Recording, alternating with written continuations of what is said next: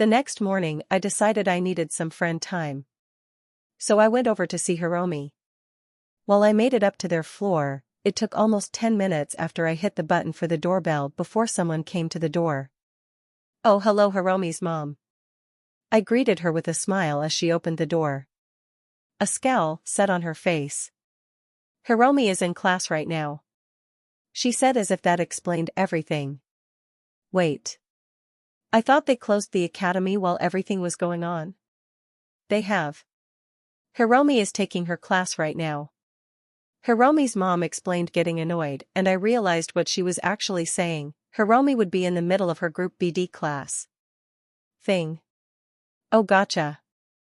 Do you know how long that is gonna take? Should I wait in my car, or go grab some lunch before coming back or something? The woman sighed before stepping aside, to my surprise. You can wait in her room, just don't disturb her while she is in class.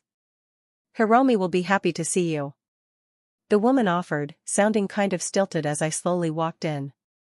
Hiromi's mother took a few steps before slowing. Hiromi hasn't handled the security measures we implemented well. Your last visit was well taken. The woman offered a little awkwardly before she seemed to breathe in and out, and then that solid stone face was back. Remember, don't disrupt her class. I won't. I agreed, a little surprised. I guess Hiromi's parents did care. They were just corpo, which had its own issues. I walked into Hiromi's room, and there she was resting on a big comfy-looking chair, a BD wreath on her head, actively in the middle of her session. Cool. I decided not to bother her, instead settling on another chair in front of her computer. I waited for a while, before I realized this was going to be boring. So I looked at the computer she was hooked up to. Obviously her class wasn't a normal BD, in the show it allowed multiple people to all take part in a class environment. So it would need a lot of processing power. The fact they could even do this remotely was impressive. But considering how many Arasaka executives went to the school, of course they would choose the option to keep their kids from being murdered or kidnapped. Still, it was right there. I popped the cord out of my neck and pushed it into the computer's access port. Oh. That was some strong security. I guess Arasaka execs wouldn't buy their daughter cheap stuff. I could do this without sending any alerts up, since it wasn't like I was actually looking to break through. So I started poking the security, touching the ICE. It was tough shit. How fun.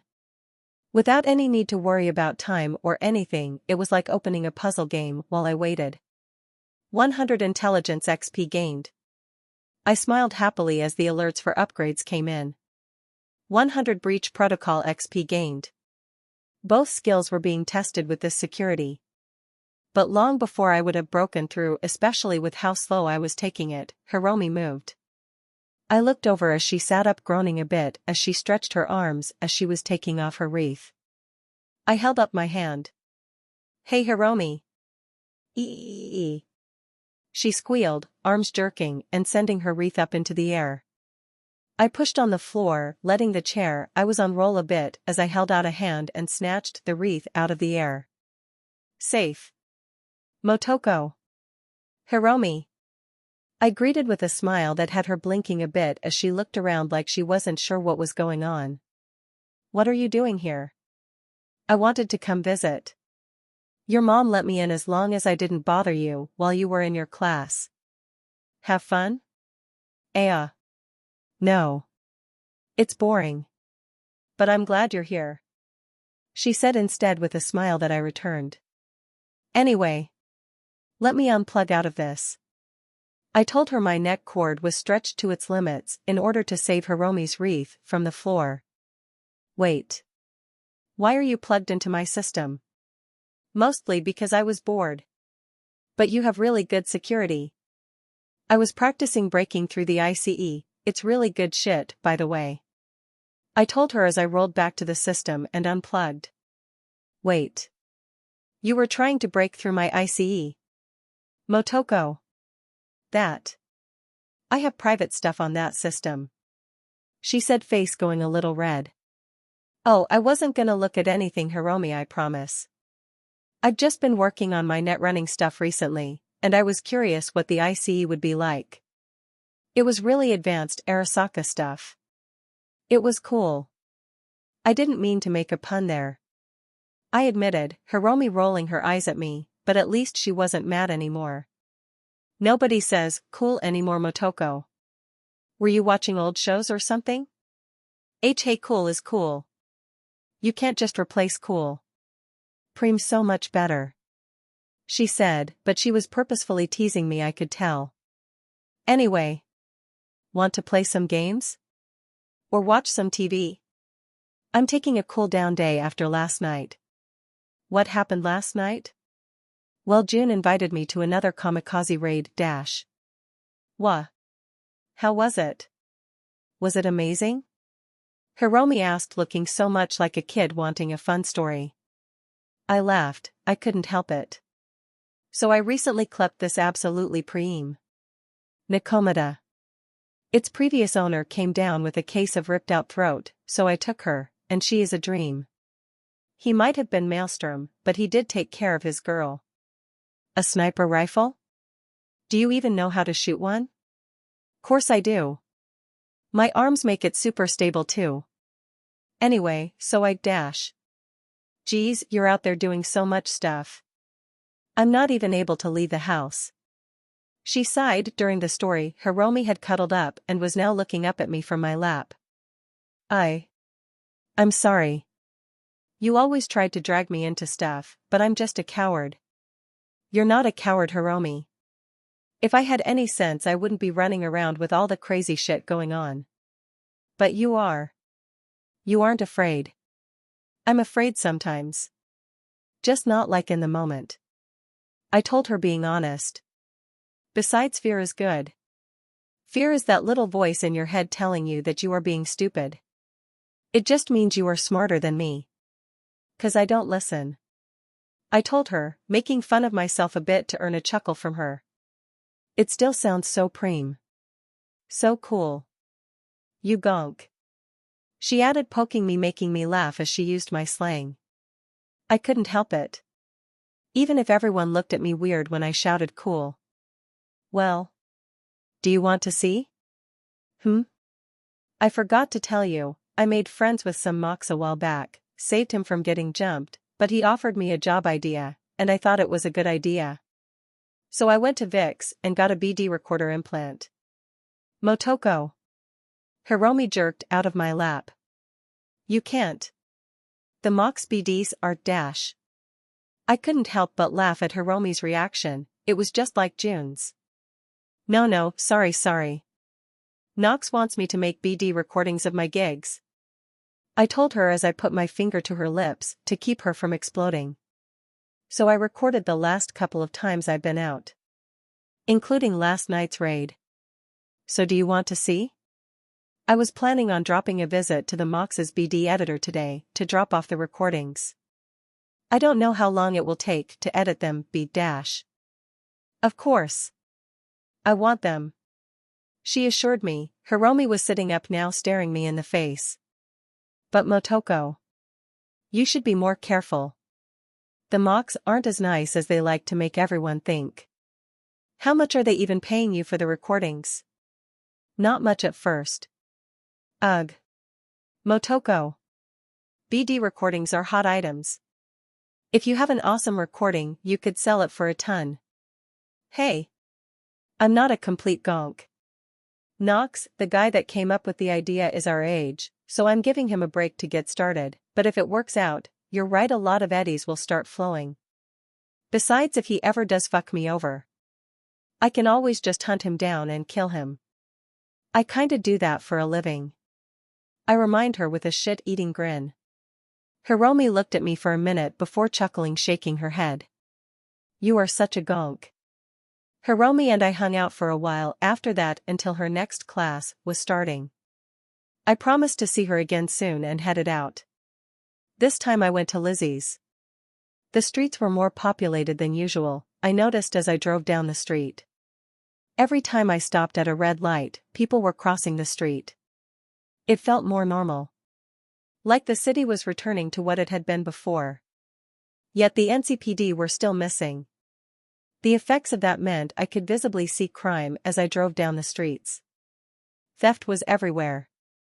Damaged buildings that had been looted, or in some cases, tried to be looted only to end with dead thieves. Night City took self-defense seriously after all. Pulling into Lizzie's, I wasn't surprised to see the parking lot was packed. People were obviously still coming here, to a relatively safe place to get some distance from reality. But I found a spot and walked through the few little groups of people hanging out, outside the bar. Rita as usual was out front, her baseball bat at her side as she watched me walk up. "Kid. Hey Rita. Is Judy in?" I asked as I walked up to her. Honestly, if I could not have to walk through the bar that would be best.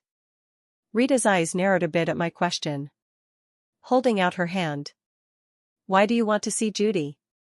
"I'm dropping off some BD recordings to her. Part of Knox and I's thing." I told her honestly, this reaction was weird, and now I was a little curious about Rita's weird reaction. "Stay here," she demanded, nodding at another Mox who took her spot in front of the door to act as bouncer as she walked in. "Weird. Any idea what's going on?" I asked the Mox who just kept staring at me without a word. "Good talk." I snarked, but decided to just back up a bit and wait. Finally Rita came back out and nodded for me to follow her. Stepping away from the car I had been leaning against, I followed with a quick jog to catch up.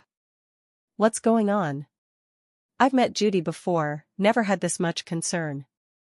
Rita was silent as she walked me through the floor of Lizzie's, and then into the back halls, leading me towards Judy's underground lair. We had some tiger claws sniffing around for her. They always try to recruit good editors. They were a little aggressive about it the other night, so I've been ready to bust some kneecaps.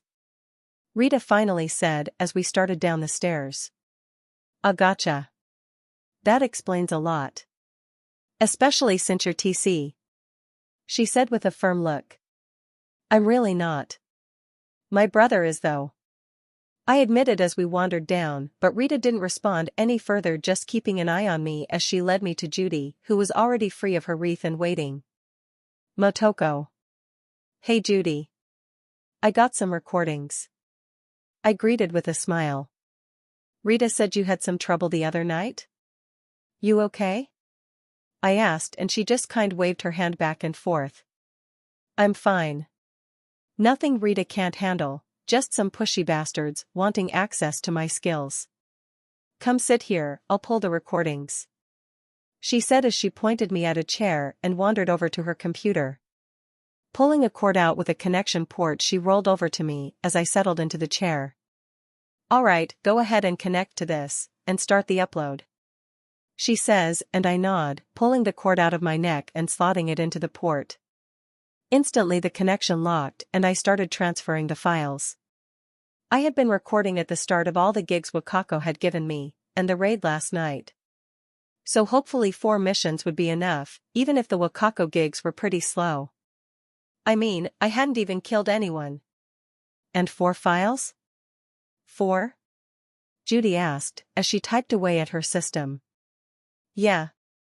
3 of them were acquisition gigs I got from Wakako. But don't worry, I asked her about recording them before I did. As long as a week passes before we release them, we are all good." "And the last one was?" "Well, I was working with my brother June and the Tiger Claws. Maelstrom Trap," I offered, not wanting to side-swipe her with the information. "I worked with the Tiger Claws." "You're TC?" Judy asked, sort of tonelessly, not looking at me. No, I'm not," I told her firmly. "My brother is a member though." "Well, technically I'm a legacy. Both of my parents were in the Claws. But I didn't join, I'm just a merc. I just back up my brother on Maelstrom raids." I waved my hands a bit.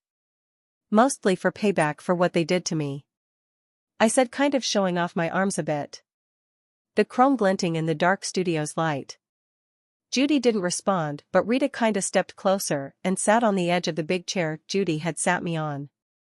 I've been forcibly chipped before. If you ever want to talk about it. She offered suddenly, and I blinked, because Rita had never shown much interest in me before then. Just don't give me any reason to bust your skull in. She offered, and her words actually pulled Judy away from the computer to look in shock that I felt a bit as well. Because Rita had just tried to be nice. I don't plan to. I don't have anything against the mocks. I told her, and she nodded a bit before rising up. Well, Judy, you going to check the BDs? Yeah, I have some time, and Knox has bribed me to at least get the first few done first. Bribe?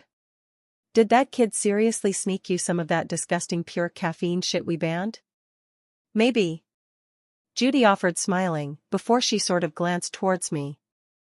I was making her uncomfortable. She had a certain look on her face. Was it bad? The tiger claws that tried to recruit you? I asked. I knew that look. It was fear. Judy had been freaked out. I had never heard of tiger claws bothering Judy in the game, but I guess it sorta makes sense. Tiger claws were constantly trying to reclaim Mock's business. In the game they owned clouds, and if Judy's crazy plan actually worked and you put clouds under Mock's control, well, tiger claws didn't react with grace. They sent a kill team. It's nothing. Just they broke into my place. I'm sleeping here for a bit until a better security system is hooked up. She explained, and I frowned. Hey Judy. I know you don't know me or anything, but we are chums? I guess? If the claws ever snatched you. I promise. I'll come find you, and kill any of them that get in my way. Okay, chum? My serious, honest, drama-filled moment was broken by Rita snorting through her pretty plastic chrome nose. Sure, kid. The mocks will have already hunted any fuckers down that dared, but I'm sure you'll show up. Rita offered, joking, but it seemed to be the right thing to say because Rita was more relaxed than she had been before, and Judy wasn't so tense either. So how long will it take to edit the BD? I have a chum that was interested in seeing them too. Come back, around tomorrow? Yeah, tomorrow. These aren't super long. But go on, both of you, I'll need to focus on this. Judy demanded, waving us away, which Rita was already standing to leave. Cool. Oh wait, one more thing. When someone is in the BD, can they not see my face? Or at least have trouble figuring out who I am? I just don't want anyone to be sure who it is that is stealing from them, or killing their friends, or dash.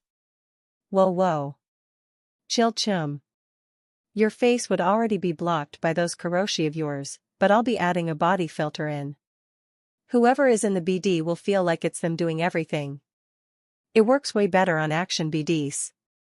Let everyone feel the motion and action through their own body, creates a deeper connection. Preem. You are amazing, Judy. Thank you. I guess I'll see you tomorrow then. I chirped happily, following the Borg out of the room and up the stairs, but then she stopped me. Hey. I was serious before. I know what it's like. If you ever want to talk to someone that went through it. Rita said, and it took me a moment to realize what she meant. I couldn't help but break out into a gentle smile. Thanks, Rita. I'm okay, well, okay-ish. I'll be okay. I ramble at her, earning a smile on the chromed-up woman's face. Well, the offer is open. It's why we started the mocks in the first place. To help people. Preem. But I wasn't really in need of someone to talk to. I was actually feeling loads better after the adaptation upgrade had opened up the floodgates. Wait. I still had a perk. I forgot. I was smiling brightly as I followed Rita out and towards my car. I was gonna go home and pick a preem perk. Upgrades. Yay. Judy Alvarez. Judy was glad that was over. Such an awkward conversation, and even worse, she had been totally treating the kid like some TC hit squad. Stupid Jude. Real stupid. She was a good kid, even helped out Knox. Knox, who was very annoying, but still had that bratty charm that made everyone like him. Mostly. If they didn't want to punch him. But he was annoying, and that meant most people outside the mocks did fall more on the punching side of the spectrum. He tended to get beat up a little too often. Still, it was over, and she had 4 virtues to edit through and turn them into nice shiny mocks approved XBDs. It was a bit. Well, Judy didn't think it was likely to work. What kind of gigs could a kid get up to that anyone would want to watch? Judy was well aware of what normal XBD viewers were like. What they wanted. Sick fucks. But maybe this softcore XBD would be a hit among kids. Give them a look into the experience of working as a merc, from a kid's perspective. She picked up the most recent one first. Motoko had said this was from last night. Tiger claws assaulting Maelstrom. I'm not afraid of the tiger claws, she said, strengthening herself as she slipped on her wreath, hands on the edit controls. Time to work. First she started the BD, and instantly she was there. She could hear and feel and taste. Nothing too strong yet, thankfully. Some BDs like to start already mid-act. Judy hated feeling it. Sex wasn't exactly something she wanted to feel from certain perspectives. Which was why she always started a BD with the senses layer turned down. Get a feel for the BD first before she edits it all down to make it smooth to experience. Alright, the Maelstrom trucks are a minute out. Get ready. Judy shivered as the irritation she was feeling instantly vanished in a rush of excitement. The BD's emotion layer hyping up her own. The conversation continued, but Judy only kept half an ear on it. Then Motoko started moving. Judy focused the feel of the girl moving an important element to the BD. Especially with all the edits she would make to replace the visual layer with the watcher. Most users of the BD would focus on visual, humans were like that, but one of the big things that would throw someone out of a BD was odd feelings. So balancing it right was super important. Usually you had to throttle it way down.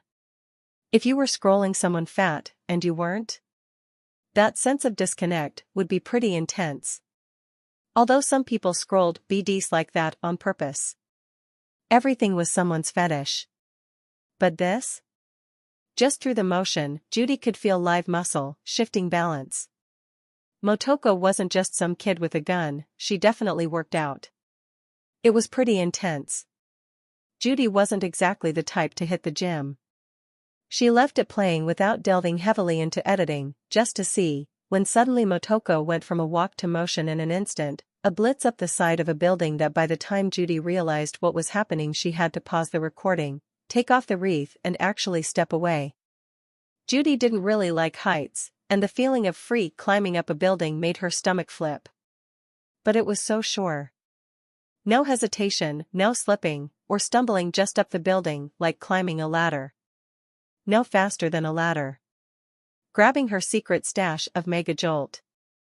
Thank you Knox for slipping that in. She recaffeinated and felt ready to continue. Slipping back into the BD, she let it play. She was on the top of the building. The cold air was crisp, but Motoko's breath was completely even, like she hadn't just climbed a building. Hell, her heart rate had barely gone up. Judy made a note, she would need to adjust that feeling, actually maybe increase it, let people feel their heart beating without any disruption, let them feel how calm Motoko was. Judy would have to test it both ways, but for now she let it continue. A rifle pulled off her shoulder, Judy felt her hands roam over it quickly. A single practiced action, and it was practiced, Judy knew the difference. It felt good. That would be nice. Motoko certainly had some gun experience.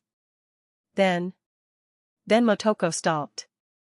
Judy suddenly realized the audio file was practically dead. Not a sound as Motoko stalked up to the edge. She played through it a few times there, just to see what she could catch, and she realized despite walking in boots, there was barely a sound coming from her steps. Damn. She must have a really good lynx paw. Judy went ahead and brought some focus in the BD towards the lack of sound with each step. letting people feel that surety of stepping without a sound. Motoko kneeled, settled into the shadows, and then brought up her Nikomata? Yet Judy was pretty sure that was the right name. I slipped over the scope, and Judy nodded to herself, everything was so clear. Kuroshi made this so much easier.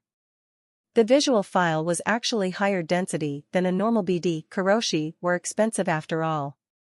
Then Judy could hear it. A rumble of a truck that Motoko instantly picked up, her attention focused on the sound making it come in so clear. Judy wouldn't need to play with it much. Motoko took it all in without shifting an inch, she remained perfectly still. The cavalcade of Maelstrom. She was already picking out faces, thanks to her scope and Kuroshi. And Judy made sure to focus on some of them, bring them into focus on the BD. XBDs were all about murder after all. Even if Judy found it disgusting, it was what people wanted. She watched as the Maelstrom parked around, and noticed the information Motoko gathered about their NCPD record. Nice. Judy made sure to bring each one into sight, it would let the user get a look at the people that were about to die. Then Judy felt it. Motoko was smiling. BDs recorded emotions. And since Judy hadn't finished cleaning up the BD, she could feel exactly what Motoko was feeling. Exhilaration. A macabre happiness about the targets she was going to kill. Motoko had been happy that she was going to kill these Maelstrom especially. She continued letting that excitement flow through her. She would maybe have to heighten the excitement emotional layer a bit, it was pretty low. Building the tension a bit more could be good. The Maelstrom stepped out, firing around, opening the shop only to be blown apart with a riot of noise. Judy flinched, but Motoko didn't. Perfectly calm at the sight and sudden assault. Not a twitch, not a bump in her heart rate. Just control, and a focused excitement. It was enough to make the differences all the more apparent. In a normal BD, she would have smoothed it, maybe lowered the user's surprise, or increased Motoko's.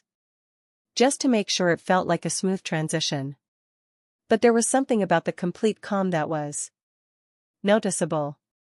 And Judy decided she was going to have to play with that. Maybe leave it as is. Motoko's attention shifted. Tiger claws. Racing out towards the Maelstrom from behind. Yet even as she registered that her scope was focused on the Maelstrom ready to shift. Then it happened, a Maelstrom started to turn around, they had noticed the tiger claws. Judy felt herself freeze. Outside the BD. Her throat opened in a silent gasp as everything changed. The emotion file practically spazzed out. Judy's heart was racing outside of the BD. Because in an instant she felt it. The supreme control over herself. No, the control Motoko had over herself. Emotions, distractions, all of it disappeared. There was only purpose. The rest of the BD went by in a blur of controlled focus. Every part of her body moved in tandem, every breath, every thought, all working towards the purpose of killing whoever Motoko needed dead. By the time the BD ended, Judy had stopped paying any attention to editing. Had stopped even remembering who she was.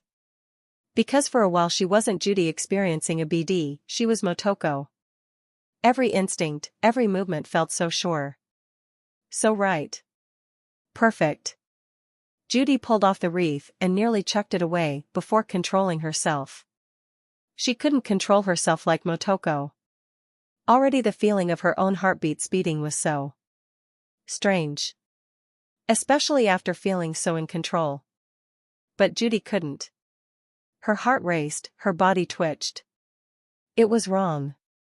All of these things could be controlled. She just had to learn how. Judy had no idea. I need a break. She said, instantly standing up on wonky legs. Her stride was wrong. She could feel it, even if she wasn't sure what she was doing wrong, but there was an awareness there, that she was moving wrong. Too slow, too heavy, too loud. Fuck me. She whispered as she hit the bathroom and washed her face. That had been intense. Judy felt her eyes go gold as she decided to make a call. Rita. I need you down here if you got a minute. I want you to see this. Finally. No more distractions.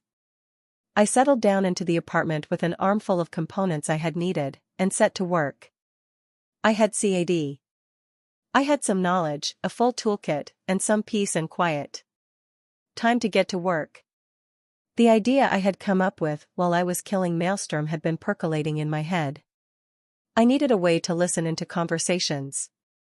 If I was sneaking around, then being able to gather intel was a must.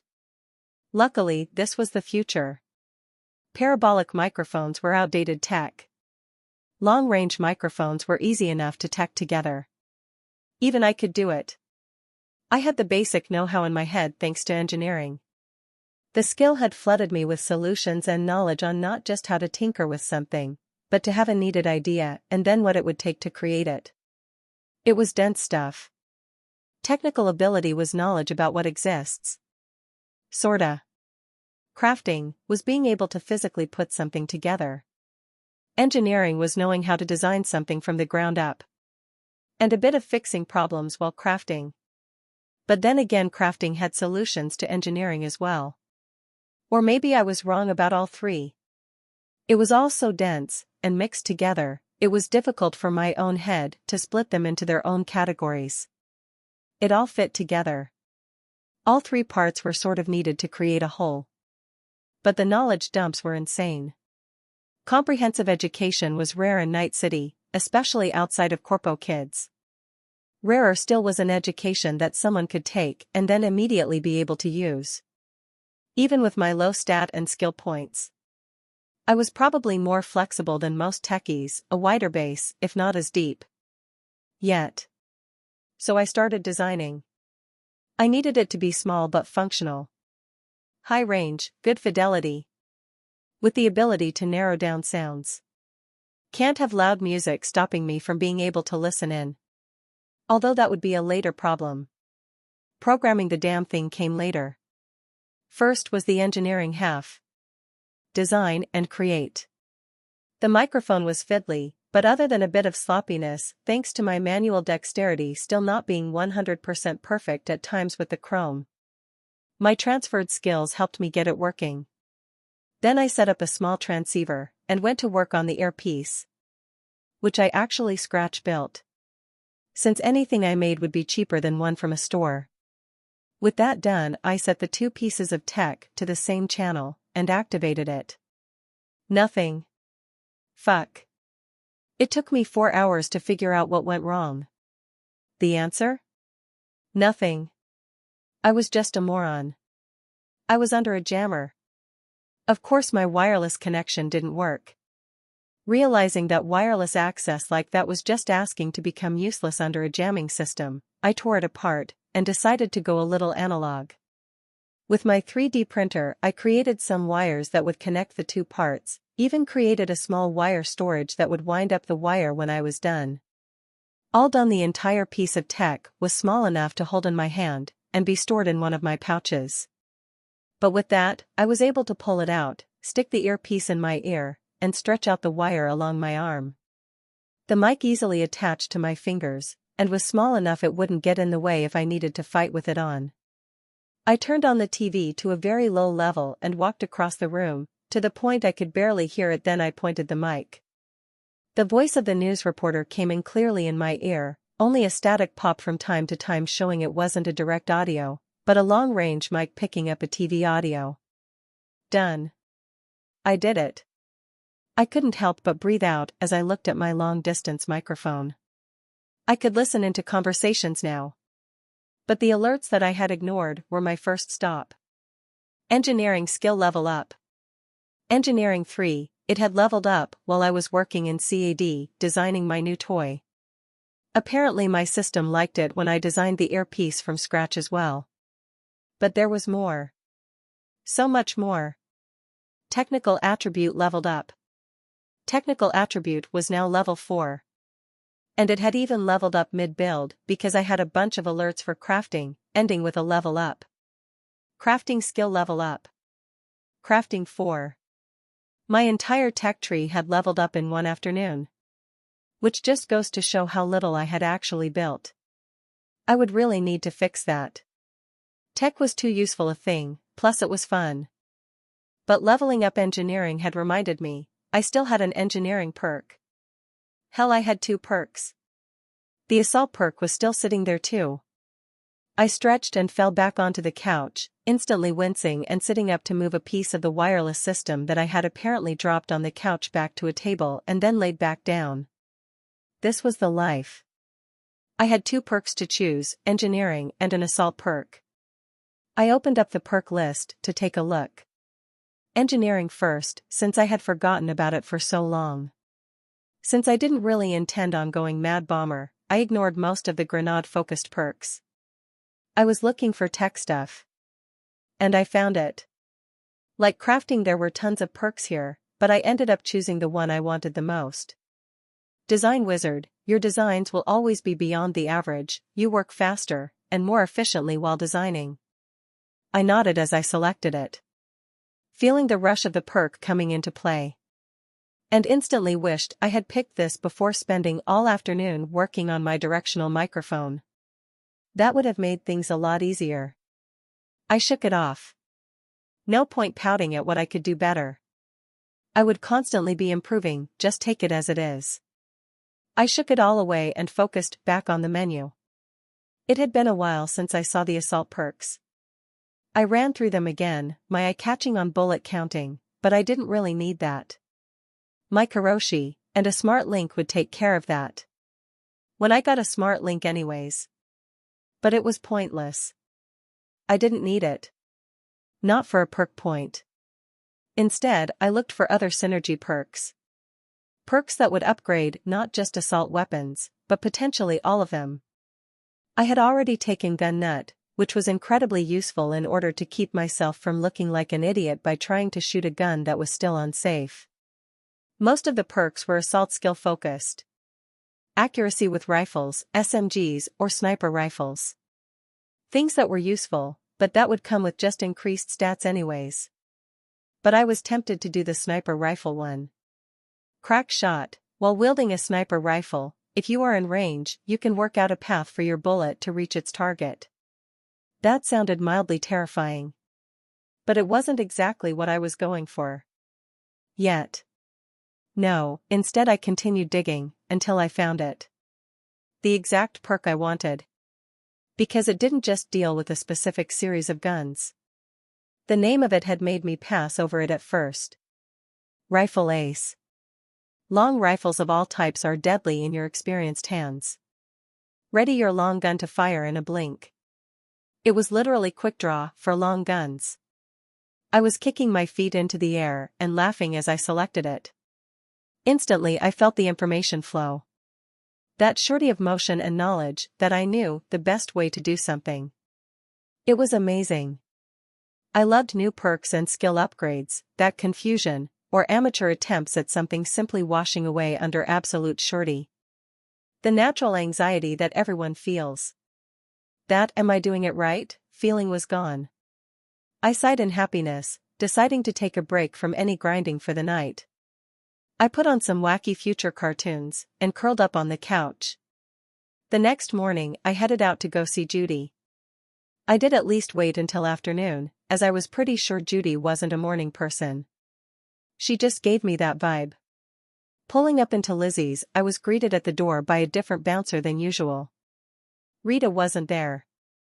But I was waved through, and I headed into the back and down the stairs.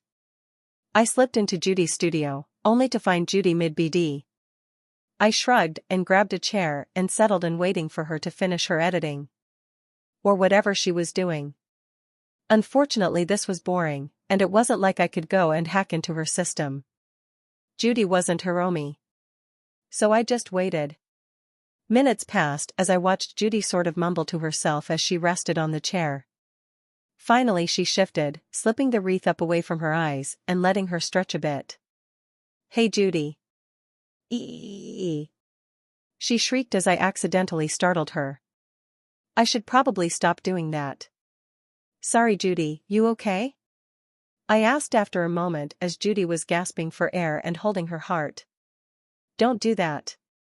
She hissed at me, hand clutched to her heart. Sorry. I just didn't want to disturb you while you were working. She muttered a few expletives in Spanish under her breath as she slowly rose up and took a few steps around as if gathering herself again. You are way too quiet. Those lynx paws of yours must be high-end. She finally said, and I tilted my head. I don't have a pair of lynx paws. I thought about getting them, they would definitely help me be sneaky, but I haven't picked them up yet. What? That's not right, you're already super quiet. What do you have that lets you do that? Practice mostly. I answered semi-truthfully. I even pulled up my boots and undid one to show my normal fleshy foot. See? Shit, she blinked before shaking herself a bit. What crazy corpo black ops training did you crawl out of? Half the stuff on the BD, I have no idea how you even do it.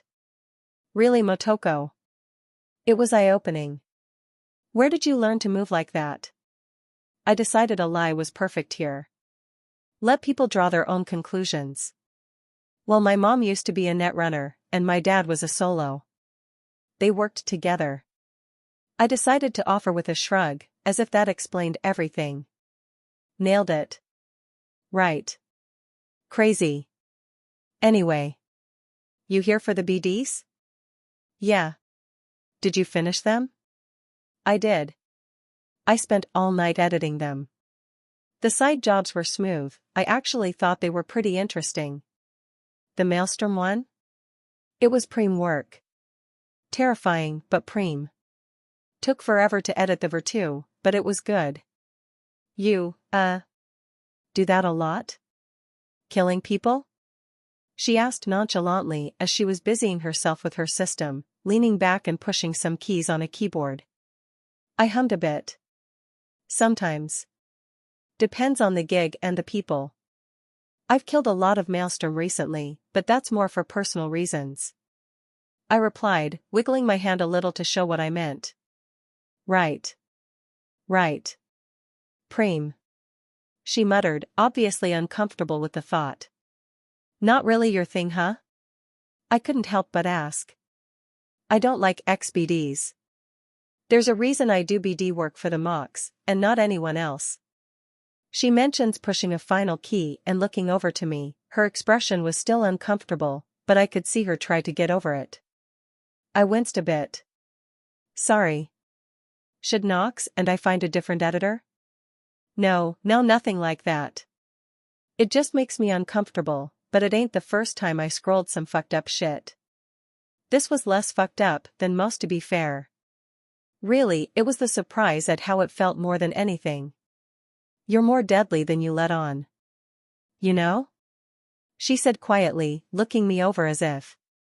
Well, I guess she was comparing the me that was sitting in a chair in front of her, to the one she had seen in the BD. I could only shrug and smile at that. I try. Yeah. Judy said awkwardly before pulling herself together. She reached over and hit a button on a machine connected to her system. A short buzzing noise echoed out, and I blinked when I recognized it. A BD file producer. As I watched, a few BDs started clunking out, each of them wrapped in that stupid condom wrapper. 4 in total. Well, here you go. The first of your BDs. She said, swiping them up and offering them to me. I quickly grabbed each of them, gently looking them over. I couldn't help but snort as the wrapper had Mock's colors, and well, the packaging wasn't really matching. But I knew how to be polite, and it was a Knox problem. Thanks, Judy. Hey, don't mention it. Knox is the one who bribed me to do this, so it's not like you owe me anything. Still thanks. I can't wait to show these to my Chimhiromi. I hope it cheers her up a bit. XBDs would cheer her up? Judy asked, sounding a little skeptical. Not that. Not exactly, but like. Seeing what I do, because she's been a little trapped and, it's a long story. Right, not my biz. I dash. Judy. I'm here. Knox suddenly called out as he ran down the steps, his hair a bit in disarray. Did you just get out of bed? I couldn't help but ask as I noticed the way his hair was everywhere and he looked half asleep. Yes. Hey Motoko, I was up all night waiting, but I'm here. Judy, you finished the BDs? Yep, a while ago. They weren't super long, not like a long session. Anyways. You need to make them though. You aren't burning through my printer. Ah. Come on Jude, you know Susie charges me. It costs money to make BD snocks, you know that. How much? I have some cash I can put in. I offered, interrupting as Knox was going full puppy dog. Hey, I can't do that Motoko. You already put in enough eddies. It's not a big deal, Knox. I offered, my eyes going blue as I threw a couple grand towards Knox. There you go. That should be enough to get started, right? Eh.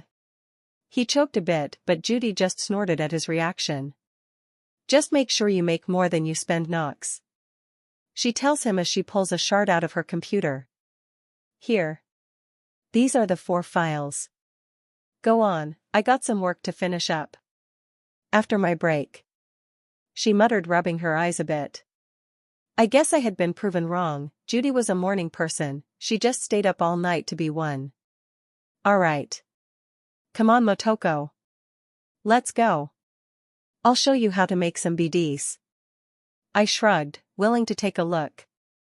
The puppy, Knox, led me upstairs, chattering away at how he had already put some buyers together, and if sales went well, he knew some street kids that would sell them on his behalf. Knox definitely had some ideas about spreading them around. It was cute how excited he was about it. He led me up and into one of the BD booths upstairs, where I did my best to ignore the music and the partying going on around me. He put the shard into a machine along the wall, and with a few options selected, BDs began flowing out. I'll start with like 10 of each, spread it around, let some interest build up. I hope it'll explode right out, but sometimes it takes a bit before buyers will start biting, word of mouth and stuff. That okay? He asked over the blaring music, and I threw him a thumbs up. Yeah, nothing happens instantly. Just let me know. I don't know when my next gig will be, but I'll let you know once I have some more cool recordings. Great. Okay. All done. He said the same backpack he had when I first rescued him was now full of BD wrappers. Do you want to come along? See the process? He asked, sounding a little nervous. Was he worried about getting jumped again? Sorry, I have some other stops to make, but if anyone causes you any trouble, call me. I'll come help. I told him. While he smiled at my reply, it was a bit of a weak one. Right.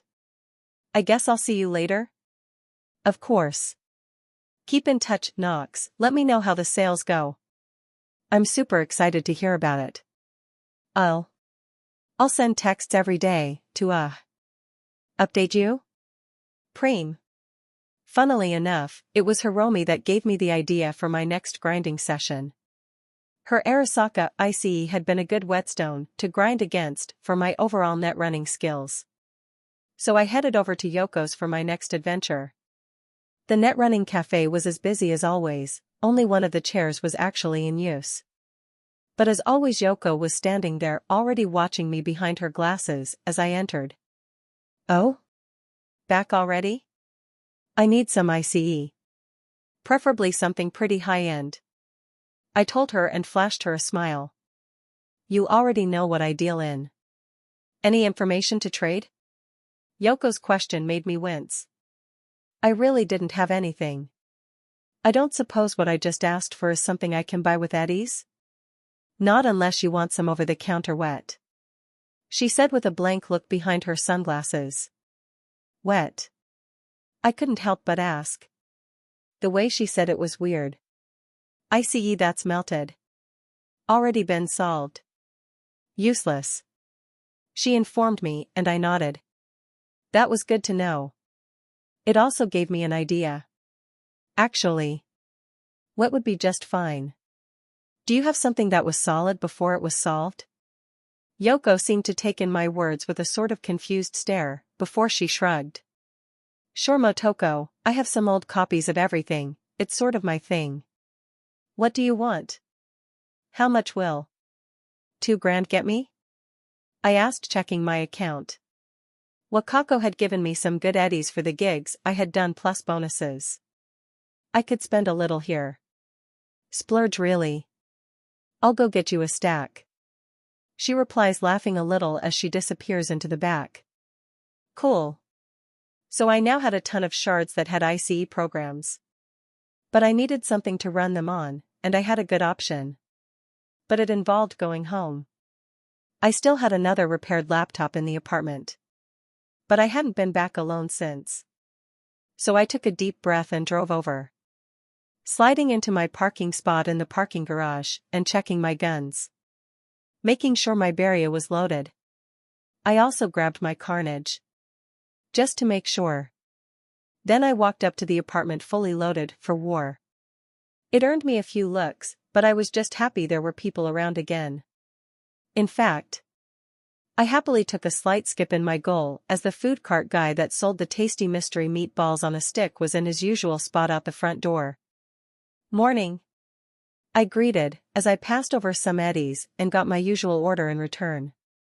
Glad to see you're alive, kid. He offered with a nod, but that was all the words he offered, and I wasn't waiting around. I headed inside. Past the piled-up trash that was actually worse than normal. A few of the old Asian guys that were playing chess just inside were back in their normal spots. It was almost like before. Just without the protection of the NCPD ever arriving if something went wrong. I took the stairs, easily racing up the flights until I arrived home. The door opened easily. Home. I took a deep breath and let it out.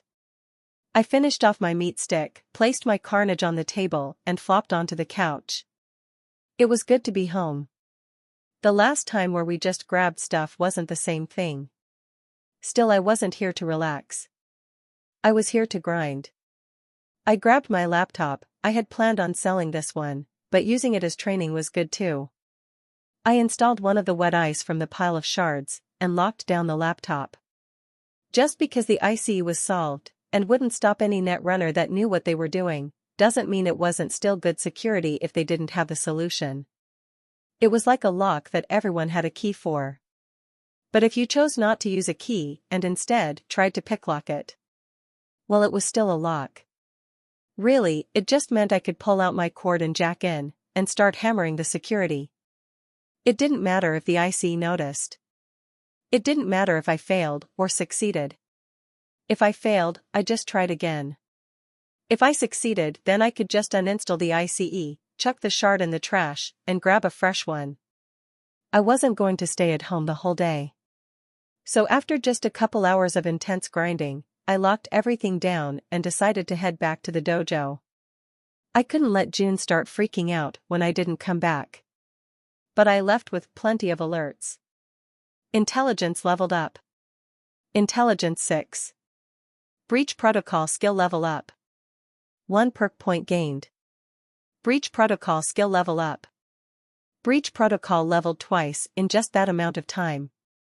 Since I was breaking ICE without worrying about alerting someone, or having some black ICE catch me unaware, I was able to go all out. Uncaring about mistakes, or caution. I learned a lot, even without the levels, but with them? Breach Protocol 6. I was filled to the brim with knowledge about breaching system security. In a way, I was at the point where I finally realized how little I knew about it. I shook off the knowledge of the mountain I was staring up at when it came to the knowledge of the net, and instead focused on getting back to June. I decided to keep the perk saved for now. Mostly because I wasn't sure what I wanted out of it yet. A little time to think about it would do me some good. After a winding route back home, carefully making sure I wasn't followed, I made it back to the dojo apartments. Finding June already napping in his bedroom, I crashed on the couch and decided I would join him. My brain was tired from all the net running. I didn't like puzzles, and breaching systems was like the world's most complicated puzzle game. I just had to deal with it for now until I got good enough that the puzzles were all easy mode.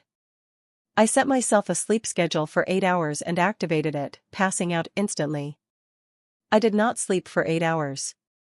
I startled awake. Something was wrong. I looked around, having grabbed my Beria off the living room table as I rose up. The TV was off, there weren't any noises. No intruders, no movement. But something had struck that chord in me to wake up. I blinked the tiredness out of my eyes, since I didn't get my full 8 hours I was groggy. But then I heard it. Sirens. I ran to the window, but couldn't see anything.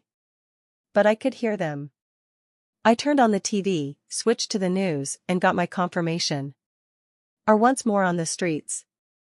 A full deployment of all NCPD forces have been released onto the city to once more secure a peaceful night city. The curfew is in full effect. NCPD has asked us to remind all citizens that the safest action they can take is to head home and lock their doors until NCPD once more secures any and all troublemakers in our fair city.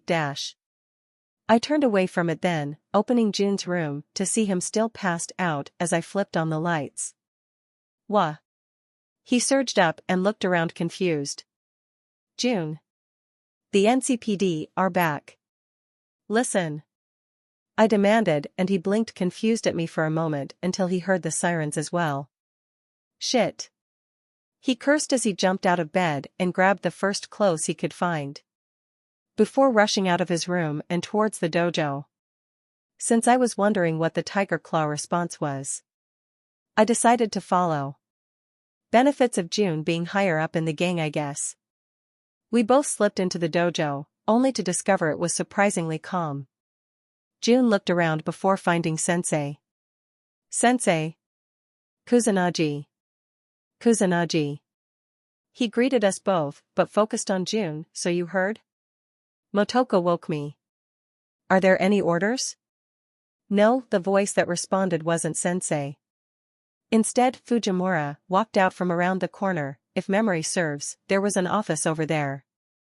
We knew exactly when the NCPD would return. The word went out, and all contacts are going to ground tonight. The NCPD will not find the Tiger Claws in their sights. So stay off the streets. He rumbled out, a metal finger pointing, but not quite making contact with June's chest. Understood, Fujimura-sama. I shrugged. Fair enough. I wasn't about to run out on the streets with the NCPD, probably arresting anyone and everyone. With that, June started a conversation with Fujimura that I didn't care about, and I wandered off. The dojo was quiet and Sensei just gave me a little nod showing he saw me, but he was speaking with June and Fujimura as well. So I went back to the apartment. Settling back onto the couch and turning on the news. Of course, the news was filled with positive situations happening throughout the city. It was all bullshit propaganda, but it did give me an idea of how fast NCPD was spreading across the city. I couldn't help but wonder how the return of law enforcement would affect Night City. I did the smart thing after waking up the next day and stayed inside. I was really lucky. Without my ability to fall asleep at will, I definitely wouldn't have managed to get much sleep. The constant NCPD sirens throughout the night meant when I finally did wake up, it was to a groggy June drinking some caffeinated drink he had grabbed out of a vending machine while watching the news. Me though? After 8 hours I was perky. Couldn't sleep? I chirped at him as I rose up and stretched. No, he grunted as he took another sip as I sat up and stretched. Then I hopped out and cleaned up a bit before grabbing my new testing laptop. I settled onto the couch cross-legged right next to June as I slotted my cord in, and went to work on another set of ICE. What are you doing? He eventually asked, distracting me a bit, but I kept myself from getting booted out of the breach. Net running training.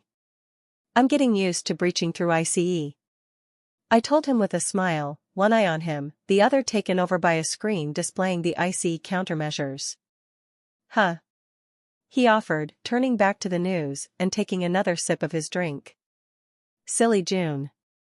I would have to get him a pair of earmuffs or something, if he kept having trouble sleeping. I was practically buzzing though. I really wanting to go out and do something, but knew it was a bad idea. So instead, I fell back on what was my favorite activity when I was stuck inside. Grinding.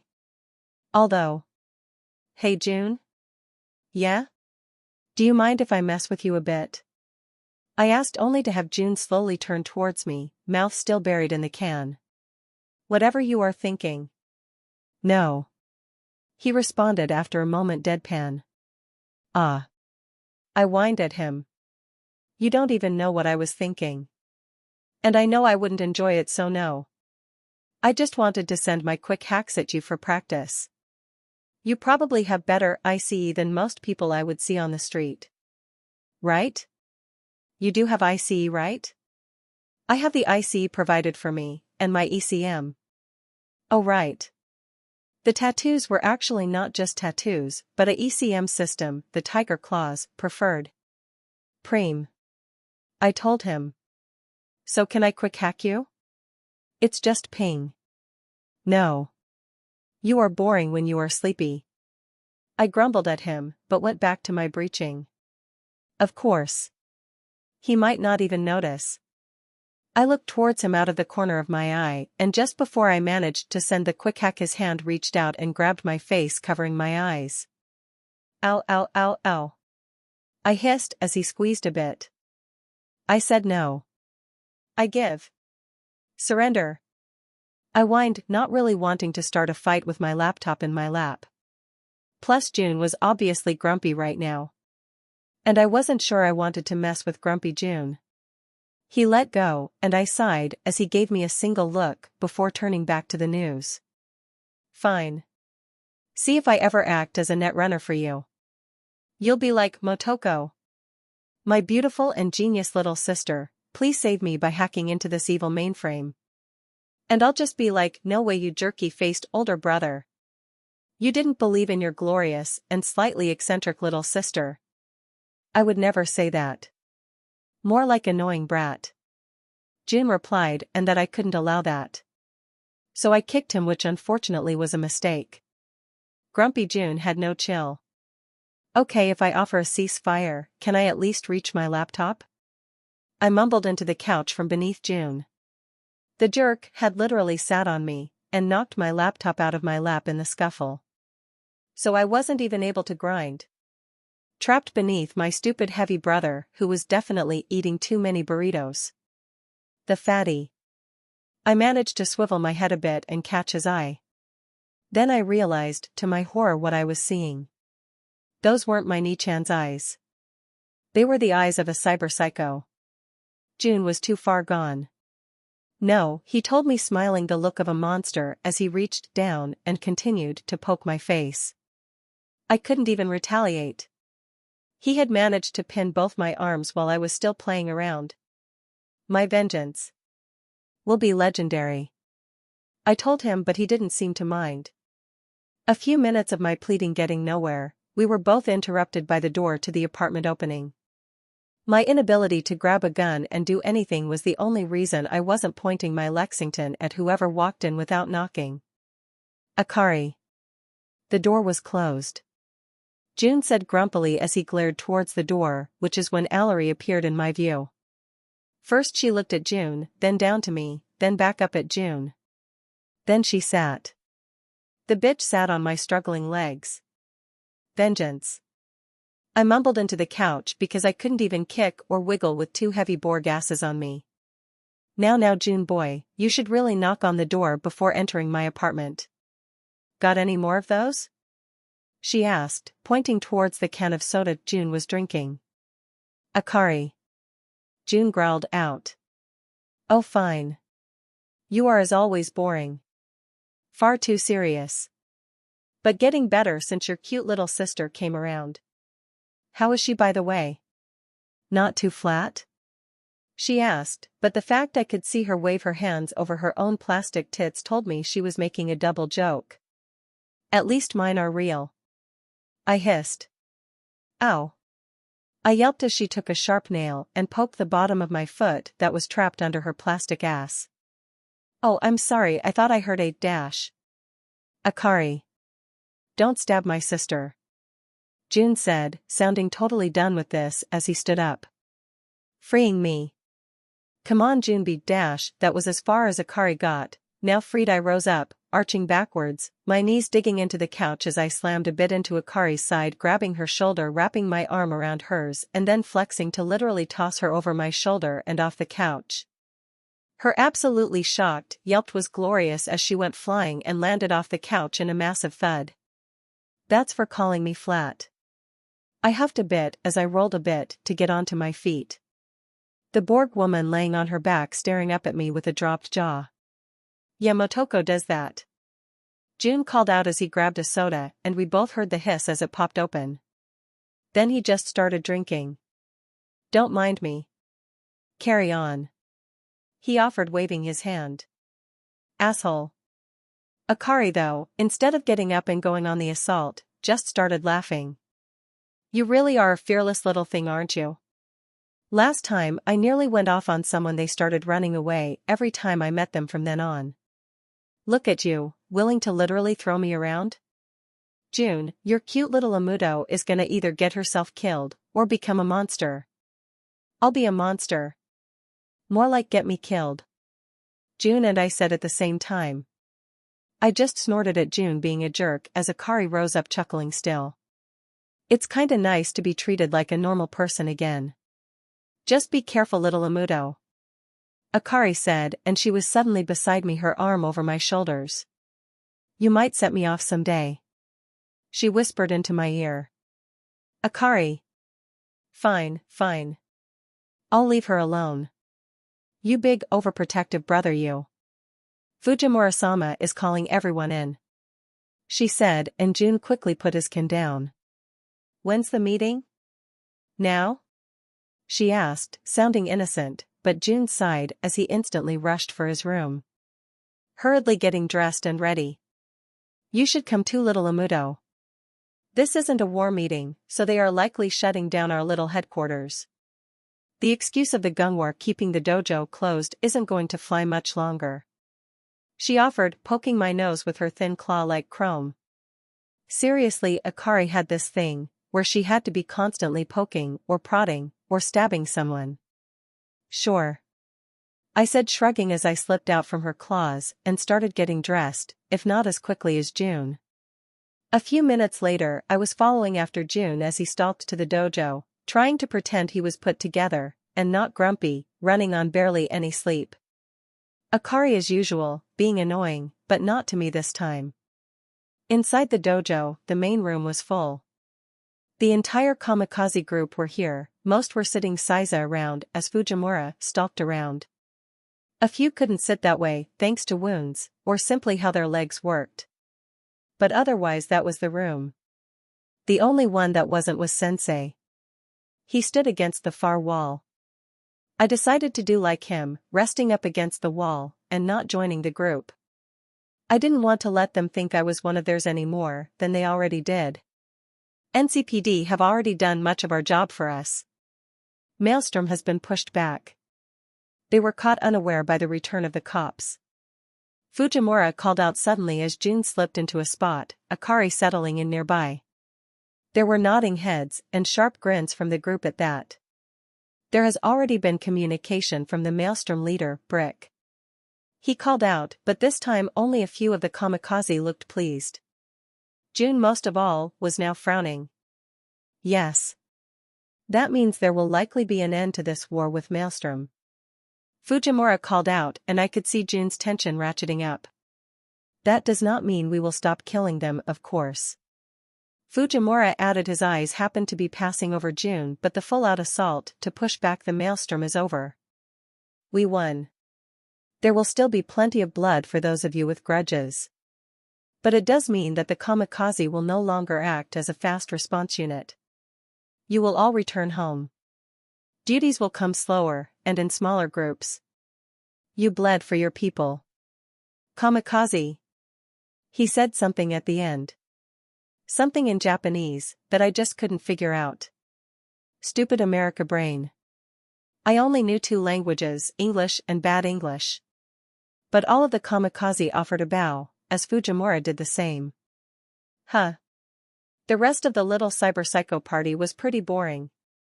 Fujimura went around to the group, Some of them were told they would be returning to previous jobs as there was no reason to keep the entire kamikaze group together during a peacetime.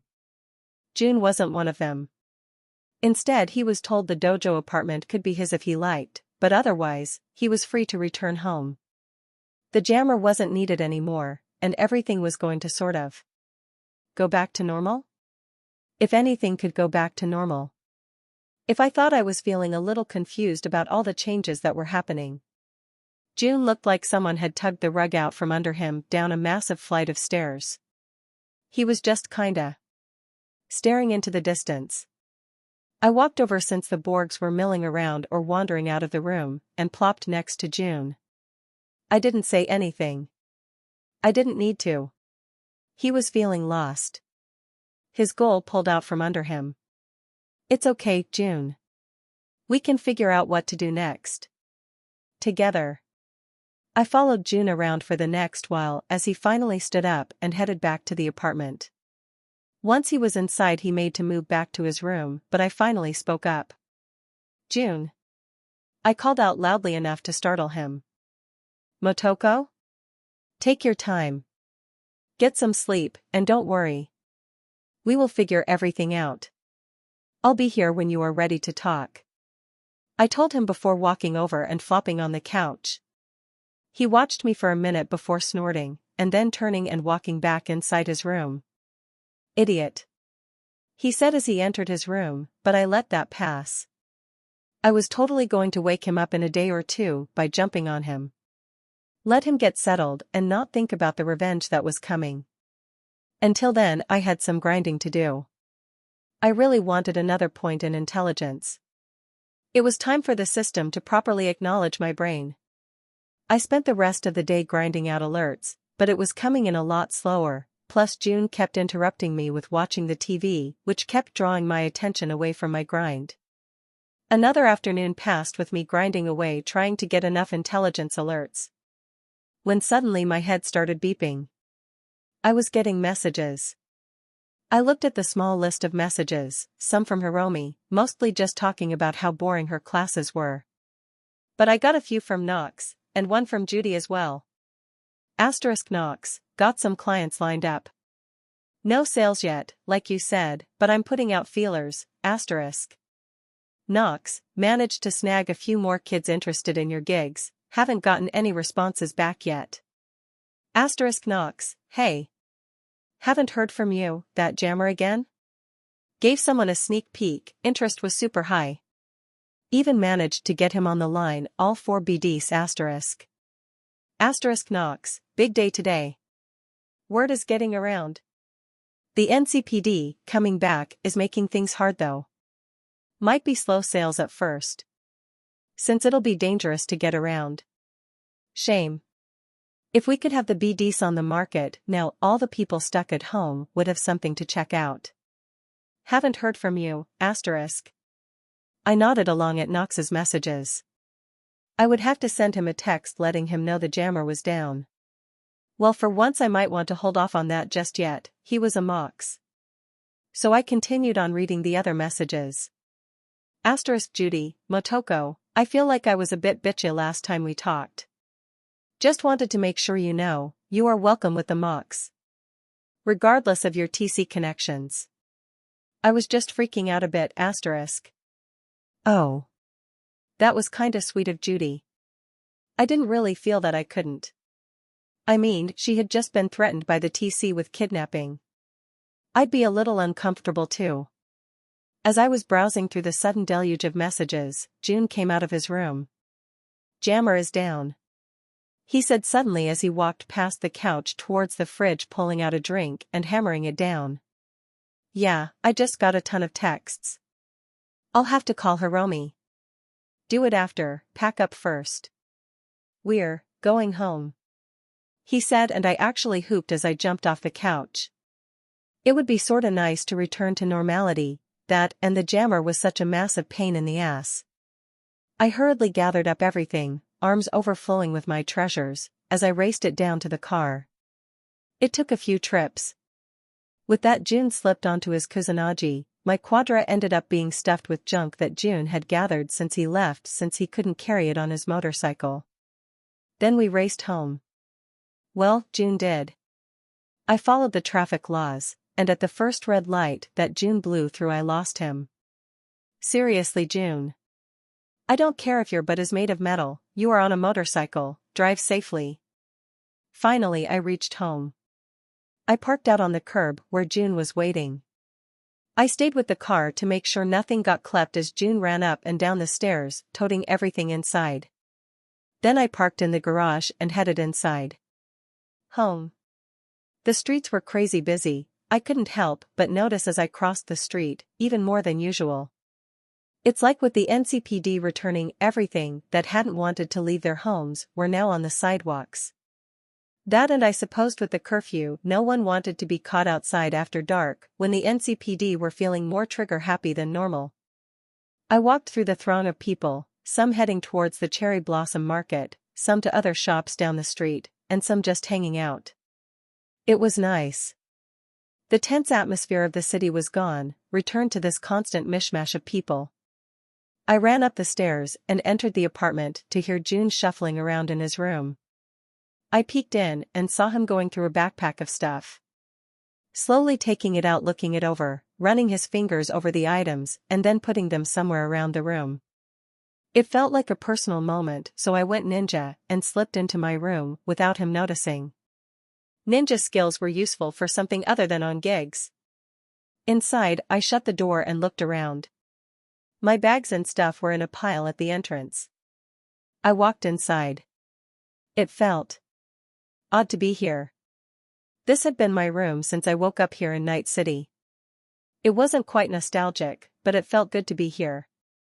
I decided not to unpack anything yet, instead I walked over and flopped onto the bed. I lay there for a bit, just sort of taking in the familiar ceiling.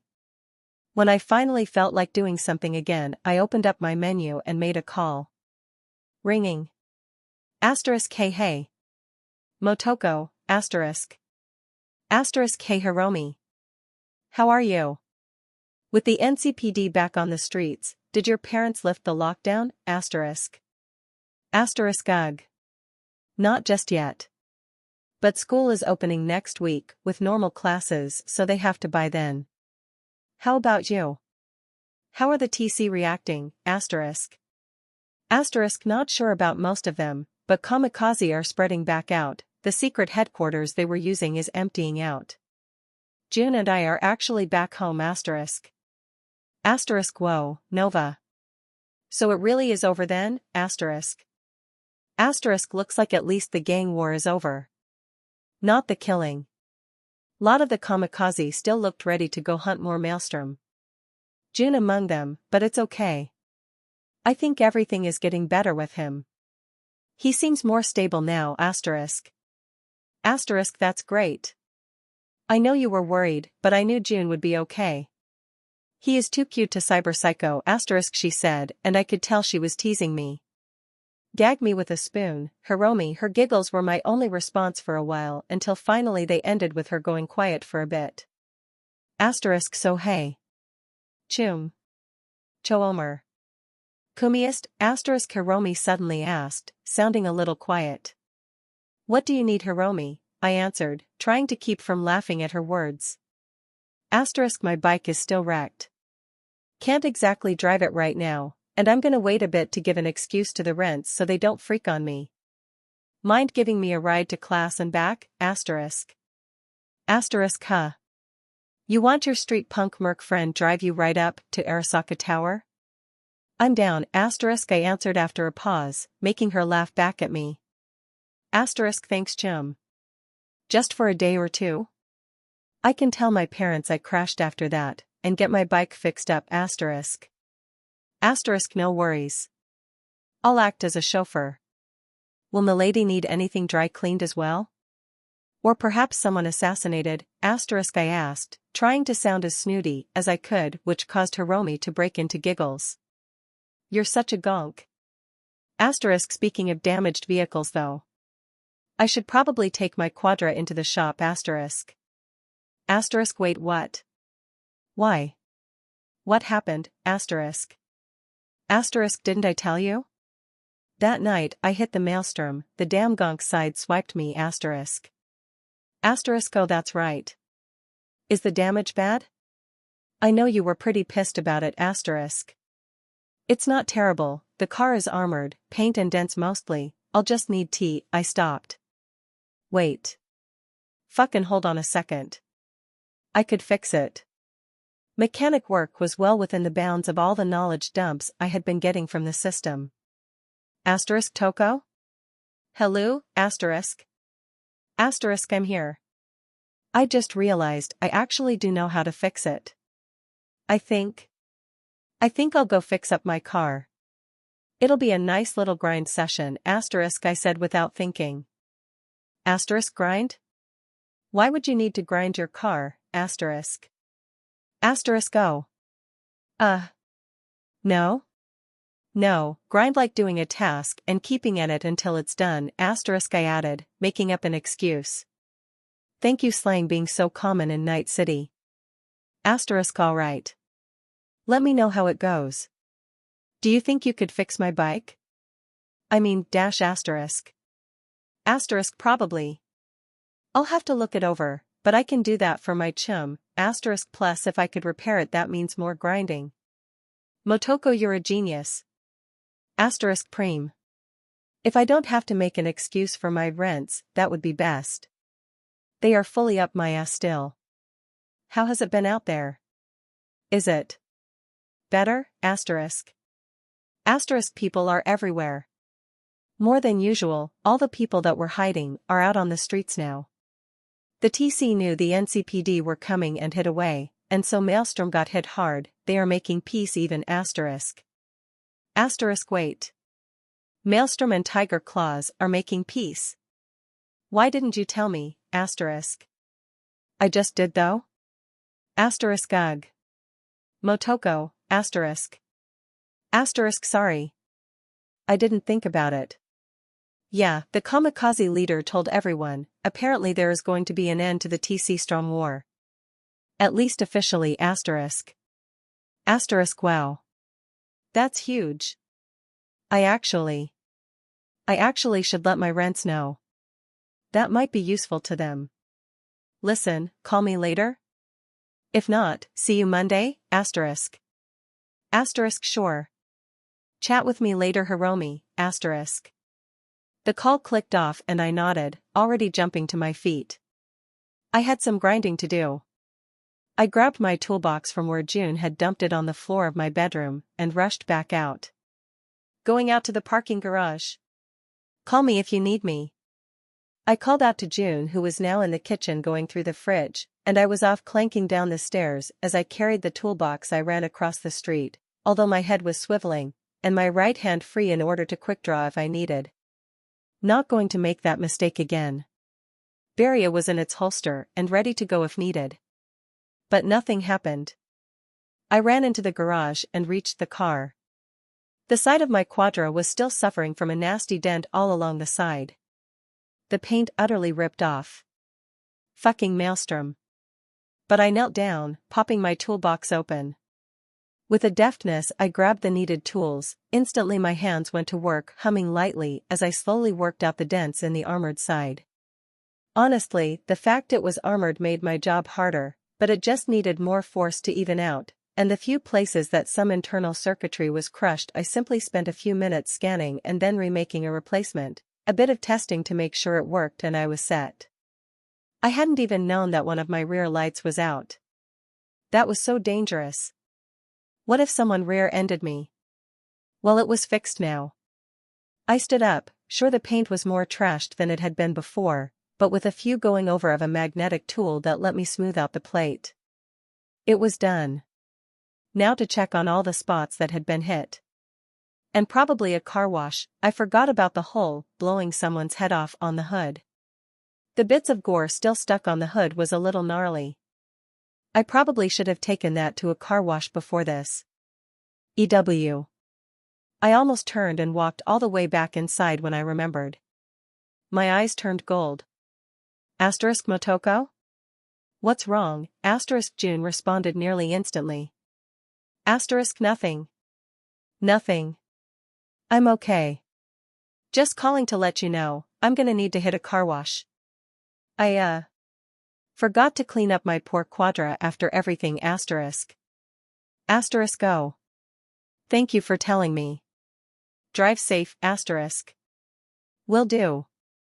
I slipped out into the heavy traffic of the city, easily winding a safe path through the city, enjoying the quiet ride. Then I realized it didn't have to be quiet. I turned on the radio, and instantly started nodding along to Body Heat Radio. Listen. It had some good songs as long as that pon pon shit wasn't playing. Wait, wasn't the song literally pon pon shit? I meant pon pon shit. Because I hate that song. Luckily, I don't think it has been released yet. Body Heat was a pretty solid choice when I wasn't in the mood for Samurai.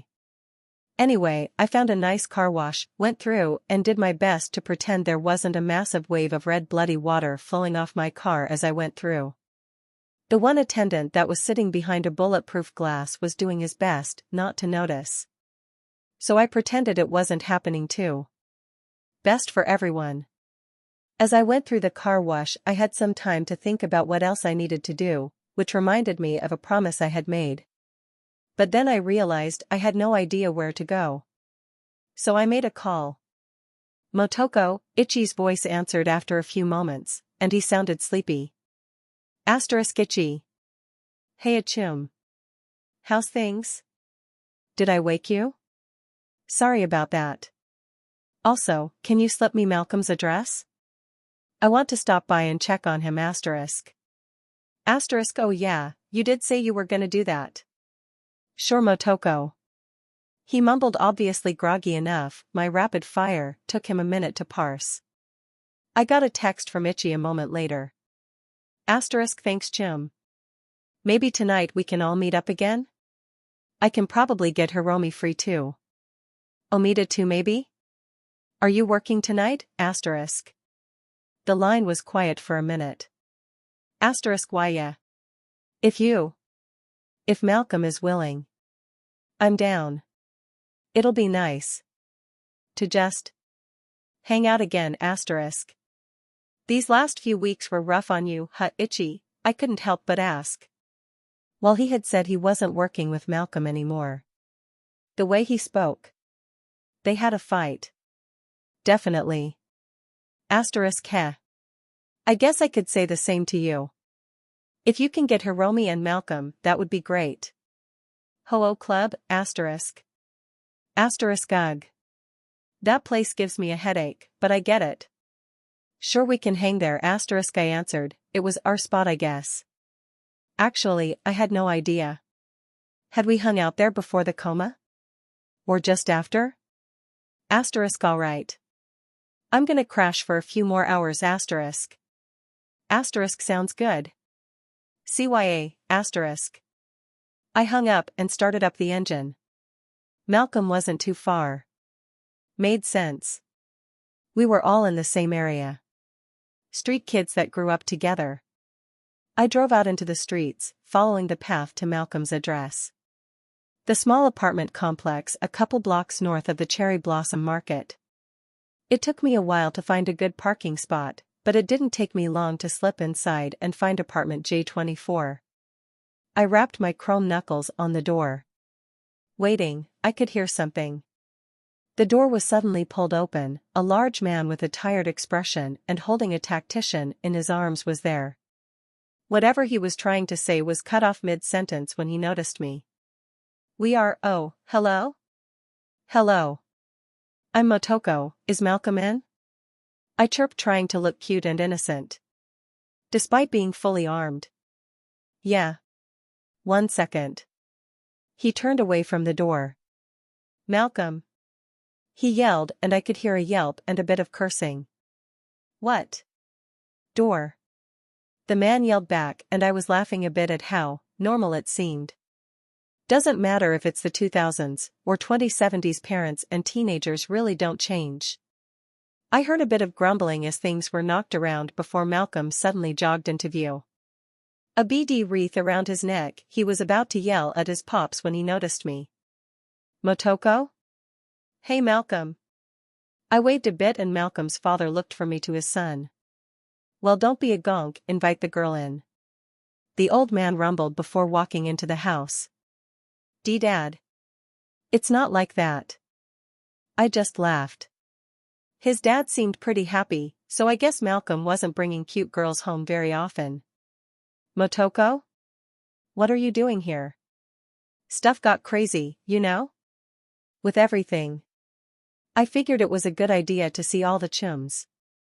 How you doing, Malcolm? I asked, and my question seemed to really confuse him for a minute. I'm all right? I'm glad. I nodded to myself for a few moments, the silence between us lengthening. Moron. Invite the girl in. The loud call from behind Malcolm caused him to jump before he turned back inside. Dad. Shut up. Malcolm instantly called back, but after a moment he sighed. Want to come in? Sure. I chirped, following Malcolm inside his apartment. We ended up settled on his couch where he had obviously just been watching a BD. Anything good? I prompted, miming towards my neck. Wha? Oh. The wreath, yeah, some neat stuff. I haven't had much of a taste for intense BD since. Everything. Itchy told me a bit about what happened, I mean. Course Itchy couldn't keep his trap shut. Malcolm grumbled. It's not like that. I asked. You okay? Fine. He said, indicating he was anything but fine. What happened to you? New chrome? He asked, indicating my forearms. There were obviously no longer flesh. I got kidnapped by the maelstrom, and they cut my arms off. I answered, and then I sighed. It was kind of a thing. Fuck. He said, face going a little pale at my casual reveal. Yeah. I agreed with him as he shifted a bit, from being hunched over and defensive. You okay? Surprisingly, I'm doing pretty good. I tried to pretend I was fine at first. But all that did was make me angry. So I focused on that, and yeah. I'm doing better. It still sucks. I answered with a shrug. What about you? Better than that. I still got all my meat. Don't need to compare bad things, chum. Serious. Talk to me? Malcolm went quiet for a while, playing with the wreath, which he slowly took off from around his neck and placed on the table. Not much to say. Sam was cool. Older kid. Like Itchy, well liked by the claws. We got some fire from some random maelstrom gonk. I just remember being terrified. I was in the back of the truck with Sam, Itchy up front. Driving away as fast as we can, and suddenly. Bullet holes through the sides of the truck. I screamed, and when it was over, Sam was dying. Nothing I could do. Malcolm's eyes were growing wet by the end of his story. Ever had someone you know flatline like that? I asked, as Malcolm had grown silent at the end. No. It scared me, Motoko. Not something you have to deal with. He grumbled, wiping his eyes. I get scared too, Malcolm. I said as gently as I could. Motoko. I've seen you after you flatlined a Scavden solo. You don't have a scared bone in your body. Not true. Not true at all. I mumbled towards the end. I just wasn't afraid of the same things everyone else was. How could I? I had already died once. Once you know what's on the other side, how can you be afraid? But I was afraid of things still. Just not death. Listen. I want all of us to get together tonight. You, Itchy, Hiromi, Omida, if he wants. All of us at the club. A lot has happened. But we are still chums. We still ran together. Please come? Malcolm looked up, our eyes met, and we sat for a while as he thought. Sure. I smiled and threw out a fist, which unfortunately took a moment for him to get before he scoffed and bumped my fist. You are so weird. I pouted at him, and we both got a chuckle at that. Malcolm and I hung out for a while. Just kind of getting to know each other. He was more low-key than he ever had been before, but at the same time as we talked, I started seeing that same energy that he had before. I guess he just needed a friend. I guess we all did. So can Hiromi come? I asked Hiromi's mother, who had answered the door. The corpo woman was looking at me like I was some crazy person coming up to the door to borrow sugar or something weird. I guess I probably shouldn't have opened with, "Can Hiromi come out to play?" Fucking brain. Why do you do this to me? The woman finally spoke, interrupting my silent meltdown. You want to take Hiromi to that club, went to with all of her other street friends? Yeah. Now that the NCPD is back, and it's safer. We all went through a lot. Hiromi too. So I figured it would be nice to have all of us gather back up again. A reunion, a chance to be with our chums. The streets are still dangerous.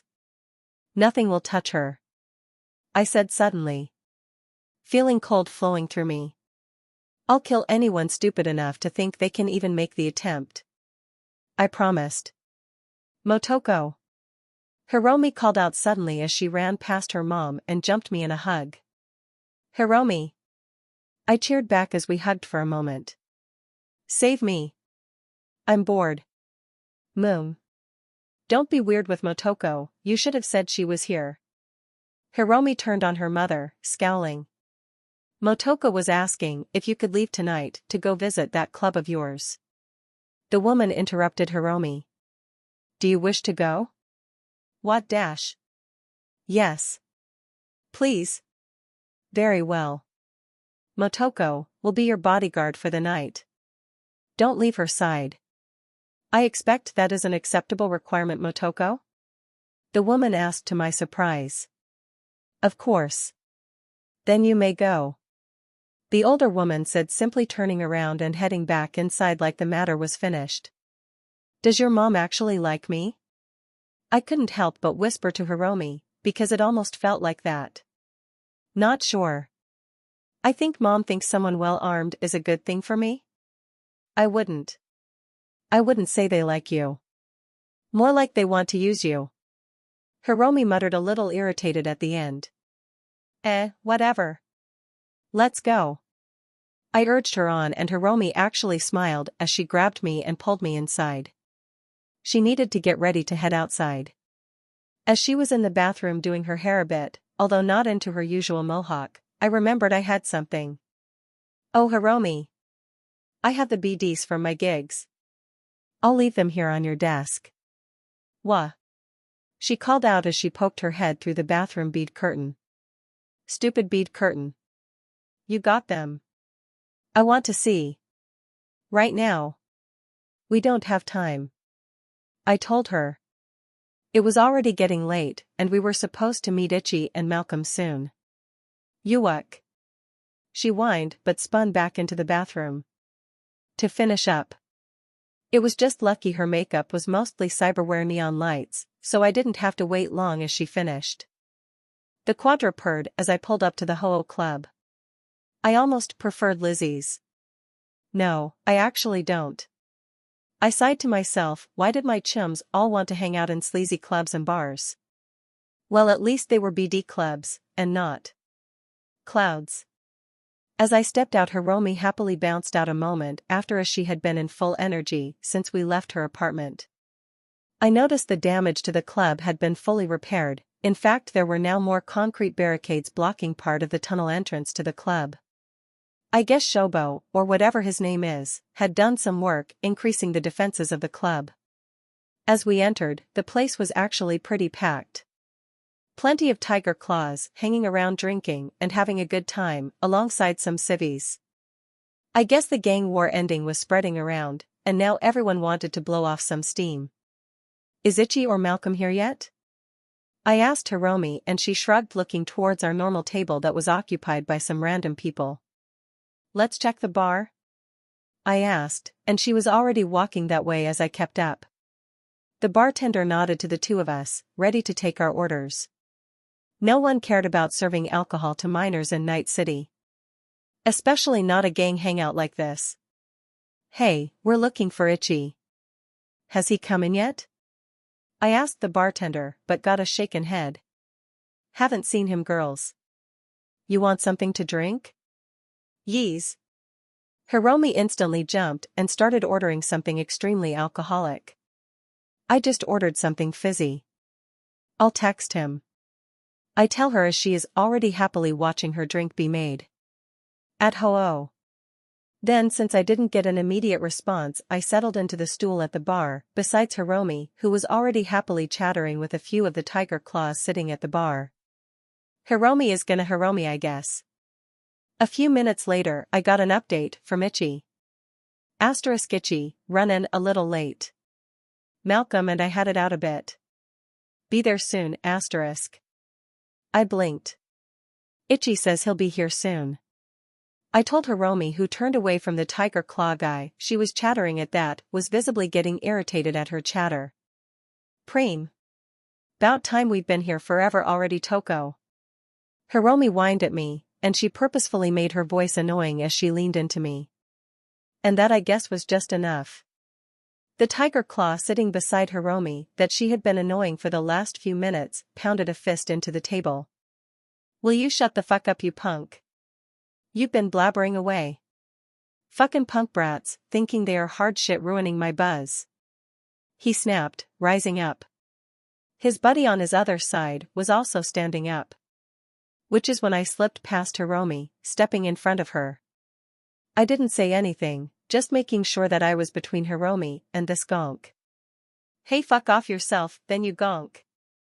Hiromi instantly replied. I guess her previous scare wasn't affecting her at the moment.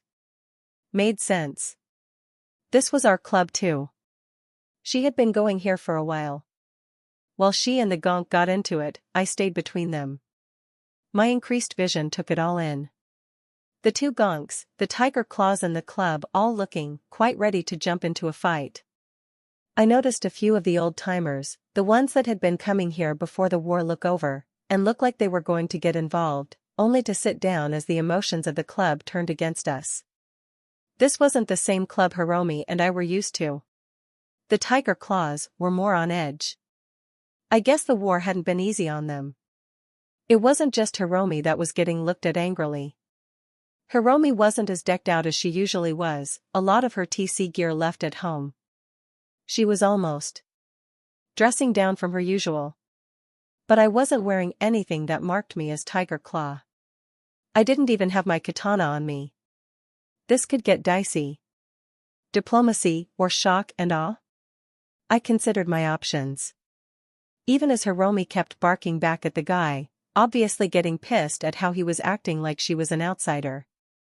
She was even making fun of the guy's dick at this point. Which definitely wasn't going to calm things down. This was gonna go bad swiftly. I could see how everyone was reacting. Hiromi was definitely playing with fire. But fuck them. Hiromi and I weren't TC, but she had done plenty of jobs with Ichi, who was. And I? Well, I did fight with the kamikaze. Even if I definitely 100% wasn't one of them. At all. The first guy grabbed a beer bottle. But not to take a drink. He grabbed it around the top, ready to smash it into what must be in his eyes, a pair of punks. I was no good at diplomacy anyways. I waited. Just staring. Ready. And the idiot set me up perfectly. With one hand still holding the bottle, he reached out and grabbed at the collar of my jacket. Probably trying to throw me to the side so he could smash Hiromi with the bottle. I looked at his hand holding me up, practically hauling me off my feet. Then back at him. Then my hands moved. Street brawler wasn't something I used much, but I had spent a good chunk of time grinding it. Hadn't had much need for it, as getting close was only my goal from stealth. But it was very satisfying when I pulled an Alita. I had always wanted to do that. One of my arms gripped his forearm, twisting just so as my fingers dug in, weakening his grip and letting me pull in closer. Putting his neck into reach. My grip was instant and unrelenting, and then since I now had him by 2 points, it was child's play to shift him. I might not be very heavy, but my chrome arms gave me plenty of torque. The bar rocked as I went ahead and doinked his head off the bar. Which unfortunately didn't break, the noise echoed through the bar. And then? Well, I guess it was time for a bar fight. His buddy swung at me, but I was a master of improvised weapons. I stole the beer bottle his buddy had been holding, and ducked his fist. A moment later he had a bottle smash into his face. Then with a smile of pure happiness on my face, I simply fell into the rhythm. Because more and more tiger claws were coming at me. The fights were perfectly clear. My emotions, despite raging inside, kept completely in check with cold blood. Not that I wasn't utterly enjoying myself. I always wanted to be in a bar fight. But I didn't make it unscathed. A chair was smashed into me. I took a few punches from a martial artist, claw. Some crazy gonk smashed a bottle into my arms, which peppered me with little bits of glass. But as much as they gave, I returned. Chair gonk was smashed in the face with a flying bottle that I stole from Hiromi as she was standing on the bar cursing everyone one out, and to my utter delight was double-fisting her middle fingers to the entire room.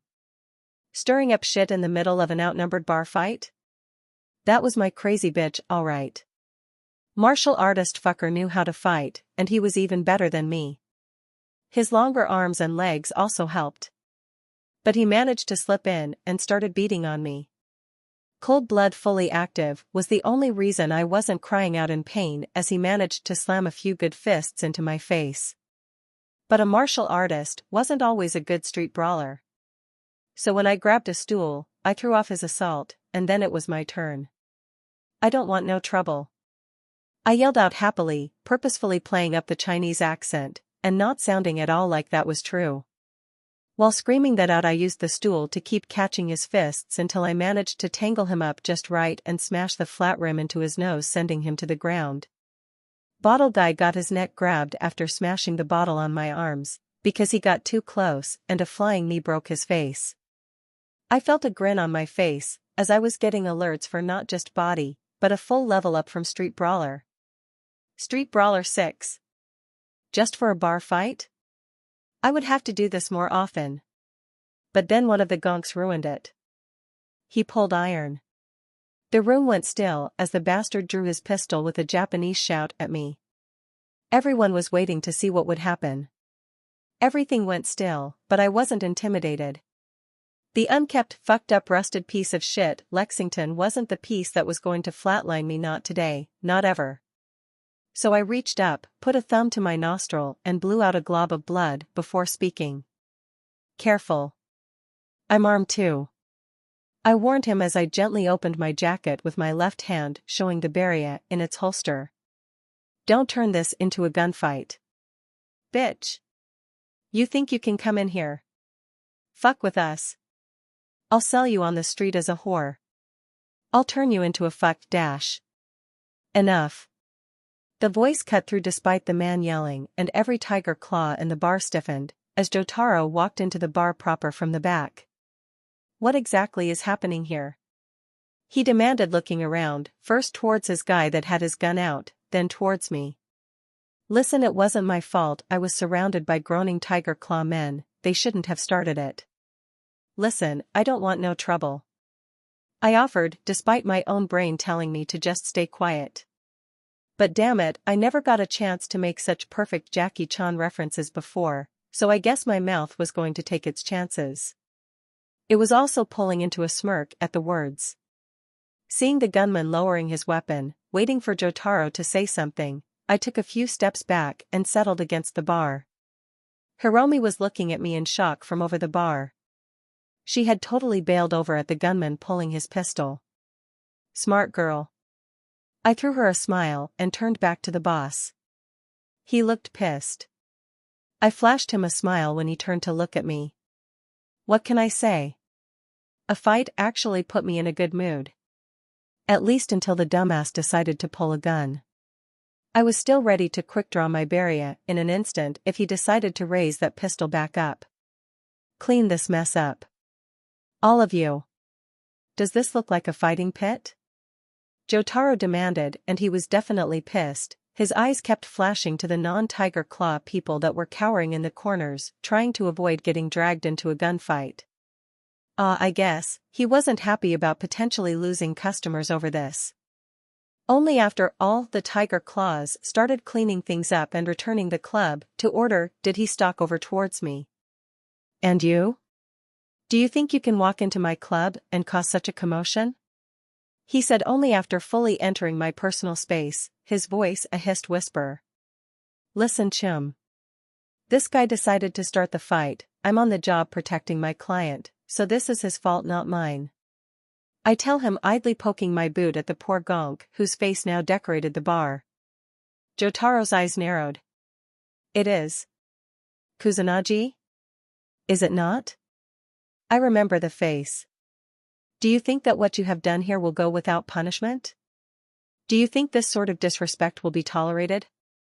The man was pissed. I could see it in his eyes. The hatred and wrath. "Disrespect?" I questioned coldly, wondering what the hell he was talking about. "That's right. My club. This place is under my control, nothing happens here without my permission." He reaches out and snags my jaw. And puts himself at about 4 seconds away from losing the hand. I was gonna start collecting Tiger Claw fuckheads' hands if this kept up. "And I didn't give you permission to beat my men, to damage my club. I think this will cost wide dash." "Motoko." "Oh. Shobo-sama." Ichi suddenly called out as he rushed over, having probably seen someone looming over me, but not realizing it was his boss. Malcolm just behind him looked confused at the whole situation. Funnily enough, both boys looked a little ruffled too. Like they had just been in a fight. Fucking gonks. "Hey Ichi." "Hey Malcolm." I mumbled out a bit, the gonk still had my chin in his hand. "Ichinos. Your chum here caused a commotion in my club," Jotaro said, trying to sound calm and collected, but there was an edge to his voice. This guy was crazy, I realized. Ichi hesitated for a moment as Jotaro looked at him, as if he wasn't sure what to say. I didn't hesitate. "Perhaps you should remind your people not to pick fights with teenagers then. It might end up embarrassing for them," I said pointedly. I didn't like the way Jotaro was looking at me and Hiromi. It was making my trigger finger itch. "Motoko. Be polite to Shobo-sama. You know he is important to the Tiger Claws. Even if you are with the kamikaze, you shouldn't pick fights," Ichi suddenly said, almost too quickly to be natural. That was weird. I wasn't a member of kamikaze. I wasn't. But Ichi knew that. I had told him that last time. And the way he said it, it was like, "Kamikaze?" Jotaro asked, and he finally let go of my chin. While I was trying to figure out what was going on, Ichi managed to snatch the initiative. "Indeed, Shobo-sama. Motoko works with the kamikaze. I saw her assisting them in an assault just a few nights ago. Her brother Jun is also a member. You may have heard of him. They have started calling him the Oni?" Ichi offered loudly, something about the way he was talking. "Stupid name," I muttered, my mouth as always free to do as it liked as I thought. But Jotaro must have heard the name, because suddenly he was standing up straight and acting affable. I see. Then this isn't just someone causing trouble, but an honored member of the kamikaze. I see. I will ensure my men learn not to pick fights with our honored warriors," he said, chuckling fakely. He wasn't happy though. His eyes never stopped glaring at me, even as he started calling out to everyone to clean everything up, in his own words. "The show is over. Let's return to celebrating." Ichi hovered beside me as I kept my eyes on the man, who was walking around a bit, settling things back to normal. Malcolm settled into a stool that he picked up beside the bar, looking to Hiromi, who only gave him a shrug. "Motoko," Ichi whispered into my ear. "What are you thinking? Do you want to end up flatlined?" "Ah. I see." Ichi was actually afraid of his boss. He didn't just not want to piss him off for his job or something. No, that was real fear. That was why he threw the kamikaze name around. I wasn't in any danger. If it came down to a gunfight, I would be alright. I assured him, but I couldn't help but wonder why he was so afraid. Jotaro was probably one of the least dangerous guys in the club. He didn't have the movement of a fighter. What was the deal there? Your boss seemed pretty unstable there, and you're scared of him? I asked, whispering quietly.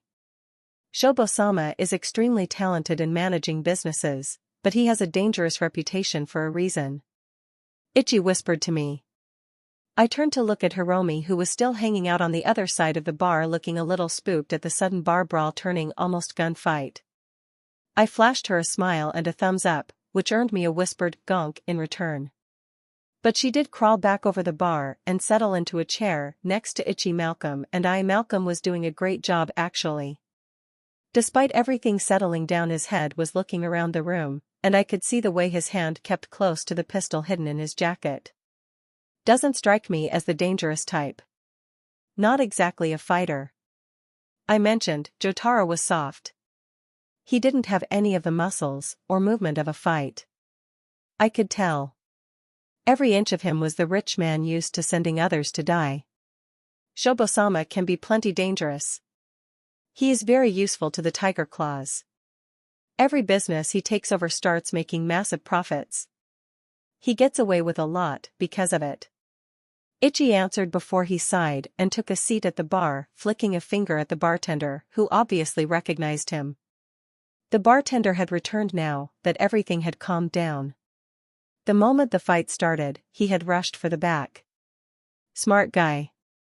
He dropped off a bottle of beer for Ichi, and then started passing a few more to Hiromi and Malcolm. I refused one that he offered me, and instead just ordered another fizzy drink. My first one was laying on the floor.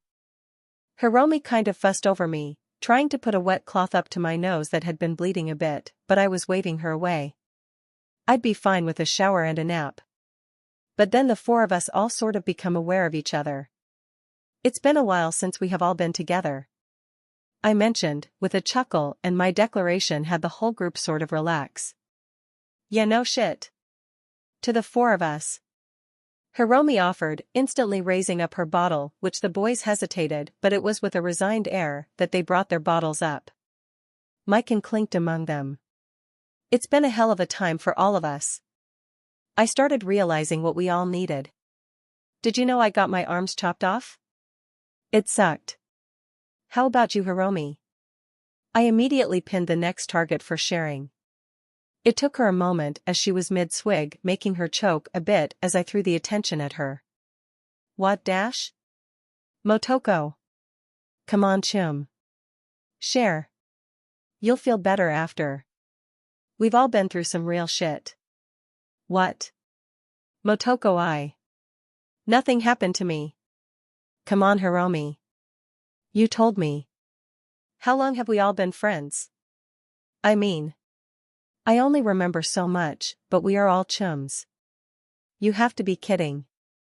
She hissed at me, her eyes shooting from me to Malcolm and Ichi, who were looking on confused. I'm not telling them. Why not? Chums are chums even through the hard times, Hiromi. If they don't respect you. No, if they make fun of you, or treat you badly, because of something bad that happened, then at least you know they aren't your chums. Better to know, than to find out at a worse time. Come on, everyone. This whole thing, the war. It's been rough on all of us. I looked to Malcolm, then Ichi. When I got chipped with these arms, I went totally crazy. All I wanted to do was kill Maelstrom. I was so angry, and hurt, and all I could think about was taking out that pain on the ones that hurt me, but I don't live for them. I live for me. To have good days. To have bad days. But they are mine. I opened my mouth, but I didn't have anything else to share. I just wanted to share with my friends? Fine. Fucking gulp with your stupid smile. Hiromi almost roared, drawing some attention, but we were far enough away from everyone that no one could overhear as she slammed back the last of the beer, chugging it down. I ran out one night. My rent's been keeping me locked up, but I went out anyways to prove how hard I was. I ended up crashing my bike, practically pissing my pants, and hiding in the trash. I wasn't even the one being shot at. But I realized I'm just a poser. Motoko. She already told me to just be me. So there. I'm not brave enough to run out there when shit gets real. She immediately looked like she wanted to take another swig of beer, but she was empty. I let everyone process what she said. Then before anyone could say anything, I elbowed Ichi. He looked to me. Then over my shoulder. To Malcolm. I ran trucks. It sucked. People died. I caused people to die, because I wasn't fast enough or smart enough. It made me cold. Because if I cared, then I wouldn't be able to keep doing it. I ended up causing a fight with my best chum because I was scared and angry and lashing out, and I couldn't be there for him when he needed me. I'm sorry, Malcolm. What I said. Really? I wish I had been there for you, chum.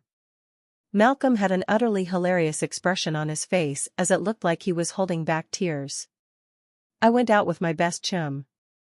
We were gonna make eddies, prove our rep, but shit got real. Getting shot at?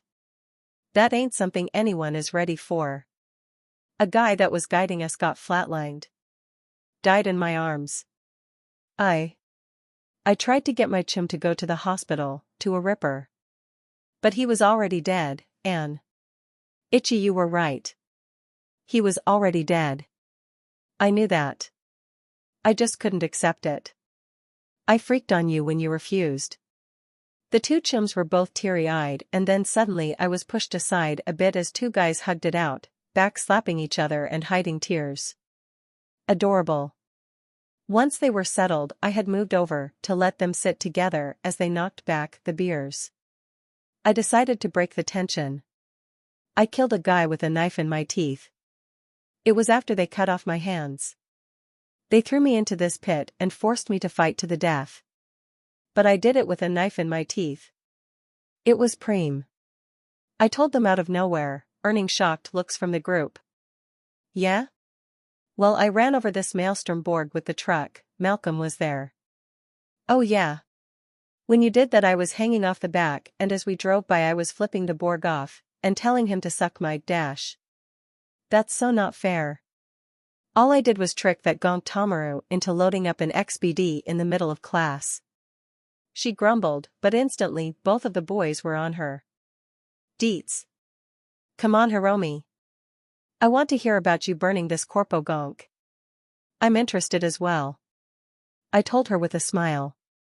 Hours later, I was driving a much drunker Hiromi home. A night out had been nice. We all ended up sharing the stories of what happened to us over the past weeks. We all shared the good and the bad, and in the end, we actually felt like chums. It was really nice. Pulling up to Hiromi's apartment, it took a bit of cajoling to get the drunk girl out of the car, and eventually I was forced to princess carry her as she kept falling and giggling. Did I mention she was drunk? It was a little awkward knocking on the door to her apartment, waiting for someone to answer. Her mother didn't say a word, just an unhappy glare as I carried her almost snoring daughter into the apartment. After a minute of settling her on her bed, making sure she was laying on her side and finding a trash can that would work as a bucket, I hurried out of the dark apartment under the heavy eyes of the corpo woman. But I was safe. I escaped back out to the city where there weren't angry corpo mom glares. Instead, there was freedom. I mean, sure, freedom sounded like NCPD sirens, which still hadn't entirely let up. The NCPD were practically leaving the sirens going through the night just to make sure their presence was felt. But I shook that feeling away. Time to go home. I was humming when I got home. Never Fade Away drifting in the air as I walked into the apartment and threw up a hand to say hello to June, who was sitting on the couch when he leapt from the couch, startling me. Motoko. What happened? Are you okay? Who did this? I'll kill them. Wha? I asked before blinking, reaching up to my nose. Right. Bar fight. I forgot. Sure, the pain was there, but it was so little, I wasn't even paying attention to it. Considering how high my cold blood skill was, it wasn't even enough. I needed to really use the skill to not feel it. And a night's sleep would set me right. Fuck. You should see the other guy? Much to my shock, this did not set my brother at ease. Who did this? He demanded in a growl, holding on to my shoulders. Some gonks at the club. Hiromi annoyed them by talking or something, and they decided to start a fight. It's okay, June, really. It was kind of fun, honestly. Besides, I won. I inform him, ending in a bright smile as I managed to shake off his hands a bit so I could flex my arm. Not that I had any natural muscle there, but the image was important. The club? Hello? Yeah. Some TC gonks. They touched you? You. He growled, and I realized June was actually getting pretty pissed, like psycho-level angry, not his usual hot-headedness. So I reached up and grabbed his face between my hands. Hey. June. Come on, come back. Everyone is fine. Deep breaths, June. Deep breaths. I ordered, and while he instantly looked to fight, I didn't let him. Chrome hands were strong. June? You back with me? He let out a long breath out of his mouth that came out more of a hiss than anything else. I never left. He snapped back, but I could tell he was back. His eyes were seeing me and not anyone else. Right. I chirped at him as I let go, getting glared at all the while. They should not have touched you. Not a tiger claw. I kinda beat their ass, June. Plus it was fun. Tisk, Ho-Oh Club? That means. Jotaro Shobo? That is the man in charge there? Yeah, good memory. Hiromi and I had a bit of a run-in with him after the bar fight. He was super mad. Talking about punishment and stuff. Ichi showed up then, and name-dropped the kamikaze. I'd rather him not spread around that I worked with them, but it made Mr. White Suit back off. The devil of Kabuki said he would punish you? I'll kill him. June growled, his fists clenching and unclenching as he must have imagined murdering the Devi. Devil of Kabuki? I asked before I felt it. Realization. Jotaro Shobo. The devil of Kabuki. The devil of Kabuki. Jotaro Shobo. That disgusting motherfuck. I cut myself off as my own hands clenched and I had to rely on cold blood to keep from punching walls and cursing up a storm. I remembered that fucker now. I had only done that quest once. But I remember. The Mox had wanted him dead because he was a monster. That motherfucker kidnapped people only to torture them to make XBDs. I made XBDs as well, but I murdered people that deserved it. Not kidnapped people that hadn't done anything. Not people just down on their luck nabbed by assholes like Jotaro Shobo. You know of him? June suddenly asked, pulling me out of my rapid-fire thoughts as I stopped my pacing in the living room. Yeah. I've heard of the devil of Kabuki before. And the fucked up shit he does. I muttered. All the times I had met Jotaro Shobo sliding into my realization. Of course I remembered the Ho-Oh Club now. I had thought the name was familiar. It was where you go to kill the devil of Kabuki. A job that. Regina? The fixer gives you on behalf of the Mox. Jotaro had no problem kidnapping even Moxes to scroll XBDs of. Jotaro Shobo?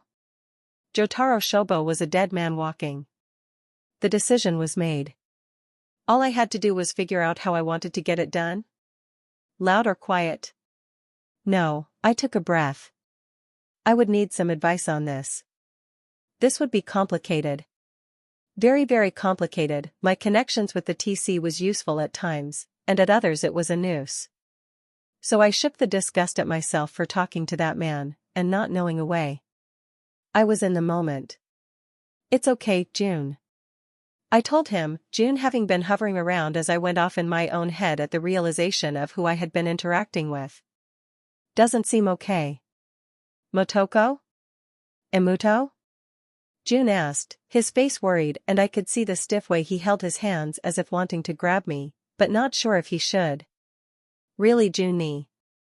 I'm okay. I think I'll probably go talk to Wakako tomorrow about it. Might get some advice. But I guess I just wasn't really ready to actually been hanging around someone like that, and I hadn't even noticed. Of course. The truth was worse than that. I had forgotten. Jotaro Shobo was a monster, but only a side quest. A little gig you could do, that unless you actually paid attention, you wouldn't even need to hear the guy's name. How many horrible people, monsters, or evil things happened in the game that I wasn't remembering? I brushed past June and headed into my room.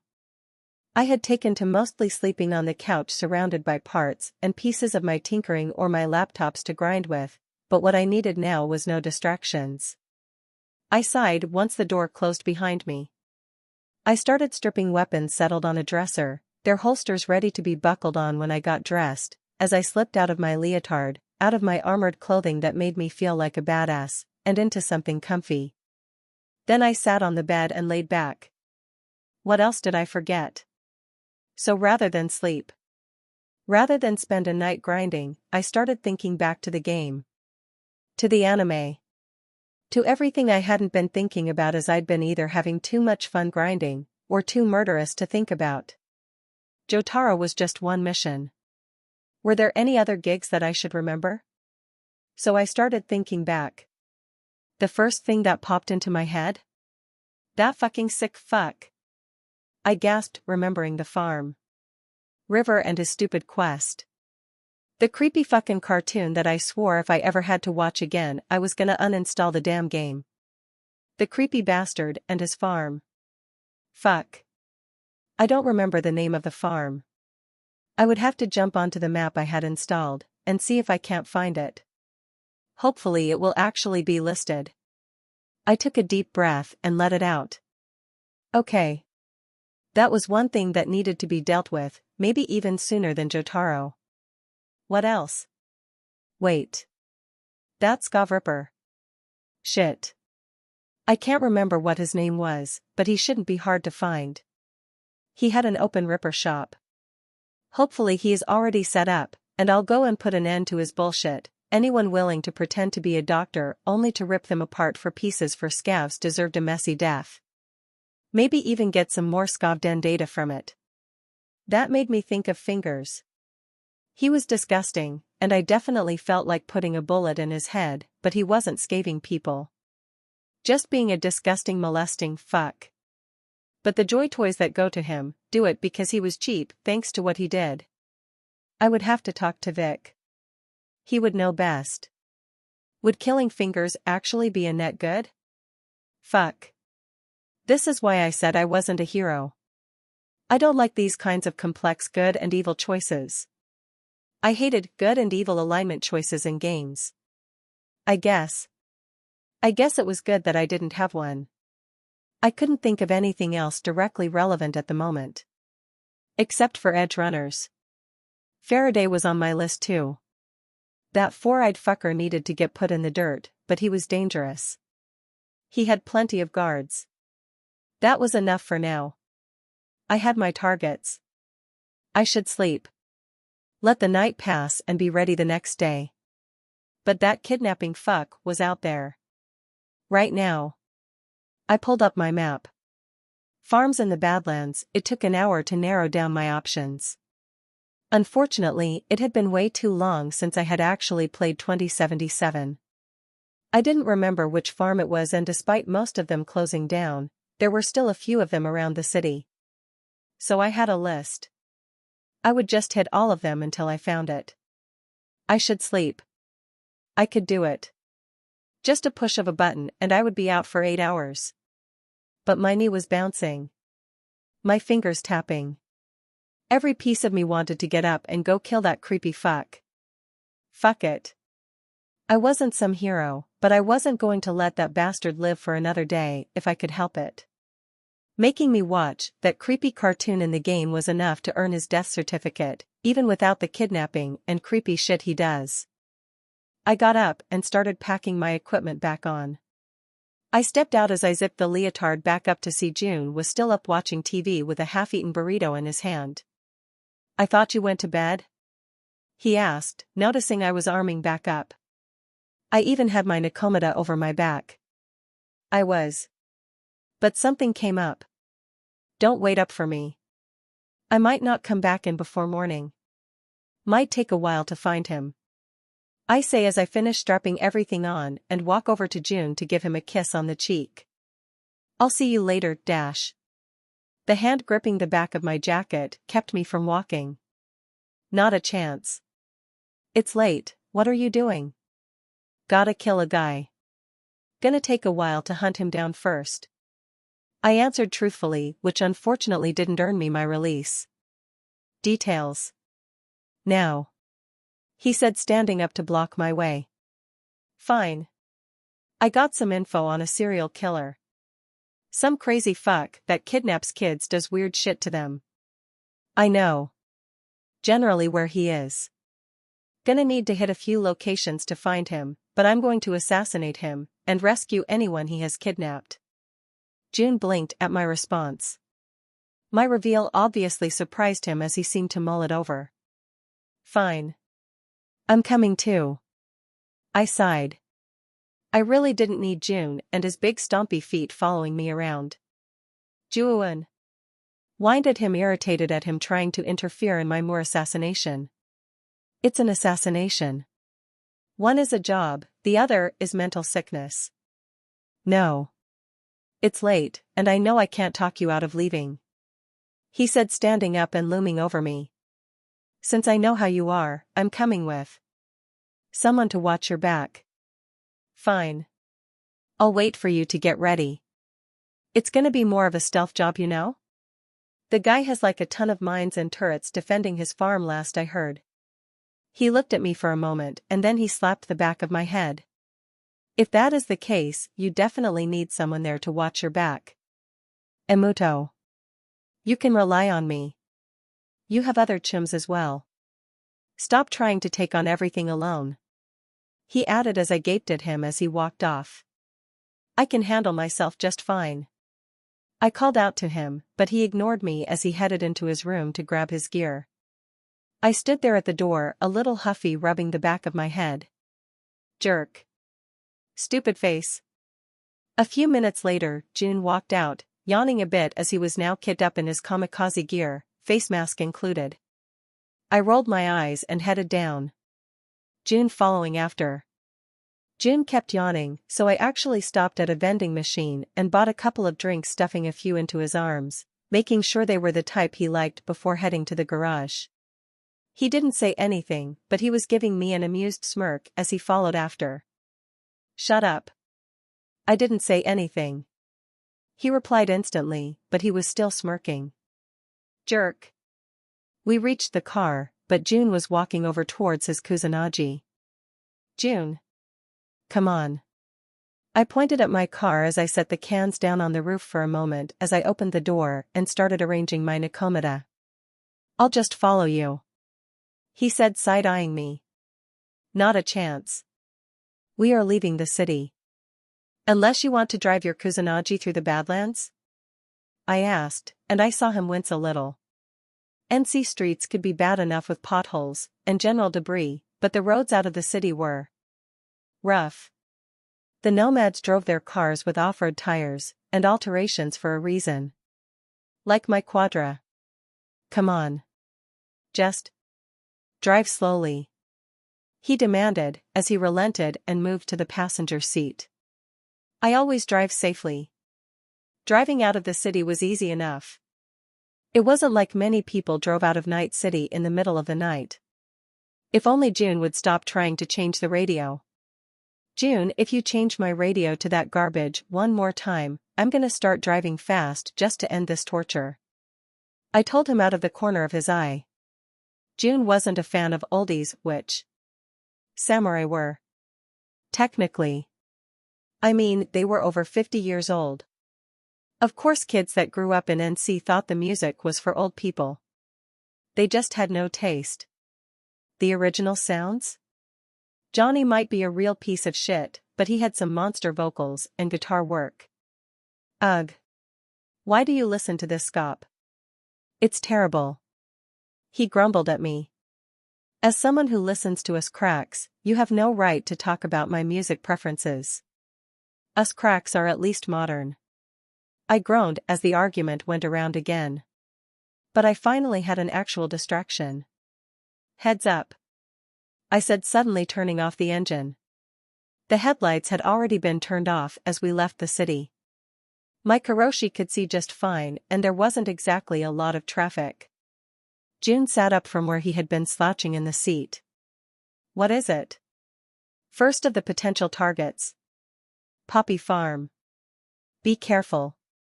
If this is it, the crazy fucker put up mines. You already told me, he said, rolling his eyes. I won't forget a warning about landmines, Motoko. I nodded, but I was narrowing my eyes. The road went right past the only structure around. I frowned as I noticed the fires highlighting the massive graffiti covering the front. Wraiths. Not exactly what I was looking for. This isn't it, I admitted as we cruised down the road without a sound. No mines. No defenses. But wraiths. A couple of wraith vehicles parked around, a barrel on fire lighting up the exterior. A few milling around drinking beers. You sure? Yeah. Not this farm. Still tempted to clear them out though, I admitted. They were obviously winding down, sitting around drinking or sleeping. They wouldn't know what hit them. Starting a firefight for what? Emuto. As I learned. You need to bank the fire of your bloodlust, he said, surprising me. The car finally came to a stop, still invisible to the wraiths in the night, but I looked away from the farm to June. Okay, who told you that? That didn't sound like you at all, I demanded, and to my delight, he actually looked a little embarrassed. Sensei. I snorted before chuckling at him. June was soon pouting at me. All right. All right. I guess we can just ignore them, I said, sighing a bit. Fucking wraiths. I didn't say that, June offered after a few moments, and I blinked at him as he smirked at me. I simply wanted to be sure you weren't rushing into a fight for nothing. What do you hope to gain? Numbers? No, I couldn't exactly tell him that. Plus, he was right. Morgan's Solo Guide. That book I never even finished reading way back when. I had taken some of the words to heart, made my rules, only to forget them when I got kidnapped. I wasn't some psycho, killing for fun. I was a merc.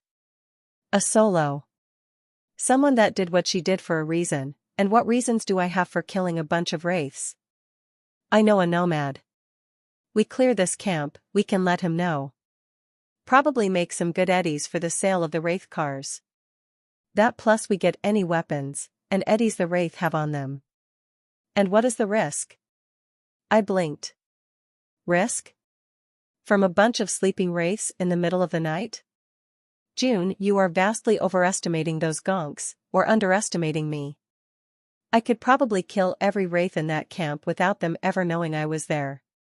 His quirked eyebrow told me he didn't believe me. I felt an actual smile stretching my lips. I bet you complete control over the radio, I can do it, I offered, which surprised him for a moment, but then he chuffed out a laugh. If you can't. I control the radio not just on this trip, but from now on. I winced. If I messed up and had to listen to the cracks and the pon-pon shit or something? I might actually go cyber psycho. But proving I was a badass and winning a bet against June? Totally worth the risk. Deal. Just stay here. Unless you hear gunshots. Shouldn't take me long. I told him, then I looked forward and blinked as I activated the BD recorder. Might as well get another benefit from this little side quest. Then I slipped out of the car and into the darkness of the dusty desert road. Cactus and bushes surrounded me, and I could hear the sound of a radio in the distance. My blood turned to ice as I crept forward. My eyes let me see just fine, but it was because of that I knew I had to be even better. Damn. June whispered behind me as I turned away from the barn to see him already walking amongst the corpses. With emotion, he tugged free the knife in the Raffin's throat. Bringing it up to his face, he looked it over. I remember. When you were practicing that. He said, sounding a little off. I spent some time on it. It's a useful skill. I lied. I really hadn't done much knife throwing since I played with it so long ago, but the instincts, the experience, the muscle memory was all part of ninjutsu. I could practically feel the blade still between my fingers. The motion I had made to throw it. I hadn't even thought about it. Just did what I knew was right. Well. You cleared them out, all right. Go ahead and look around, June, might find something you want. I'm gonna call Scorpion. Scorpion? June asked, but I ignored his question as I turned away from him, took a few steps away, and felt my eyes turn gold again. I felt my foot tapping away for a while as Scorpion didn't pick up at the first ring, or the second, or the 10th. Finally the call connected, and a grumpy voice came over the line. Asterisk fucking hell. What? Do you have any idea what time it is? Asterisk Scorpion cursed and grumbled on the line, but I smiled. Hey Scorpion, you still need a car? I asked, ignoring his complaints. I was trying to do him a favor after all. What? I rolled my eyes at his question. The man must have been asleep, he was really being slow to catch on. Asterisk wait Motoko? Why are you calling so late? Asterisk. Asterisk come on Scorpion, keep up. Do you still need a car? Or rather any of the Aldecaldos? I have 6 Raffin vehicles that are now ownerless. You or your family want them? Asterisk. What? I snorted, at least this time it was a what of surprise, and not just pure confusion. I let the call stay silent for a minute. Fuck you hit another Raffin camp? He asked blearily, obviously struggling to think. Asterisk more like a pit stop. I was searching for someone else, and ran into them. So you want the vehicles? I'll give you a good deal for them asterisk. Asterisk fuck. Yeah. Hold on. Give me a minute. I need to wake up asterisk. He grumbled a bit and the line went silent, as he must be paying attention to something other than the call. While I waited, I turned towards the bodies and started looting them. Each of them men of course had a weapon, rifles or shotguns seemed to be the preference. I looked through the growing pile of weapons with an interested eye. I certainly didn't need much else, but it was always nice to see if there was something interesting among the chaff. I didn't find anything I wanted to add to my growing armory, but I did find a few pieces of interest. Optics, or little mods that I quickly uninstalled on the weapons and checked into the quadr's trunk. If even one wraith had good optics and noticed me creeping along, June would win our bet. Plus they would shoot at me. That too, I guess. But as I moved in closer and closer, stalking amongst the bushes and cactus, I knew this would work. These guys were even more confident than the Maelstrom had been. After all, the Raffin were the predators of the Badlands. As much as the nomads liked to talk big and tough, the Raffin were feeding on the nomads, not the other way around. So I crept in. My eyes flashing in scans looking for any defenses, only to find nothing. Not even cameras. Just nothing. Just a few Raffin outside, and probably more inside. So I crept closer, every inch of my body working in tandem to keep me out of sight. To keep me quiet. Until I was in the shadows of the barn. I slipped inside. No one noticed. No one even heard my footsteps as I slipped around the open barn doors and I was inside. The lights inside were old. Most didn't work. A perfect environment for my work. I went to the far back of the barn. Just to check for any security. Nothing. Just a few of the old barn stables filled with tents or sleeping bags. This was obviously not the Raffins' home. Just a place to spend the night despite the giant painted-on wraiths outside the barn. Their vehicles were also inside. I went around to each of them just to make sure they were all empty. All but one. The poor Raffin sleeping in his back seat didn't notice me as I poked my head over the side door to stare at him for a moment. His door was locked. His security wasn't good enough to stop me. I didn't even bother closing the door when I was done, just pulling him mostly out of the car so he wouldn't bleed on the interior. Then it was time. The poor Raffin were split up. Sleeping or hanging around drinking and whiling the night away. It made sense. It was getting late. A glance at my integrated clock in my karoshi, something I didn't tend to think about, showed the time. 2:07 a.m. A good time. The second guy lost his life to a knife through the throat while he was sleeping in his little sleeping bag. The next I killed by cutting through his tent rather than trying to unzip it.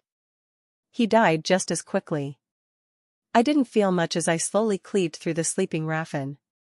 They weren't even a threat as the sleeping men died one after another. 6 sleepers in total. 3,000 XP. Then I had to deal with the 3 outside. I considered how to do it. They were split apart, but all chatting with each other. Difficult. I could grab my gun, but that wasn't how I wanted to run this. So I turned back inside and searched a few of the corpses for what I wanted. I smiled as I found plenty of what I needed. Then I stood up from the shadows. I loved stealth. I loved sneaking around, but there was something truly freeing about walking openly out of the barn up to the first guy who was sitting down on some old garbage. One of his buddies noticed me as I walked up to him and let my knife slam into his throat and out.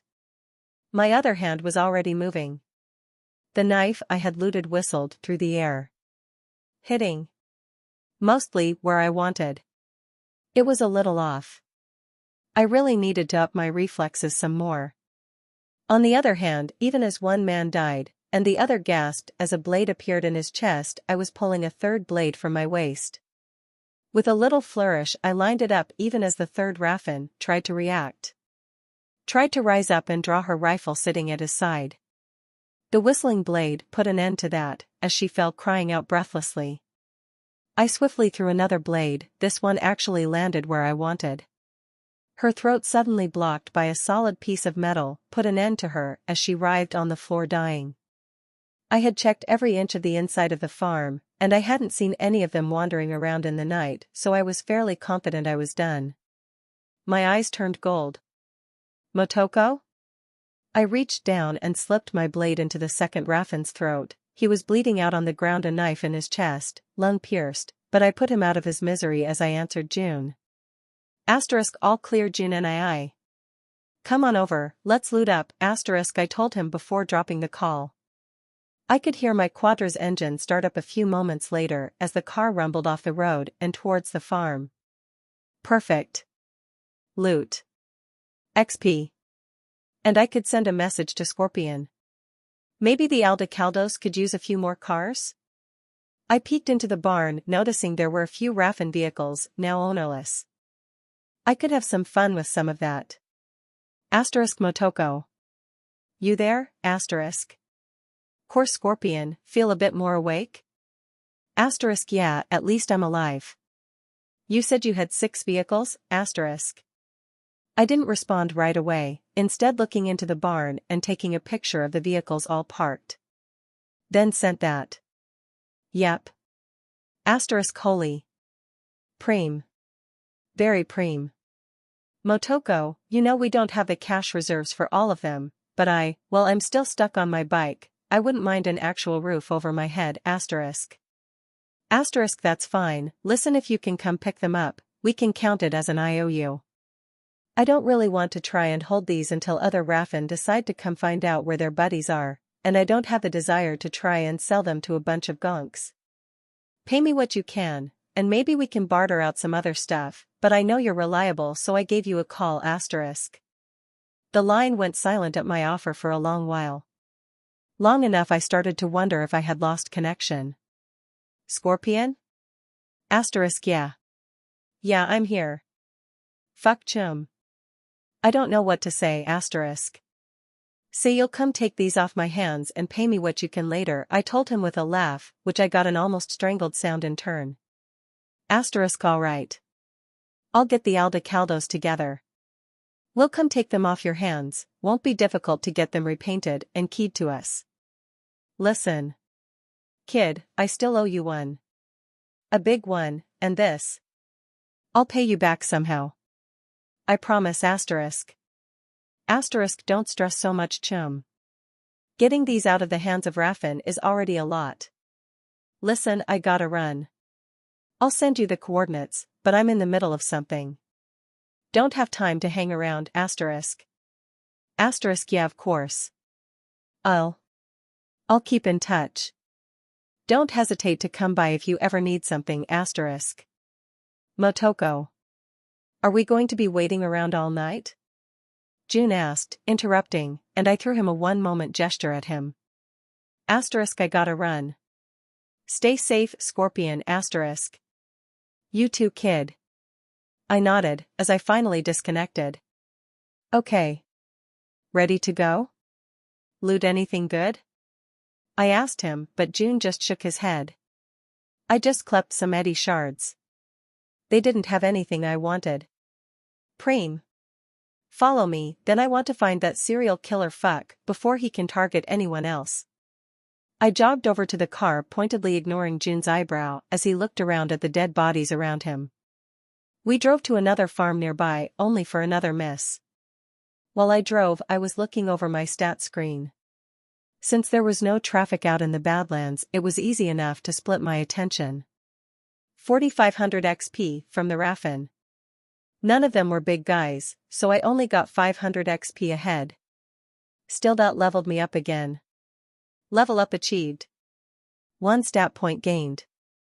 1 skill point gained. Level 9. Of course, as much as I wanted to start spamming stats again, I knew the rule. So the stat point was immediately dropped into adaptation for my arms. I twitched a little as the point went through. A coolness in my chest that I realized had actually been impacting my breathing as I tried to naturally shy away from the cold, eased. I inhaled and exhaled. Feeling better. One more step. But what was I gonna do with all these skill points? I had 4 of them saved at this point, and that was a lot. But I didn't really need to spend it on anything. Most of my skills were getting close to the stat cap, or they were something I would grind once I had some better tools. Looking at you, quick hack. One of these days I was gonna get an upgrade to my net deck and get some actual toys. In the end, I just pushed it away. I would think about it when I wasn't mid-hunt for a serial killer. Okay, we are coming up on the next potential place. Keep your eyes open. I told June, who had been yawning for a while. Poor June was sleepy. We were coming close to 3 in the morning after all. Lights off, I turned off my engine as we started coasting down the empty road. I had been forced to head back into the city and go out a different exit just to get to this point. Edgewood Farm. The name was sort of foggy familiar. So I was really hoping this was it. As we approached, I noticed the large gate surrounding the area, and while that didn't ring any bells in my head, as we coasted past the entrance, I saw it. Mines. June. I saw it. This the place? Yeah. I muttered as I let the car keep drifting down the way a bit farther from the farmhouse and barn so that when I braked it was as quiet as could be. Alright, we gotta be careful. No kidding. How are you going to get around the mines? Slowly. I told him with a laugh. We both stepped out of the car and headed towards the gate. I crept up to the edge of the locked gate, waving June back as I started scanning. First, I needed to turn off those cameras. A security camera was over the entrance to the farmhouse. I started breaching in through the quick hack, but noticed the problem pretty quickly. This psycho was a net runner. Or at least good enough that his defenses weren't easy to break through. I pulled back. I wasn't breaking into the camera's defenses without setting off an alert, and that was something I didn't want to happen. Motoko? June whispered, and I shook my head. Defenses on his stuff is tight. Give me a minute. I told him as I thought. I could try to get around to the camera to breach it directly, I could try to sneak into the little house, but no telling what he had set up there. And I would be in direct view of the camera. So what can I do? Wait. I don't need to do this silent. He was one guy in the middle of nowhere. I just needed to draw him out. June, I'm going to draw him out and then just headshot this fucker. Once he is down, we can get through his defenses at our own pace. Okay. I'm with you. He said, and I threw him a thumbs up as I hurried back to the car. I had left my Nakomata inside. Quickly pulling her free, I rushed back to the entrance. I might not be able to break into the camera, but I could get a mine to go off. Once I settled back and I grabbed a rock, and with a smirk hucked it over the wall right towards a mine I had already spotted. The explosion was deafening in the silent night. A moment later 2 turrets popped out of the ground near the barn. I wanted to whistle, but kept silent as they started searching around. Automatic lights also activated, lighting up the farm. But then silence. I could feel June getting jittery behind me as I just waited for it. I was backed up just enough that the camera couldn't spot me, or the barrel of the Nakomata as I kept it pointed at the front door of the little farmhouse. He had to be here. It was so early in the morning. Then a few minutes later, the door opened. Well, I didn't remember the guy from the game, but he was in the right place at the right time. He stepped out onto the porch, looking around grumpily. He was looking towards the smoking hole, where the mine used to be when I took the shot. The sharp retort of my rail gun broke the night, and the man's body flopped. I hope you're right, June said from behind me. But I already knew I was. 750 XP gained. The only time I gained 750 was for people that weren't Borged out, but were still dangerous in some way. Netrunner, bosses of men. And now serial killers. I stepped out and took aim. The HMG turrets each took 2 shots as they buzzed around trying to locate what was shooting at them before they came apart. Alright, stay close, June. I'm gonna hack these mines as we go. I opened the gate by pulling it open. With June's stupid gorilla strength helping out, and then the minefield. My eyes shifted as I scanned the first mine. Working on its ice to try and break through. I didn't in fact break through. I was glaring a few minutes later when I realized that military ICE designed for landmines probably wasn't off-the-shelf ICE. Motoko? Just stand back. I grumbled, pulling out the Lexington in my back holster. While I couldn't break through the ICE, I wasn't worried about someone coming out to check anymore. I started firing, blowing a path through the mines. Thankfully the entrance of the barn didn't have any mines right out front, even if it was locked down.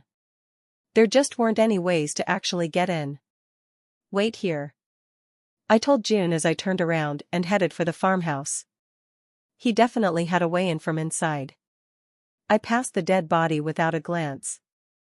I started searching, nothing on the first floor, just old trash and a living room. Upstairs though? A bedroom, with a big computer system. I accessed it without any trouble. The security ignored. The system was already unlocked and opened from being in use. But there wasn't an access point. Just lots of emails, both to his victims, and a saved folder full of saved pictures from the news and other media about the meat man. Fucking sick. I guess this guy had a nickname to the media. So I stopped looking through his personal computer. There had to be something more. With a bit of exploration, I found a switch behind the computer desk. As I pressed it, a hidden door opened, leading to another little secure room, including the barn access controls. A few moments later, I could hear the doors rolling up outside, and I wasn't going to stick around inside. I rushed out, June nowhere to be seen as I rushed to the barn, keeping an eye out for mines. There was June, inside standing next to well, it was a person with that creepy gas mask on. Only this mask wasn't to keep the gas out. It was meant to pump oxygen and other chemicals to cows. Only now it was worn by some teens, and it wasn't oxygen they were inhaling. I took a few moments checking the system before I realized I would need to shut down the entire system from the source in order to unhook the two people inside. Stay with them, be ready to pull that tube off when I tell you. I called out to June as I rushed towards the back, finding the control room, idly putting a fist into the TV that had that fucking cartoon playing. It only took a moment to find the right switch and the whir and noise of the air system suddenly quieted. Do it now. Rushing back out onto the main barn, June was pulling the mask off one of the people. I hit the other. A few seconds and I had the boy inside free. He didn't make a sound as I pulled the mask from his face, checking his pulse. Slowly I felt it. A weak beating. That one alive? Yeah. Okay, I'm going to call NCPD. I told him, earning a hesitating nod from June. I dialed the number and a few moments I was put to a recorded message, and not even a person. That was so NCPD, I couldn't believe it. I went through the menu, needing to select 3 options and pay a 1080 bill, before the line connected. NCPD, what is your emergency? I have 2 young men that have been kidnapped and pumped full of some kind of drug by a psycho. This guy's definitely a serial killer. These 2 are alive, but I doubt they are his only victims. Estimated wait time for a patrol vehicle is 45 minutes to your current location. Thank you, Dash. Hold on. These kids might be dead in 45 minutes. Look at this. I backed up and took a picture before sending it down the line. Miss, we don't accept pictures. Nor will NCPD alter our deployment speed. Another 10 eddies will be deducted from your account for the lengthened call. Thank you FO Dash. This is the meat man. The serial killer. Don't sit there and tell me no one is interested in that. The line was quiet for a moment. Please hold. I blinked. Well, that was easy. A minute or so later the call was answered. This is Detective Stintz. If this is a game, I'll bash your skull in. That was certainly an introduction. It's not. I have 2 people that were kidnapped and drugged, and a dead psycho serial killer that is probably your meat man. At the least, he had practically every news article mentioning him saved to his personal computer. I just need an ambulance to come get these people before they die. You tried to send a picture. Send it to me now. I didn't just send that. I sent that picture another about the location, including the mines and the dead body. The line was quiet for a few minutes. I'll be on my way. A patrol car will be there soon. Stick around. I'll have questions. Sure. Just make sure they know about the mines. I'll clear up as many of them I can. But this guy was crazy. I'll make sure the patrol car knows. The line ended. Chatty guy, isn't he? I muttered, but at least I got something. NCPD is actually showing up? I didn't expect that. June muttered as he caught up with me. Yeah. You ever heard of the meat man? June blinked and then frowned. Yeah, a little. Urban myth? I think this guy was him, at least he seemed very interested in what the news said about him. I'm glad you put a bullet in him. June said simply with a nod, and to my surprise he reached out and squeezed my shoulder. You did good. But we should probably get out of here, before the cops show up. You can if you want. But I'm staying. To make sure. June let out a sigh and nodded, settling into wait. The next 20 minutes were mostly spent doing 3 things. Checking on the 2 people that still hadn't woken up, but at least were still breathing. Long silences. And explosions. I was trying to disable the damn mines, by breaching them, and wasn't getting too far. They actually kept exploding on me, but at least as I tried I was getting rid of them, and of course I was getting the wrong XP alerts. 100 engineering XP gained. I was doing the quick hack breach, but getting engineering XP. Damn it, system. I need a manual. Where is my Prima official guide? I shook it off and kept working, at least I was getting something, and engineering was awesome. Then we heard it. The roar of a car coming down the road. June, I'll flag them down. No, June said, suddenly grabbing me and holding me back. Just let them work at their own pace. NCPD don't like people walking up to them. He told me, holding me back as he rested against the barn wall. Fine. I agreed, it made sense. I guess. The gate was already open and the flashing lights of the car suddenly turned in, but stopped before coming close. 2 officers stepped out, both waving flashlights, one with a pistol in his offhand, and the other carrying a copperhead.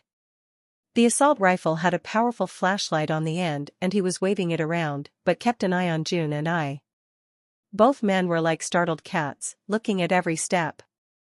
I guess the warning about mines had gone through. That and the many craters that now littered the yard. Finally, both officers got close enough and lit June and I up, despite both of us being under a light. No sudden moves. Put your hands up. One roared and I felt June obey begrudgingly, and I quickly followed after. The 2 officers approached and actually forcefully put us both on our knees and started handcuffing us both. I could feel June's muscles tense beside me, but I just turned and gave him a smile, which had him relax. Evening, officers.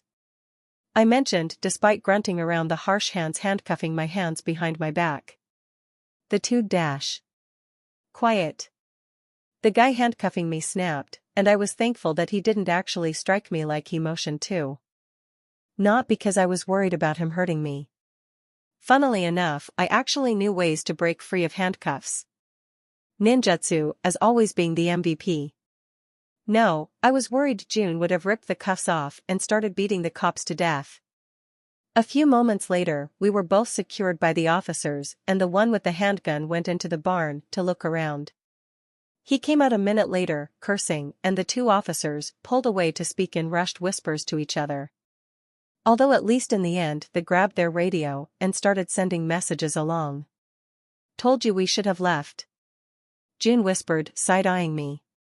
It's fine. Just Okay, they are idiots, but hopefully this will all go well once the detective gets here. I said, voice filled with hope. Things did not in fact get better when Stints did show up. It had been almost an hour and a lot had happened. 3 more patrol cars had arrived, an EMT ambulance. The guys inside were wearing that high-visibility jacket like Gloria and David. It was kinda cool to see, but I was getting annoyed. The cops hadn't uncuffed us yet, but they had put all of our weapons to the side, but had left them together. No signs at least I was going to lose my iron.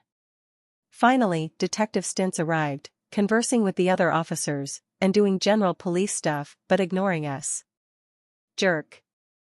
I mean, my wrists couldn't get sore anymore, but this was still not the most comfortable position. Plus I was bored. So bored. Omega bored. June had literally fallen asleep. Hours passed. The sun was rising up before Stints finally seemed to wrap up the hurried exploration of the farmhouse the NCPD were doing.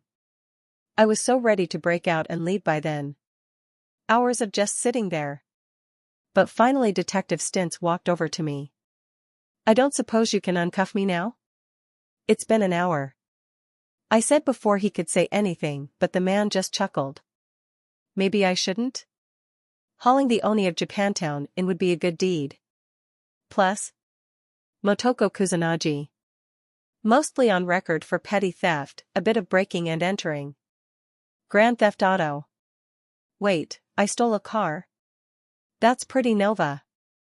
I muttered the last bit to myself. Old Motoko had definitely been a hellion. But I'll give it to you. Everything we've pulled out of here confirms this was the meat man.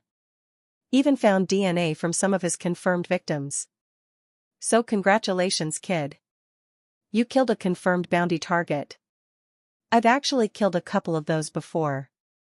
This is just the first one I've ever actually called the NCPD with. Well, other than the scavs. I muttered, but while that earned an eyebrow, Stints didn't say anything more about it, instead moving on. Go ahead and uncuff them. Sir? They may be lowlives, but they took out the real scum today. Stints offered, and I was frowning a bit. I wasn't a lowlife. Just because I killed and stole for a living. I guess that's fair. Still a jerk thing to say.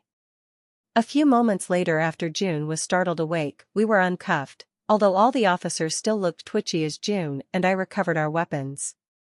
Kid. Stints called out as I finished sliding my barrier back into the holster. Yeah? You did okay tonight. Not the best way to go about it, but at least this piece of shit is off the streets. Think about where you want to be in the future. NCPD could use someone with the skill to find the meat man. I opened my mouth, closed it, and then decided to say it anyway. Thanks, but no thanks. I don't think I'll ever be on the side of the law. Figured. But I tried anyway. Go on. You and your brother get lost. Oh, and kid? His eyes turned gold, and to my surprise I got a text from the NCPD confirming a bounty assignment. A couple thousand eddies were available to be claimed. Good work. June slept most of the way home. The sun was fully up when we got there, and June crawled into his bed like a zombie only seconds after entering the apartment.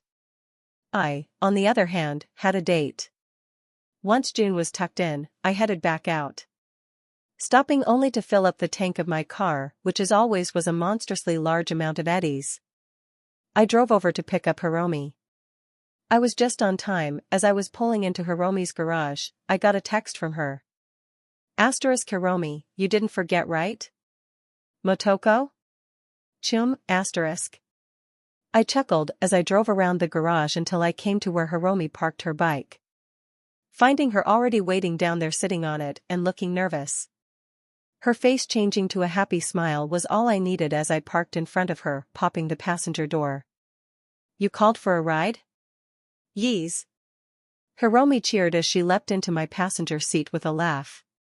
She settled in, but I was frowning at her after a moment. Seatbelt. I reminded her, earning a roll of her eyes, but she did realize I was being serious and put it on. Okay, seriously, Motoko. That BD was absolutely preem. The first 3 were okay, interesting I guess. I mean, it was weird doing things, but knowing you were the one that did them, you know? But the Maelstrom BD? I was so excited. You were so in control. Motoko. You're so cool. She said, winking at me as she said, cool. I puffed my cheeks at her, because I knew she was only saying that to tease me. I'm glad you liked it. I did some work last night, but hopefully I can get another gig soon and get some more. Oh yeah, definitely pass them my way. Then to my surprise Hiromi settled back into the quadra's seat and went quiet for a bit.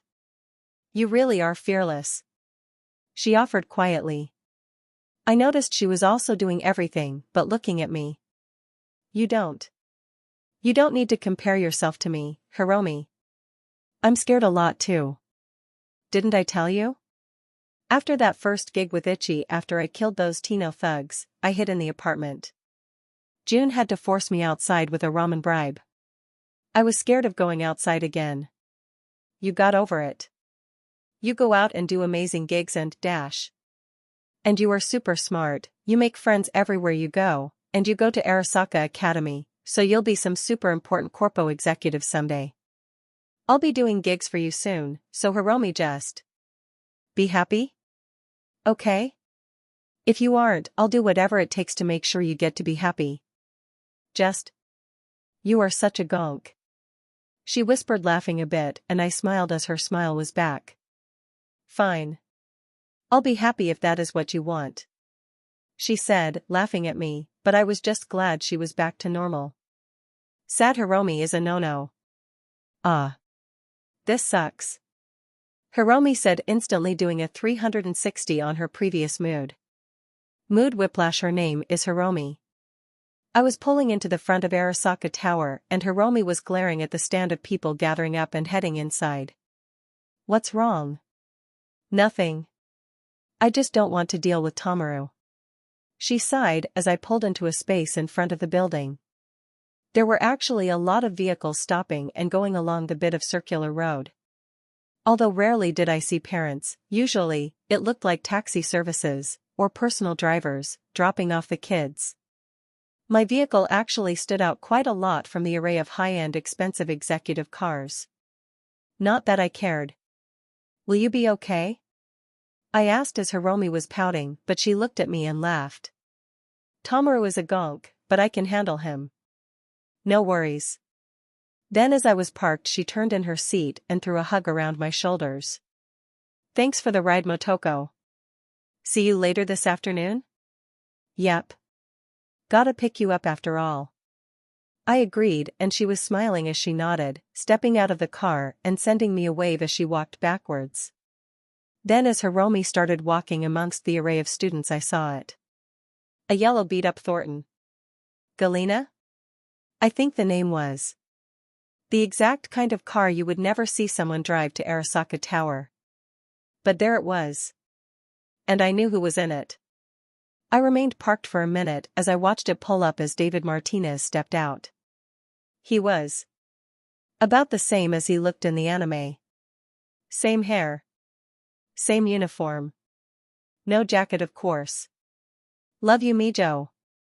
Gloria Martinez called out from the driver's seat, waving at her son like it was his first day of school. Which I could see was causing David to start growing red in a blush, and worse, causing the other students to glare at him. But there they were. A part of me. The one that loved anime and wanted to dress up as my favorite characters. Okay, a large part of me. Okay, like 99% of me. Wanted to rush out and introduce myself. To become friends with David and meet Gloria. But another part of me made me realize that I had my own life to live. My own family and chums. I might just try to help both of them out, because I did feel for Gloria. Working so hard to make a future for her son. But there was no point in getting involved right now. I already had an idea of when I would be needed. So I pulled out after checking my mirrors and drove out into the city towards home.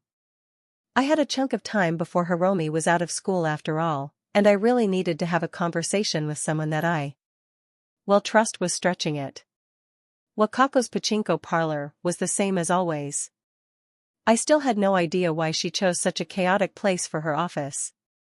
But I walked right in, and as usual Wakako was waiting for me. Girl. Sit. She demanded, which I did, almost rolling my eyes as the older woman took control of the situation instantly. I'm not here for a gig. Well, I mean, I might accept one if you have it, but Wakako. I need some advice, from someone that I can trust. I admitted, which only earned a quirked eyebrow from the dragon lady. I rolled my eyes at her dramatics. I know trust is probably a stupid word. But you have a use for me. So at least I know you won't just burn me without a good reason. Accurate enough. I do not offer such things for free. Well, maybe you will when you hear what is happening. I'm planning on killing Jotaro Shobo. I said, and that caused a reaction as Wakako's eyes widened just a bit before smoothing out. That is a dangerous statement. Yeah, hence why I'm chatting with you and not just ganking him without anyone knowing. I'm not a tiger claw, but June is, my family was. Killing one of their golden boys won't go over well. What can I do to make sure this doesn't blow up in my face? The woman took a moment to grab a cigarette and light it, taking a long drag before speaking again. You need this man dead. Why? A couple reasons. I admitted. He threatened me. Before I even realized who he was, or what lows he would stoop to. He might have backed up because of my kamikaze connections. Although I'm still not a member, people need to stop saying that. Of course. Wakako offered, waving her hand to keep me going, but her voice was full sarcasm. But honestly, I don't like the fact he kidnaps people. Tortures them for BDs and his own sick pleasure. So I'm going to kill him. There are many people doing such dirty jobs. He is not alone, most don't have the connections that Scum has. So why choose him? Because I've had conversations with him in the past, and never even realized what he was. It pisses me off. I admit, truthfully, hands clenching.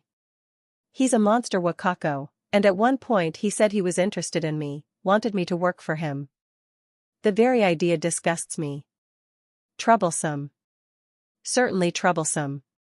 I would suggest, as someone who has a small desire to keep you alive for my benefit, that you ignore this. Let it go.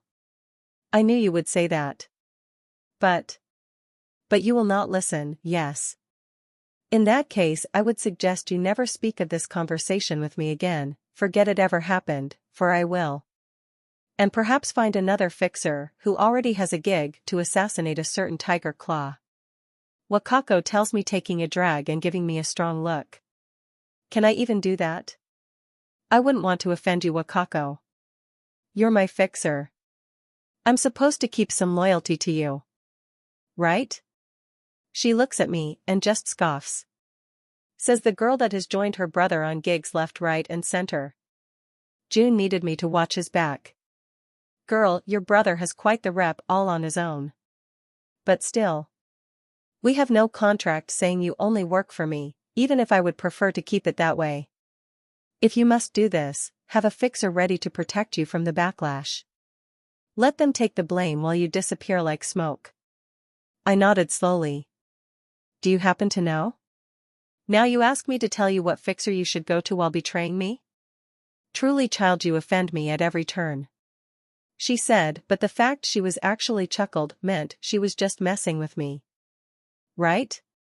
Please be right. There is a fixer in Watson. Jones. Find a way to get in contact with her, and perhaps you can find an ally in this foolishness. We never spoke of this. Thank you, Wakako. I owe you one. Far more than one. She whispered in her grandma catty way. Okay, so all I had to do was somehow get in contact with Regina Jones. Great. It turns out getting in touch with a fixer wasn't as easy as I expected. I mean, it's not like I knew where Regina's HQ was. Or even if I did, how I would get in touch with her. I couldn't just walk into the afterlife and get in contact either. I wasn't famous enough for that, the bouncer would never let me in. Plus the afterlife was Rogue's HQ, doubt she would even let Regina in. So for now. For just a bit while I figured this out. The hunt for Jotaro Shobo's life was on the back burner. But his day would come. Instead, what I needed was, well, contacts. People. Friends. And I had just the group that owed me a favor. *K Scorpion, how's things? You have any issue picking up the vehicles? I sent out a text as I walked back to the car. The sounds of Jig Jig Street all around me. The Joy Toys were working, and the Johns were active around the area, despite it being early afternoon. Night City was certainly special. Suddenly, I got a call. Scorpion was reaching out. Hey Scorpion, I chirped into the line, which made the dichotomy even funnier as the guy sounded utterly dead. *K kid, no issues, we got to the site and clept everything in the middle of the night. Saul thought it might be a trap at first, so it took even longer than it should have, but we got everything moved to the camp. Already have most of the cars repainted. We owe you. Big time *. Nah, you did me a favor. I had no idea what to do with all that crap. I'm at least glad to get it out of the Raffin's hands. I told him as I walked down the street. I thought about going home, but since I was out and about, I stepped across the street and down the steps into Cherry Blossom Market. Ramen sounded good. Yeah, well, that's not how Saul is seeing it. Listen, Motoko. You saved my ass before, and we didn't do what we should have. I mean, I haven't even kept in touch. Why don't you come out to the camp? We are having a barbecue, and Saul wants to meet you. Gotta discuss your pay, Scorpion said, although he ended by breaking out into a jaw-popping yawn. Poor guy. He must be exhausted, what with being woken up in the middle of the night, forced into a long-distance drive to the Raffin camp, looting it up and then driving home. I was just lucky that I didn't really get sleepy like that anymore. Barbecue? I ended up asking, because that sounded fucking amazing. Even if I was settling into the noodle bar and ordering lunch. Well, it's not real meat, but trust me, we know how to make the taste authentic. Kid. Motoko. You should come. We owe you big, let us at least give back a little. You are making Saul freak out about owing so much to some merc he's never met. Come on by, let us throw you a party. Hell, you might get some job offers. We don't usually hire kids for gigs, but you have a bit of a reputation among the Aldecaldos now. Well, I am always looking for more work. I can't make it tonight. I have to help out a chum in a few hours, and then I don't think I'll even have time to reach your camp before nightfall. Yeah, we are pretty out here. So let me know another day? You kinda had me at barbecue, I admitted with a smile as I waved down the waiter for a bowl of ramen. Food in Night City was kinda lacking. Tomorrow then. I'll let Saul know. Motoko. For last night. Thanks, I'll make sure we pay you back for all of it. You've made a lot of friends with the Aldecaldos over this. It was nothing. Really? But I guess I'll see you tomorrow. I'll send the camp's coordinates. CYA then kid. I'm not a. He hung up. I grumbled, but I was smiling a bit too. I guess I'll have to tell June not to wait up for me tomorrow. I wasted some time at the ramen bar eating and watching the news on the TV there, but eventually I paid and slipped out, heading home, actually walking back to the apartment just to enjoy being able to go outside again. Geez, it made me remember just how long it had been since I was able to just go on the street for a walk. Since the kidnapping. As I walked through the horde of people walking through the market, I felt paranoia slowly amping up. It wasn't like I was far from where it had happened. The crowd was thick. I would have trouble escaping if someone attacked me. I had my barrier, but what if I didn't bring enough ammo? What if I didn't have enough max stocks? What if? But no. I wasn't going to live like that. Morgan Blackhand had mentioned paranoia was a good thing for a solo. There was literally a segment in his guide about constantly moving, sleeping in different locations, and never falling into habits that someone could use against you. Good advice, but also a good way to spend your entire life living in utter fear. Or sleeping in cardboard boxes in alleys just to throw people off your trail. No thanks. I let a drop of cold blood wash away the paranoia. I was in control of myself, and I wasn't about to let my fear control my life like that. I would just have to get so amazing in everything that I could build a doomed fortress or something. Seriously, Morgan, your advice is good, but also kind spastic. So instead I pushed my shoulders back, my head up and started stalking. I wasn't tall enough to cause the crowd to break around me, and while I was armed, so was everyone else, but it made me feel better. Made me confident as I walked home. No maelstrom jumped out of the shadows to attack me, no one even noticed me. It made me scoff at my own paranoia. I made it home without anything happening. A reminder that in the grand scheme of things I wasn't some super important character. I was just Motoko, and I wasn't that important. Yet. I raced up the stairs of the apartment, enjoying how easy it was to run up the 4 flights of stairs. As I slipped into the apartment, I could hear the quiet snoring of June still coming from his room. Silly June. But I guess I had literally kept him up all night on my hunt for that killer. I made sure to keep quiet as I settled in. I had a few hours until Hiromi was free from school, so I set an alarm in my HUD and grabbed my ICE laptop. Let's do some casual grinding while I wait. I was waiting in front of the Arasaka building when Hiromi came out. Sure, I had gotten some weird looks, and Arasaka security looked like they were keeping a close eye on my all-black ride, but I didn't care. I wasn't doing anything nefarious. Finally, the crowd of teenagers headed out, almost all of them heading to private vehicles. A few of the truly rich didn't even leave the front of the building, instead getting into AVs and disappearing into the sky of Night City. A place only the ultra-rich and powerful were welcome to. Hiromi though stalked out of the building, practically stomping on her way out. Her direct path towards my car was interesting, as some people had to literally get out of the way as she stomped up to the car and flopped in. "I hate morons," she said, practically growling as I nodded along with her. Hiromi was super mad. I wasn't about to start poking her until she was ready. I pulled out into traffic and started heading for her home. A minute later she finally spoke. "That fucking gonk Tomaru. He pulled some shit, tried his stupid power play shit again. Fucker." Hiromi ranted, glaring out the window as I just nodded along. "Want me to kill him?" The silence in the car stretched on for a moment before Hiromi chuckled. "No. It would certainly make my life easier," she admitted, actually breaking through her anger and chuckling a bit. "Sorry, I should have said thanks for picking me up, chum." "It's fine.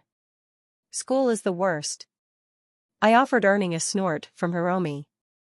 "Motoko, you literally never went to school. I bet everything you know about school comes from some cartoon or something."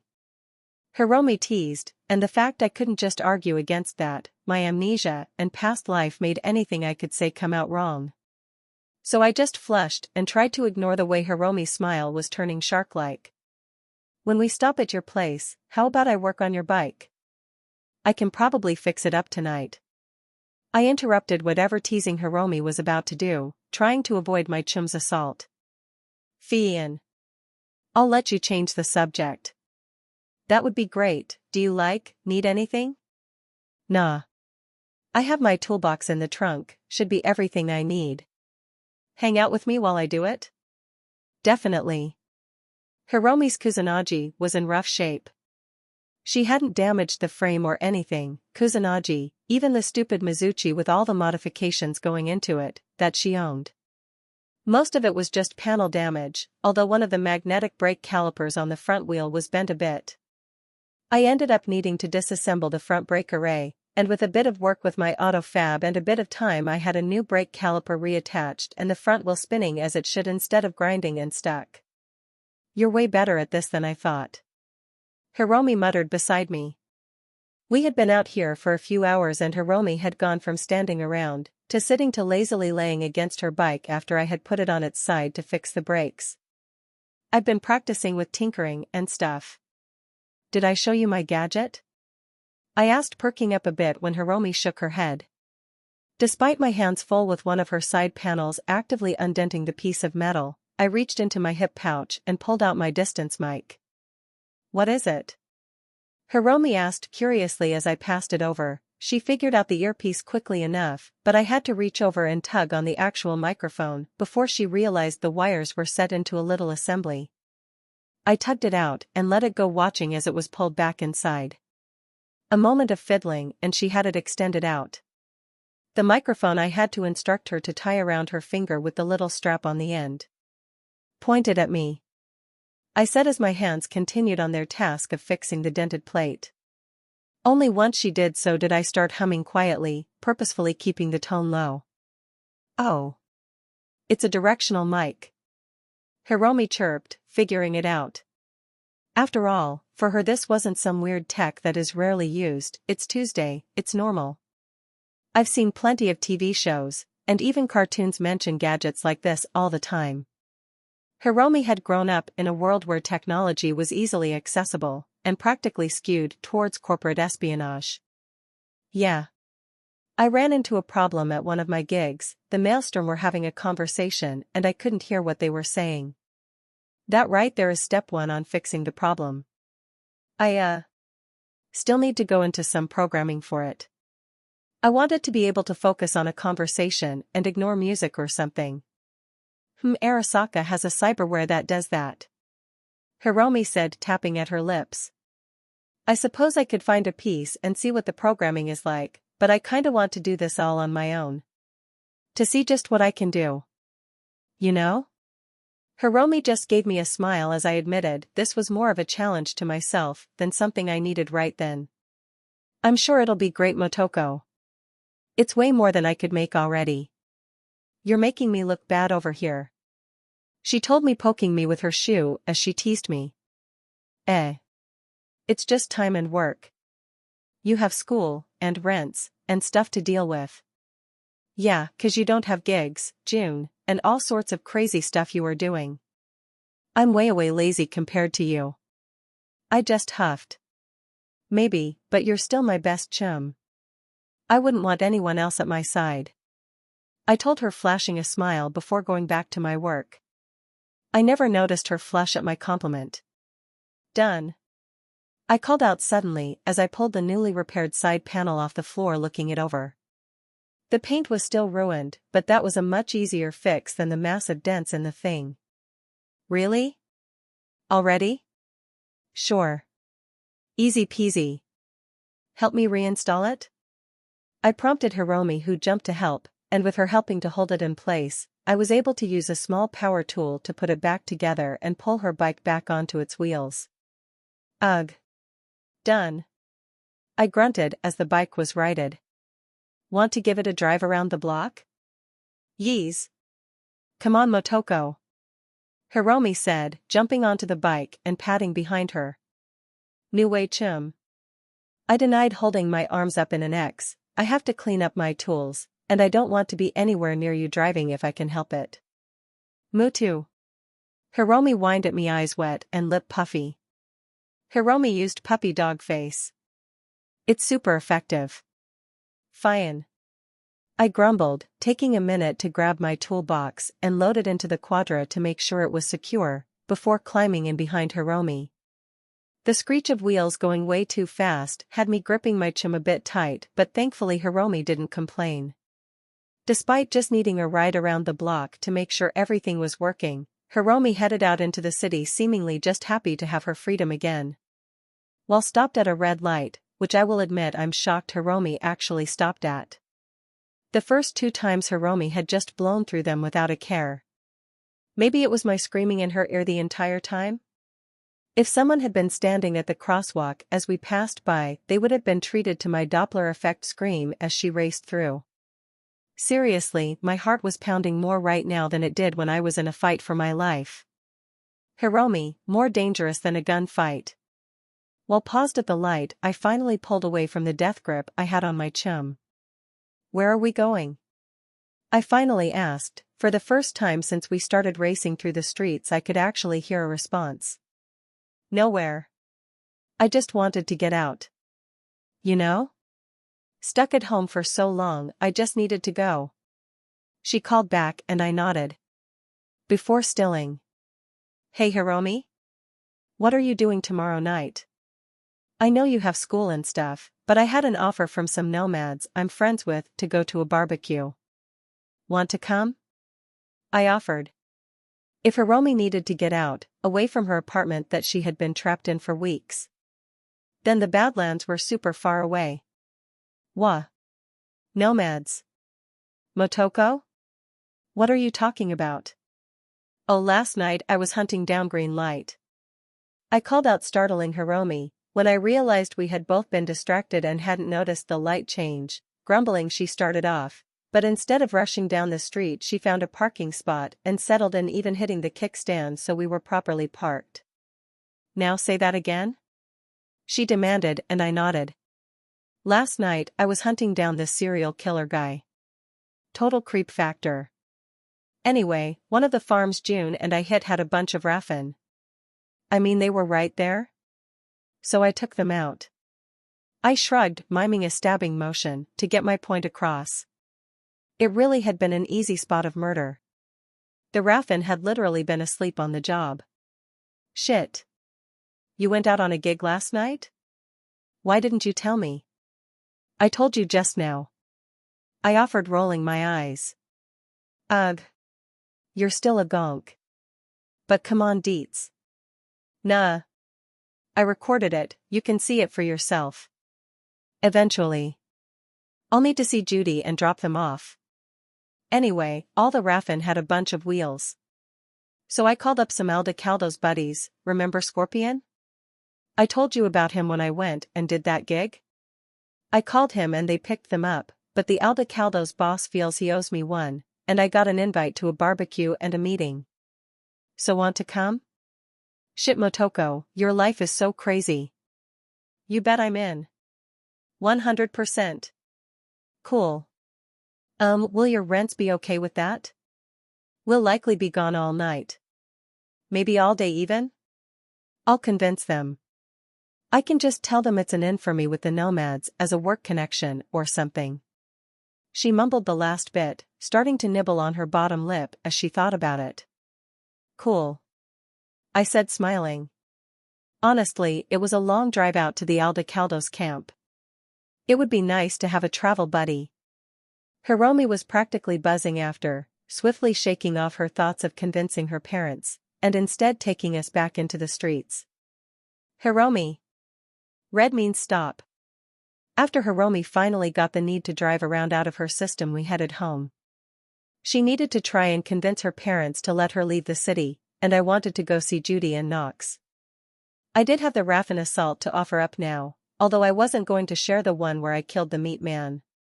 I wasn't sure how many people would end up knowing about his death, and while I wasn't exactly worried about people knowing it was me that did it, there really wasn't much on that gig worth keeping, especially since I had failed to hack the mines. It wasn't like I was going to destroy that recording just because it showed me try and fail to hack the mines over and over. It was because it was boring. Definitely. Sliding into a parking spot at Lizzie's, I was really surprised when as I walked up to the door Rita actually walked out and matched my pace. To my surprise she threw an arm over my shoulder and was giving me a smile. Hey kid. Oh, hey Rita. Wanna talk with you? Come with? She asked, and it was definitely a question. She wasn't pushing me along, or anything, just giving me a minute to decide. Sure.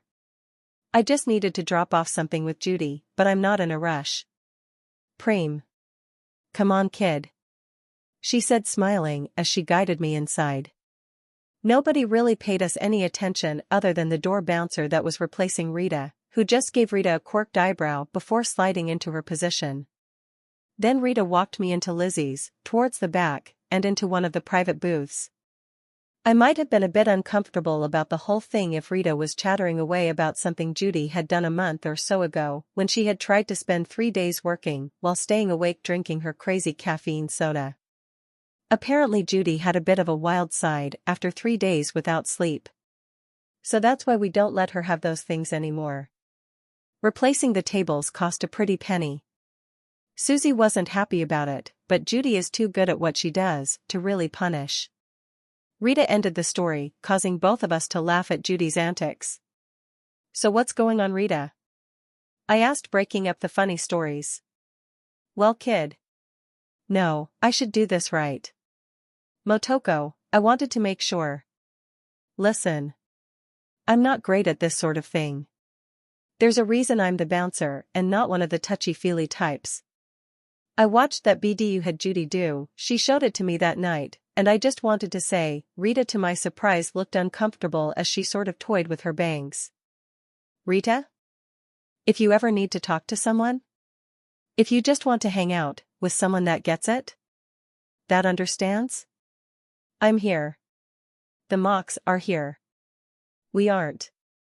Well, Judy and some of the older girls try to keep the spirit alive, but we don't go out and try to help people as much as we used to, but I still. Fuck, I'm rambling. The older woman said, sighing as she looked around and found a bottle of something alcoholic laying around the booth. She took a second to check it and then popped the glass stopper and took a swish of it down. I just kept staring because I had no idea what was going on. Okay, I can do this. Come on, Rita. She said, pepping herself up before she focused on me again. Listen, Motoko. This stuff. Killing, Chrome, Night City, it's not easy, but if you need something. I get it. I went through similar shit when I was a kid too. Forced Chrome, fighting, killing, because if I didn't I would be the one dead. The whole reason we all came together as the Mox was to help people like us. If you need help getting away from the TC, if you just want to stop killing or being chipped, I'll be here, someone to talk to, or back you up if you need it. Fuck, I'm not good at being the sponsor. She muttered, turning away from me, and it was only because of how she had shifted that I saw the bits of her face that wasn't chrome was actually blushing. How cute. Thanks, Rita. I said I couldn't help it. I was smiling at her obvious distress, because it really showed how much this meant to her. I mean, I don't really think I'm in any trouble.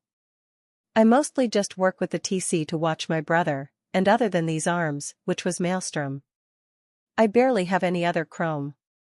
But I get it. Thank you. For reaching out? It's really sweet. Don't call me sweet. Rita groaned, the top of her face flushed as she did her best to look away from me, the bottle of alcohol clutched in her hands as if it was a lifeline. But you are. I'm not in any trouble, honest. The gigs I take, the people I kill, it's my choice, and I kinda like it. I admitted as I settled onto the couch beside her so we could chat easier. I found I have a talent for it, and it's exciting. Thrilling even. Oh. Fuck. Ugh. I'm such a gonk. Stupid Rita, real stupid. She muttered to herself, but I wasn't about to let Rita, who was being an absolute sweetheart, trying to help me escape what she must have thought was some tiger claw workforce.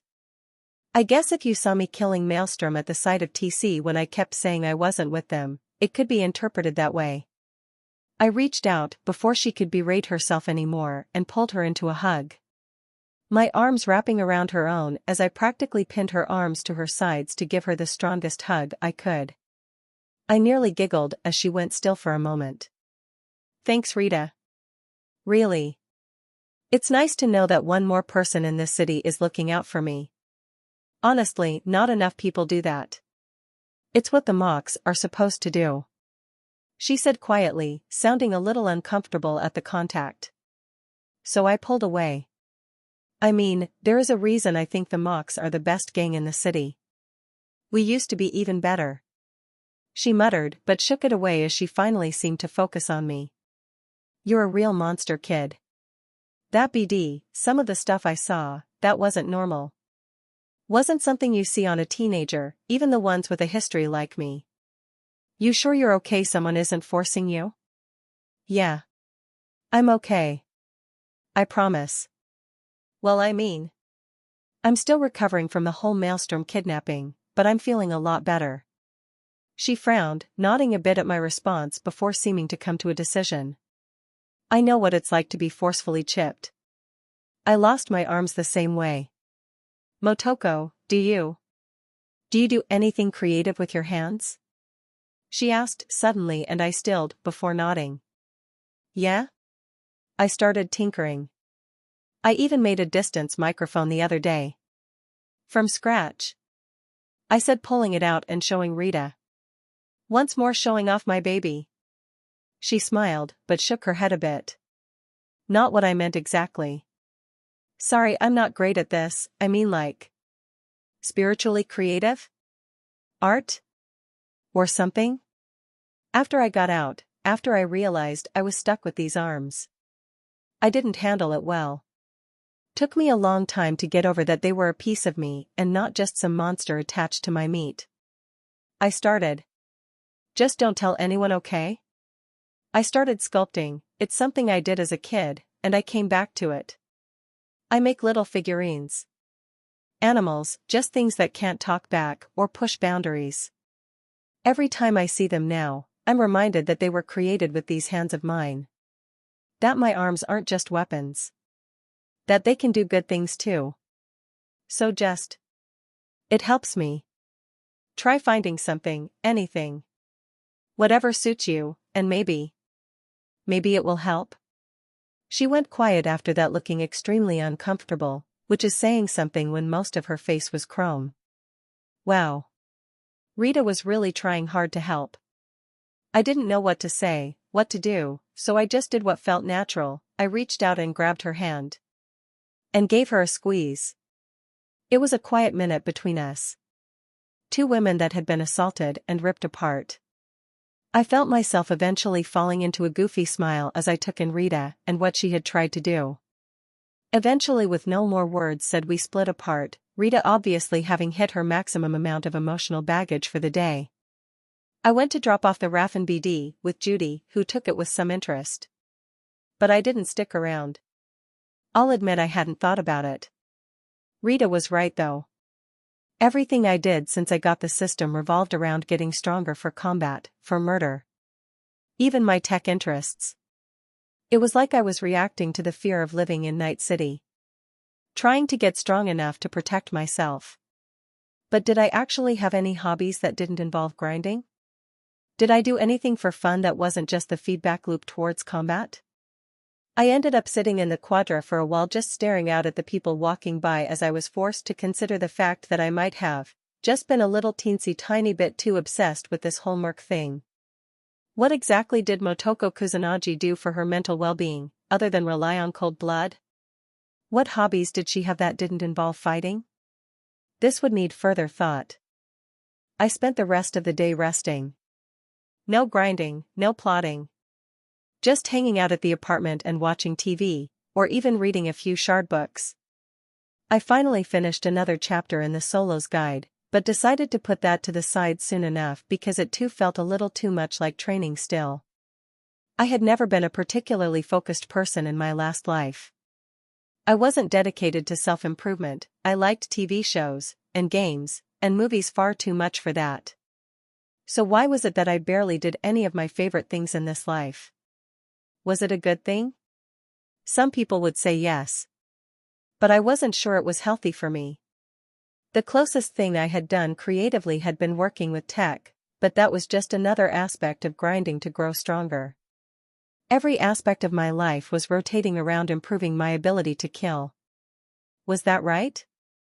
It didn't bother me exactly. I liked it. I liked fighting, and I loved being better than others at killing. Anyone who played nearly any video game could attest how great it felt to be strong. But was that all I wanted out of this second life? Was all the freedom I had thanks to my growing skills only meant to create paths towards more killing, more death? No. I realized that my life wasn't just this. As much as I enjoyed it, I shouldn't exist solely as a merc. I mean, this wasn't a game, even if I was a gamer. Did I want to spend the rest of my life as nothing but a killer for hire? No. I had just been having so much fun, I hyper-focused. Oops. So I took the rest of the afternoon to watch future TV shows, some of which were at least interesting, and some awful. I didn't really like TV in the future. I didn't really like the books. But I also hadn't really searched for things I would like. It's like watching daytime TV and thinking that was all that was on the TV. As I explored the different channels and read, I was texting with Hiromi, who confirmed she had gotten permission to skip school to come along to the Alda Caldo barbecue. Road trip with the best chum is a go. Finally. I groaned as I pulled out from Hiromi's garage the next morning. I had been running late as June had gotten all protective when I told him what I was up to. It had taken me a few minutes to remember I was 14, and heading out to the Badlands to party with a bunch of nomads. So okay, when you put it like that, June had a point. But when I explained, it was mostly about what we had done that night, and that I certainly would shoot anyone that tried something, plus Hiromi was coming. He had finally loosened up and I had managed to escape his clutches.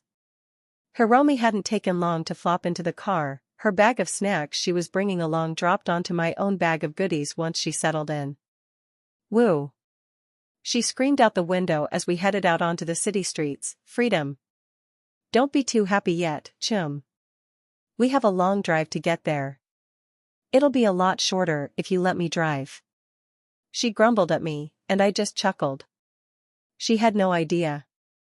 I drove safely, and followed all the laws within the city, but as soon as we started hitting dirt, well, I waited for Hiromi to be slightly distracted, with nothing on the road in front of me, when I suddenly floored it. Her jerking reaction to my sudden acceleration was great. her mouth full of some chips, or some snack food meant her shocked gasp sent her into a coughing fit as I tore down the road. "Motoko," she said in delight when she finally got herself back under control, and seeing me absolutely flooring it over the desert road. "Hiromi," I chirped back, completely at ease, despite going so fast. "You're going fast." "So I am," I said smiling, which had her giggling in delight. "So there is a troublemaker in there." "I'm not in the city, and there is no longer a posted speed limit. Of course I'll drive how I want," I said simply, but my firm tone was ruined by my lips fighting back more smiles. "You are such a gonk. You should just drive like this from now on." "Nah. June made me promise not to drive fast in the city. I apparently scared him the last time I did it." "Ah, I wanted to see that," she said laughing, and I just shrugged as I noticed my turn off. With a casual press of the clutch, shifting slightly, and then pressing on the brake, I was in a perfectly controlled drift. Hiromi couldn't enjoy the look as she wasn't wearing her seatbelt properly, despite my multiple warnings to stop taking it off. So she soon found her face pressed up against the passenger window for a few moments until I finished the drift and was heading straight down the new road. Wah.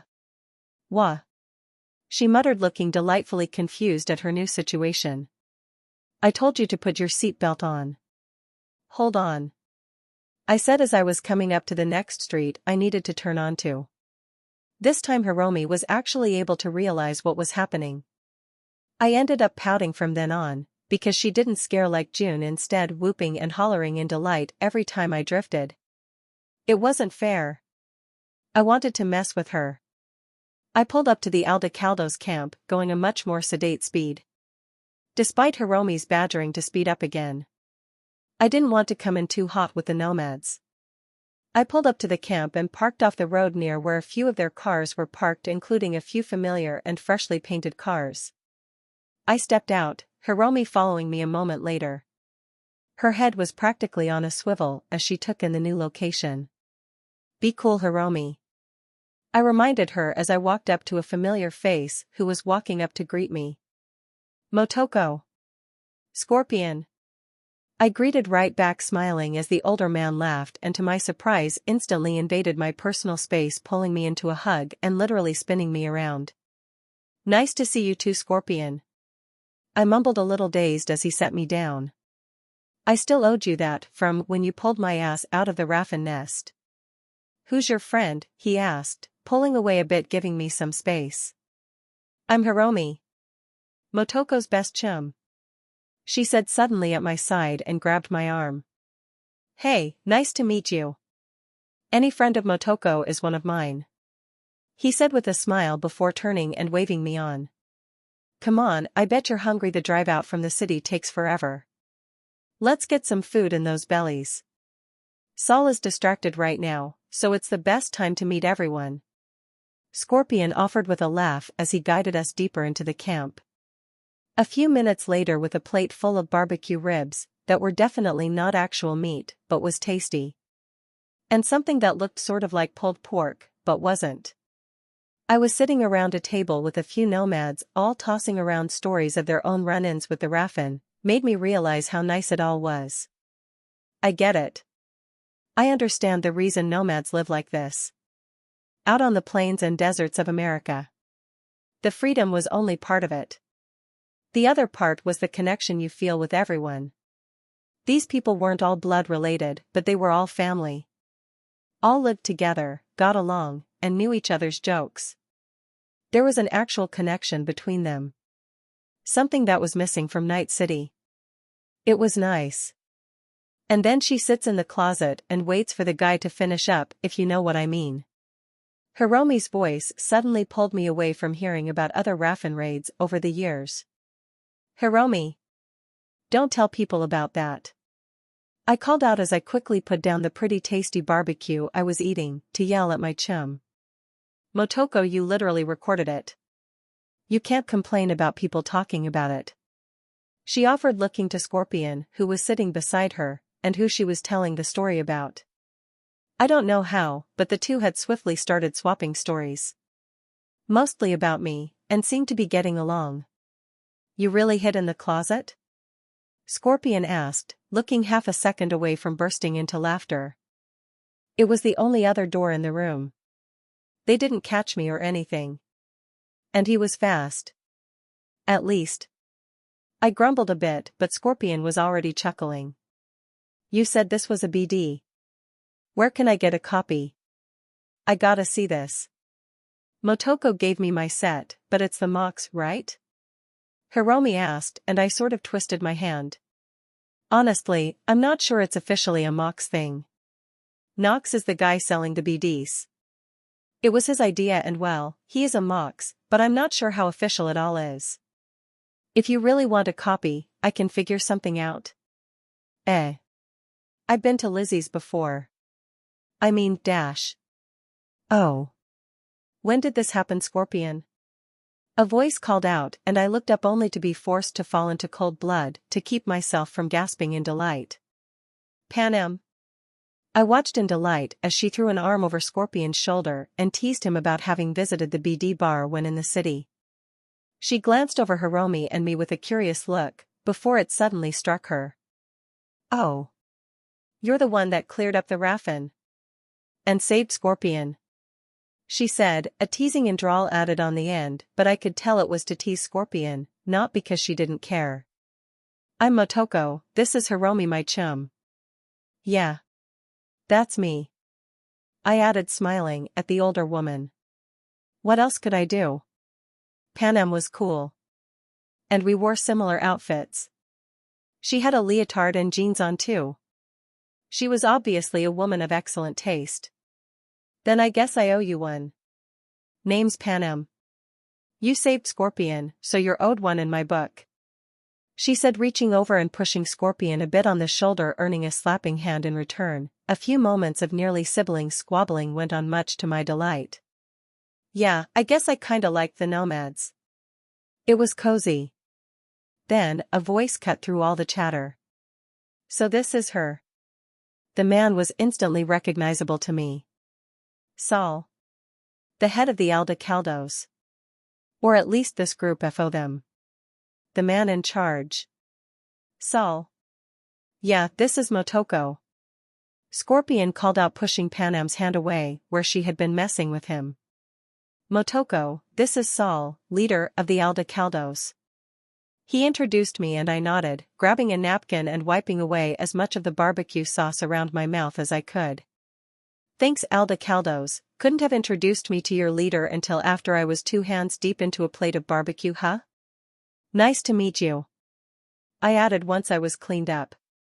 Walk with me. He suddenly said, and while he didn't quite start walking away, he made it obvious it was more command than request. I kept a smile on my face even if I wasn't the biggest fan of being ordered around. I let it go. Just couldn't take it personally. Saul was used to getting his way, that's all. Besides, I wanted to know what he was thinking. Nomads didn't usually welcome people into their camp like this, at least as far as I could pick up.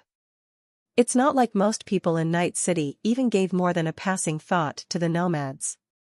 They were a different breed as far as Night City residents were concerned. I rose up, waving off Hiromi, as she was rising to stand up as well. Scorpion, keep Hiromi company, okay? I asked, and he gave me a nod, and the table seemed to relax as Scorpion started up another story to Hiromi, who looked conflicted but settled down. I followed after Saul as he started walking through the camp, not really seeming to head anywhere in particular, just walking around. Twice now you've done us a favor, and that I can't just ignore. He finally said as we came to a quiet part of the camp, empty tents and places where people slept set up all around. Not a fan of outsiders doing us favors. Always leads to some sort of trouble. But I also can't just let it go. You saved Scorpion. Even if he was doing something he wasn't supposed to, he is one of us. I was just hired for a job. I demurred, but Saul just ignored it. You don't know, but the Wraiths have been in a frenzy since then. Twice now we've been raided. You saved Scorpion, but threw the Wraiths into a frenzy. Now you did it again. You helped us, gave us access to new vehicles, but the fact is, you also made living out here more dangerous. With so many cars lost, the Raffen will seek out new ones. See the problem? I guess I understand what you are saying. Poking the Raffen means they try to poke back. Exactly. He stopped walking, turning to me. Which was annoying as the guy was pretty tall. And I was only 14. I appreciate your help. I do. You did us a favor with good intentions, but good intentions can still cause us problems. The wraith's really that big of a deal? I've killed a bunch of them by now. How many more do they have? Hundreds. Thousands. He answered simply to my surprise. You city folk think the Raffen are just another street gang, but they are worse than that. They hunt anyone on the roads. Doesn't matter who. The wraiths circling Night City are more than 1,000 strong. My clan only has 500 and some extra. I blinked at that. Those numbers were crazy. The camp here only had what, maybe 100? Seeing my confusion and looking around, he scoffed. We don't all stay together at once. Too many mouths to feed in one camp. Split up, it's easier to keep everyone fed, but makes us easier prey. So why not gather all together and wipe out the wraiths? I asked the question that had been bugging me for a while. The Aldecaldos were a massive group, even if they were spread out across America. They have backing, kid. You think the corporations aren't more than happy to have a bunch of sociopaths like the wraiths willing to hunt people for them? You noticed all the equipment they had at the camp you rescued Scorpion from, didn't you? Ever wonder where they got all the expensive sensor gear for their camp? Militech, Arasaka, Kong Tao, or any of the others. Any corp that wants a competitor to have some trouble, to have shipments suddenly stop arriving through the Badlands. Saul grunted, scratching at his beard for a moment. I see. The Corps use them as deniable forces, hit their enemies. It's not like the Raffen are considered a threat to anyone outside the Badlands. Exactly, but that's not what we are here for. He looked to me, his green eyes dark. The clan owes you a debt. I don't like owing debts to outsiders. Twice now you've helped us. I can't pay you for the vehicles, not fully. Not in eddies. He said bluntly. Okay? So what can you do? Honestly, I'm not bothered about it. I don't much like the Raffen, so just hurting them was good enough for me. Well, I am. We pay our debts. Always. I've been forced to think about what we can do. What we can afford to offer in exchange for the cars. Damn Scorpion for being so stupid to take them without asking. He cursed. Suddenly, to my surprise, the man looked stressed. Saul? Not your fault, kid. Not Scorpion's either. He was right to do it. This is my problem. The vehicles were needed, but now I'm stuck trying to figure out how to pay for them. He grumbled, looking down at me with a look in his eyes that expressed his frustration. Yeah, Saul wasn't having a good day. Okay, so let's push Eddie's off the table. Again, I only called up Scorpion because I knew he needed a ride. And that he could get the vehicles out of Wraith hands. You guys did me a favor that night. Hardly. Wraiths are a nomad problem. Not exactly something street kids have any issues with. They shot me. So yeah. I have an issue with them. Getting shot makes me testy. I countered instantly, a little heated. But fuck it. You don't have eddies? Fine. I'm not really hurting for eddies anyways. Merc work pays well. So what do you have? You want to pay me back? What can you offer? Membership. He said suddenly, surprising me. You're young. Gotta know how shit it is in the city. Join our clan. Become an Aldecaldos nomad. We'd welcome you. It might take a while to adjust, but you've proven yourself to my people. You'd fit in here. I can't. I refused instantly, shaking my head. I have family in Night City, friends. As nice as it sounds to wander the desert, living life as it comes, it's not for me. I'm a city girl. Well, I expected as much, he said with a shrug. But still. You're welcome here. That offers some benefits. You might not realize it, but most of us have military experience. You want to be a merc? Then you'll need knowledge, stuff you can't just get on the street. We can help. We'll help. We have stuff we make that can be useful to someone looking for a fight. He tilted his head over and led me to a truck, which when he opened up I understood what he was saying. That's a lot of guns. He nodded, having flicked on the lights to the moving truck, showing me the inside was literally an armory. We keep well armed. Even have things you can't find easily in the cities, he said, pointing out a beautiful Tektronika SPT-32 Grad. It was an anti-material sniper rifle. I want one. I want one so bad. Bitches love cannons. Instantly I walked over to it. It was resting on a bench tool strewn around. Someone was tinkering. No, I noticed as my eyes scanned it down. Someone had already tinkered. This wasn't just any grad. It was the fucking Overwatch. I instantly hyper-focused on the suppressor attached to the end of the thing. I didn't remember the exact name of the Nomad, but one of them had managed to get a suppressor working on the rifle. Okay, who did this, and where are they, because they need to teach me. I told Saul as I started taking scans and checking over the Overwatch. Mitch. He made that during the war. Saved his hide a few times from the stories he tells. Not for sale. Don't want it. You wanted to pay me back? Then, I'll consider it a fair trade if you have Mitch teach me about his work on this baby. It old him, my hands already feeling over the suppressor as my eyes scanned it down. Huh. Bit of a tinker, are you? Yeah. Just a bit. I mumbled. Looking over the Overwatch. Normally a suppressor was either screwed into the barrel, or an attachment you would hook over the edge of a muzzle brake and lock in. This one? There was no separate attachment. The entire barrel was a custom job, suppressor included. Which was crazy. Suppressors didn't last forever. So Mitch would have to replace the entire barrel pretty consistently. Unless he figured something interesting out. I'll talk to him, see if he's willing. But that alone doesn't square us. So let's talk. I would be happy with a few of the shinies that were hanging around the armory, but as my eyes scanned the inside of the place, something caught my eye. That. I demanded with a pointed finger. What? Kid. What would you even use one of those for? We don't even use them. Those are the words of a man who has never created a situation to shoot a rocket launcher before. That's the deal.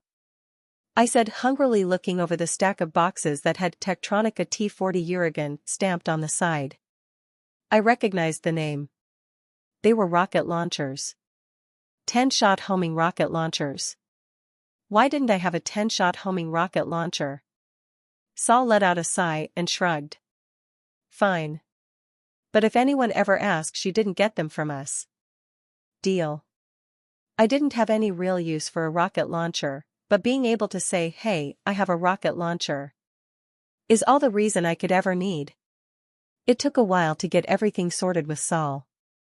First I got my Uragan, of course, but I also got dragged around to talk to Mitch, and a few other nomads regarding some of the stuff I wanted to know. Mitch had been a bit grumpy about having to give away the knowledge of how to craft his baby, the Overwatch. Which really just meant the suppressor. Turns out the reason it worked was a little trick with some crazy nanite goop that he had come across and fiddled with during the war. The inside of the suppressor was literally a nanite swarm. Fucking cool. He did relent to give me the blueprints for how to make the stuff myself in a shard, but only after I promised to never tell anyone else. Works for me. It's not like I wanted someone else to have a silenced rifle. With that done, and everything packed up in the trunk of the Quadra, I went looking for my chum. Hey Hiromi. I greeted as I settled down onto the wooden stump beside her. I had found her sitting around a fire pit where all the nomads were hanging out, a few were even singing along to songs a cowboy was strumming out. It was homey, and Hiromi was obviously having fun. Motoko.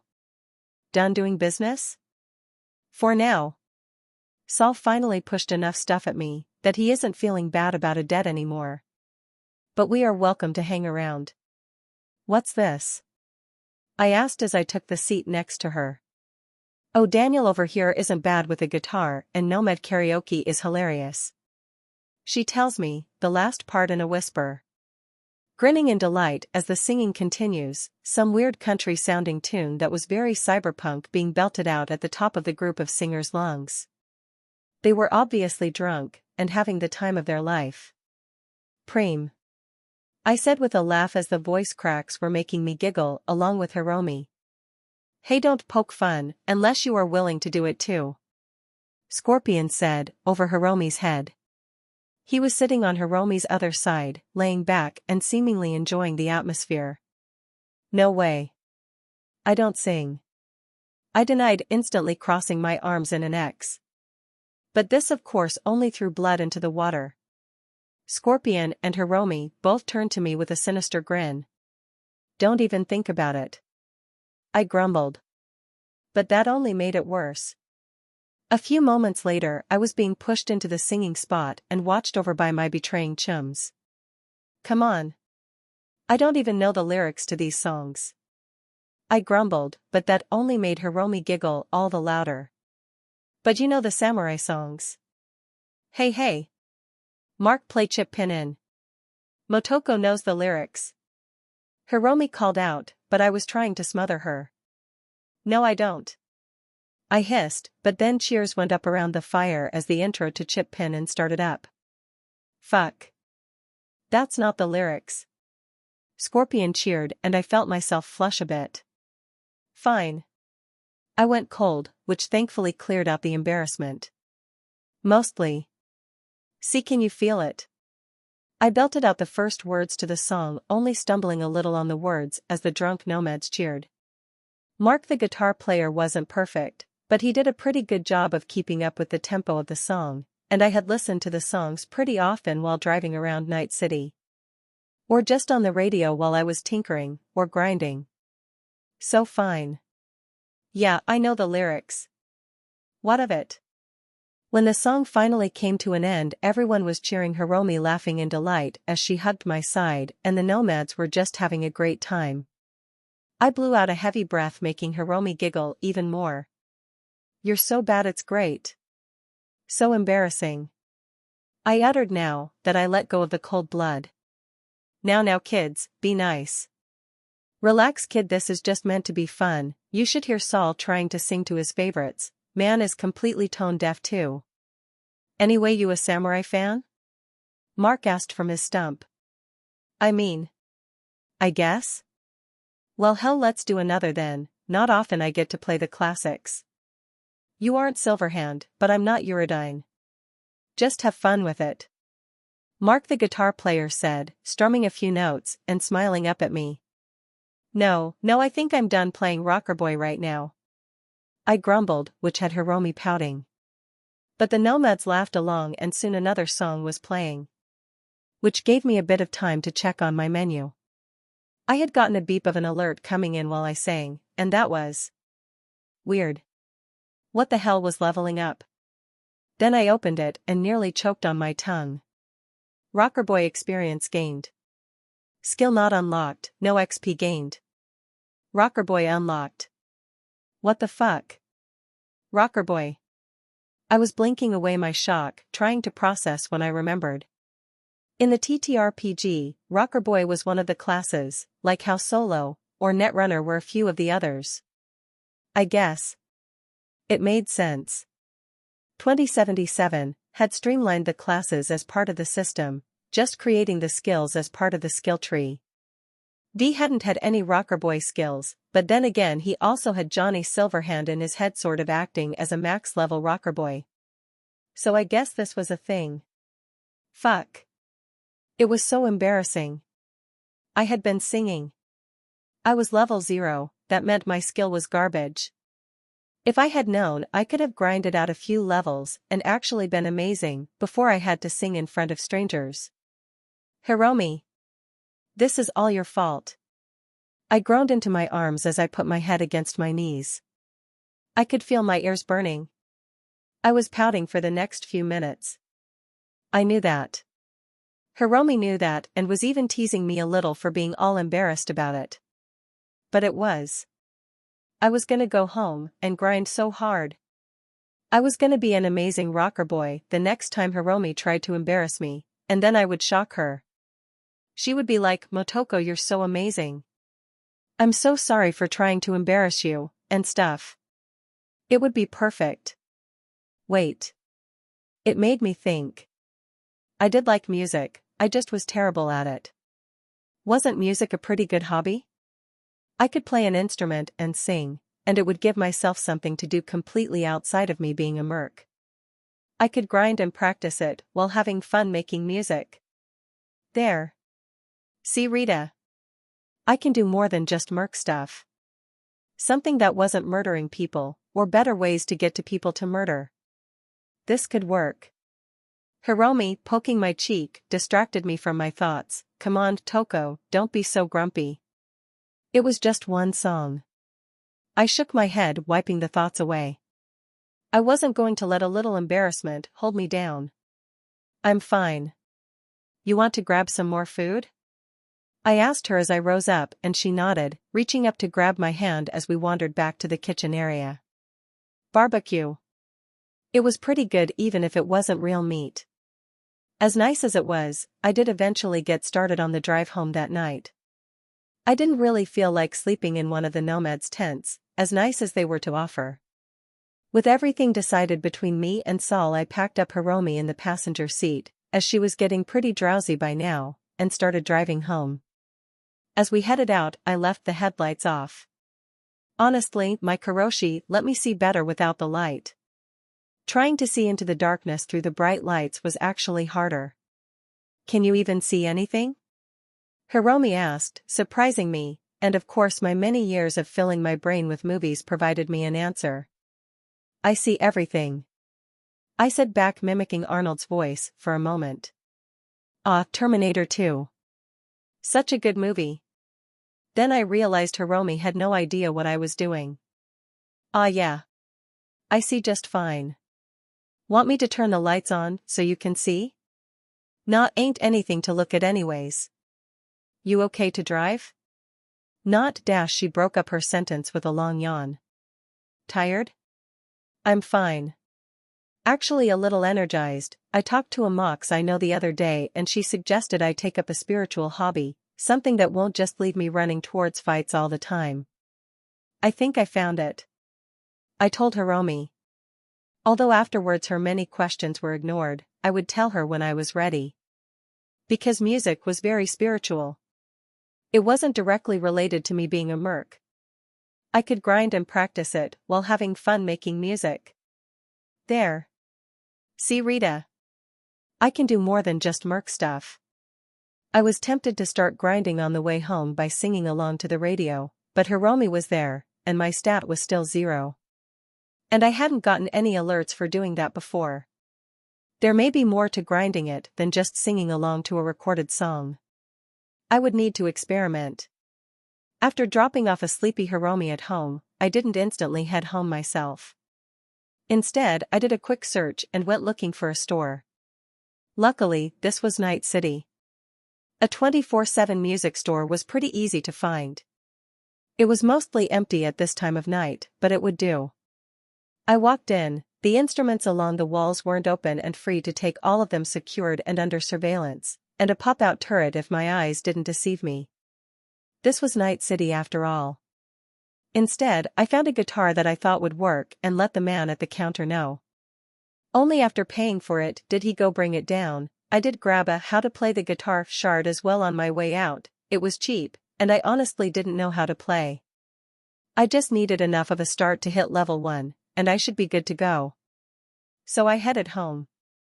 The apartment was quiet when I got in, and I dropped the guitar on the living room table right next to my laptops, and my tinkering gear. And my guns. Okay, so June may have a point when he talks about me needing to clean up a bit. Speaking of June, I peeked into his bedroom and he wasn't there. Considering how late it was, that made me a little concerned, so I sent off a text asking if he was alright. Then sighed in relief that he wasn't here as I headed back outside to my quadra. The Urigan needed to be brought inside. After successfully, mostly, bringing the crate with the launcher and ammunition into the apartment and hiding it under my bed. I mean, not hiding it. Because hiding it meant I was embarrassed I now had a rocket launcher. I was just saving it for later. Along with a few of the other goodies that Saul had sent me off with. Honestly, I was just glad the Quadra had a big trunk, because it had all barely fit. Once that was done, I settled down on the couch. Okay Motoko, just play the guitar, I told myself as I picked it up and strummed a chord. Well tried too. I winced at the tone in my head. The noise was, well, it wasn't any musical note I had ever heard. Realizing how loud it could be as well, I grabbed my cord out of the back of my neck and pushed it into the access port of the guitar. One of the reasons I bought this guitar specifically. I could jack into it, and instead of playing the sound aloud, it would play in my head. I also grabbed the how to guitar shard and clicked that in, following along as it walked me through playing baby chords. The problem was, it wasn't giving me any experience. I stopped after about 20 minutes with nothing to show for it. What am I missing? I wondered, grumbling as I rested back and closed my eyes. It wasn't just singing or something, because I sang along to the radio plenty of times. Was it the people? With no one to hear, did I not get Rocker Boy XP? That seemed annoying. I guess I could go outside and play on the street? The flutter in my stomach at that thought told me that wasn't going to happen. Instead, I decided to try a few other things. I turned on the radio until I found a song I actually knew the lyrics for, and started singing along, strumming the guitar as best I could following along. When the song finished, I flushed in pleasure. 100 Rocker Boy XP gained. Okay. So I could gain XP without people watching. What was it exactly though? I continued working on it, a few hours of grinding, and I had some basic answers. I had to actually complete the song to get XP. From start to finish. If I stopped halfway, I got nothing. I guess my system agreed that the show must go on. Each completed song seemed to get me an alert, so completing a full song was the way to grind. Which meant I spent a lot of time on Moro Rock, for the samurai songs. But it worked. As I played along song after song, singing and trying to strum the guitar to the right chord. It wasn't the right chord, ever.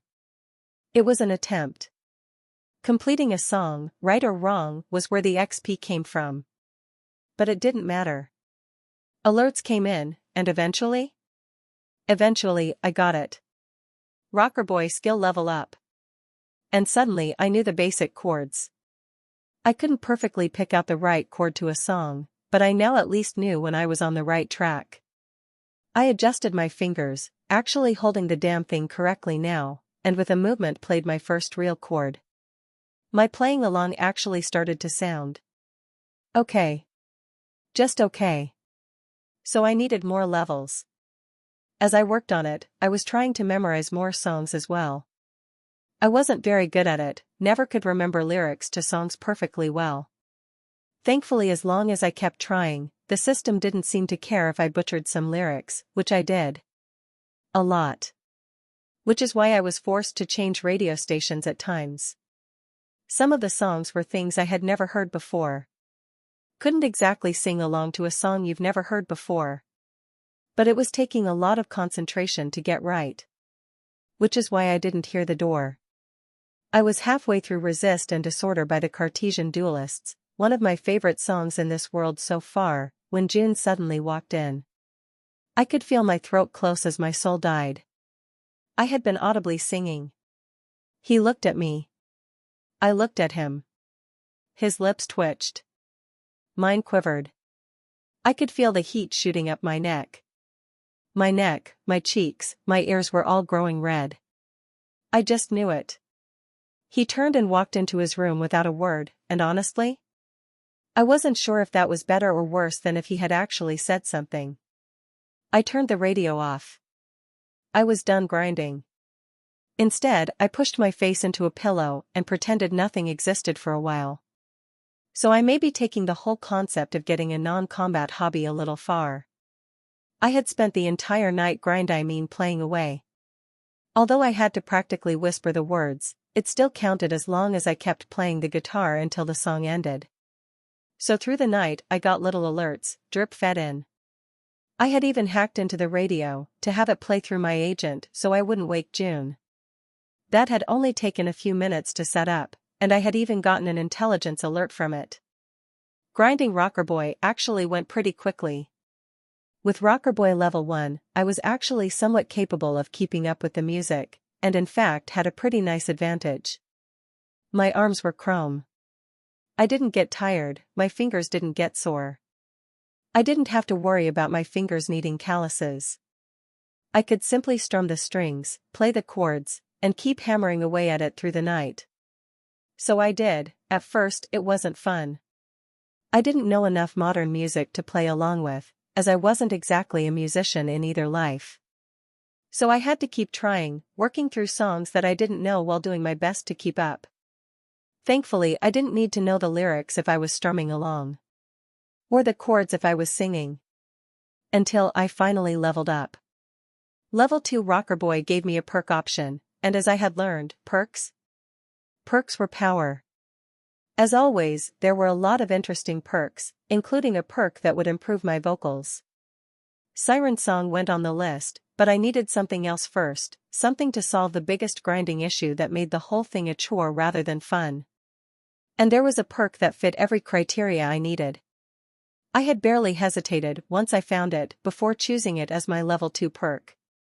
Perfect musical memory, any song you've heard once you'll remember. Including the chords needed to replay it and the lyrics. I had taken it thinking it would be useful going forward, maybe I could get away from using the radio as a crutch even. If I could just listen to a song and remember it enough to play it. But, as always, the perks were so much more powerful than that. The moment I had selected the perk in the middle of the night, I had nearly yelped at how my mind exploded as the memories flooded in. Rocker Boy 2 had given me a firm basis on chords and pace, as well as the muscle memory to play the guitar at a point where I was actually playing. Well, at least I wasn't acting like the kid in first-year music class anymore. But now? I had heard thousands of songs in my life, known both lives. Memories from a previous life, coming in clutch. I took a moment to figure out what to play first, and decided on some childhood sounds, something that I hadn't heard since waking up in a coma. Yeah. The first strums of Nirvana's Come As You Are flooded my head. I even knew the lyrics perfectly, like I had spent years memorizing them. I strummed and sang along. For the first time in my life, actually really playing a song for myself. No, I don't have a gun. Memory, I belted out. And honestly, when I finished, the final note trailing off, I felt good. 100 Rocker Boy XP gained. An instant alert. I guess the system had liked me actually getting everything right. Mostly. I had slipped on a few chords, and my vocals were still bad. I had enough knowledge to know I sounded flat, without knowing how to fix it. Stupid voice. But I could actually judge myself now. I knew just where I needed to improve, and a constant reminder my voice needed work. What was that? June's voice suddenly interrupted me and I yelped, nearly falling off the couch. I had been so focused on the music in my ears and singing along that I hadn't heard him come out from his room. June. Stop being a ninja. That's my job. June? I asked, blinking a bit as I came out of the haze of making music. I popped the cord out of the bottom of the guitar, letting it settle back in my neck. That song. What was it? Never heard it before. I opened my mouth and closed it. How in the world was I supposed to explain that I knew a song that didn't exist? Nirvana didn't exist in this world. I guess America and its Seattle residents were a little too focused on the first Central American War that was happening during the time, for a grunge band to become popular. Or maybe they were drafted. I had no way of knowing. In fact, the only reason I even knew the war had been happening at the time was because I had looked up old bands on the internet a while back while wanting to listen to something from my time. Just a song I heard once. I think. I offered, deciding to just not admit to anything. You should have told me you were standing there. It's embarrassing. I could hear you from my room. You were singing pretty loud a mudo. I blinked. I guess I had been a little too into it. It had just been so nostalgic. Sorry? I said, feeling my face flush a bit. I had been trying to keep my voice down, but I guess with the excitement of the perk I had forgotten. Don't be. It's okay. He said, but then to my embarrassment he didn't leave either. What? Nothing. I'm just standing here. He said, lips quirking into a smirk. Fine. If you want a song, I'll sing you one. Jerk. I grumble, but since I was already on a Nirvana kick. Smells like Teen Spirit. I mumbled, before starting. The power chords were a little annoying. But I realized instantly I wasn't getting the sound just right. I adjusted my fingers a few times, repeating the intro refrain until I got it. The chord finally came out right, and I started into the song. Rocker Boy 2 gave me a lot, but I could still make stupid mistakes. Load up on guns, bring your friends. I started belting out, a bit more clearly than the honey mumbles of Cobain, and not nearly as sweet. And I played the song. A few mistakes here and there, and without the drums and bass it wasn't as good, but I played through it. Another alert popped up as I finished. Huh. June mumbled a bit as he seemed to take me in for a few moments. Well? Don't just listen to the whole song and then hummy. It was interesting. You could use some more practice though. He told me, smirking. Jerk as older brothers. Then suddenly he reached over and mussed my hair. Which, ow stupid chrome hands. I'm proud of you, Motoko. Do this instead of merc work. It's safer. He said firmly, and I puffed some air to knock my bangs out of my eyes. Not a chance. I'll just do both. Rita said I should get a hobby that was more spiritual instead of just death and murder, you know? So I guess music works. He nodded. A smart woman. Who's Rita? Oh, Rita works as a bouncer at Lizzie's. She's nice. She talked to me about being chipped forcefully, and offered some advice. I told him, and June frowned at my words. I guess it was still too soon for June to hear about the kidnapping. Be careful with the mocks. But I'm glad you had someone to talk to. Make sure you thank her next time you see her. He told me, and I snorted. Of course. I said, rolling my eyes, like I wasn't going to thank Rita for her advice. June just chuckled at my reaction and then to my surprise started getting dressed up. You heading out? Got a gig, they are calling me in. Kamikaze work. You need a hand? I offered, eyes narrowing at the idea of June going out to fight so late at night. No, he said, shaking his head and passing me a smile. I just need to stand around and look scary. 6th Street are seeking a meeting to talk about ending hostilities with us. Of course, by US June meant Tiger Claws. I nodded. It made sense. Everyone had started fighting with the NCPD out of the picture, even if the TC had been focused on the Maelstrom and a little on the Mox, that didn't mean the other gangs didn't exist. Be safe. I will. Should pay well, maybe I'll grab some more subdermal. He mentioned, tapping his plastic stomach bit. If you do, go to Vic's. I know you haven't had that checkup yet. Moron. I called out loudly, so he couldn't ignore me. Yeah. He mumbled, but as he left I nodded. I looked out the window and sighed. It was the middle of the night. The people I would need to talk to. Well, it would be best not to show up at 3 in the morning. So instead I figured a bit more music wouldn't hurt. So I spent the rest of the night playing through songs, some of which had never existed in this world. But I continued playing long after I would have gotten tired. Long after a normal person would have become exhausted and needed a break. Long enough that Rocker Boy 2 became Rocker Boy 3. Then 4. My talent at music skyrocketed. I was no longer an amateur player. I was competent. I wasn't amazing. I still made mistakes.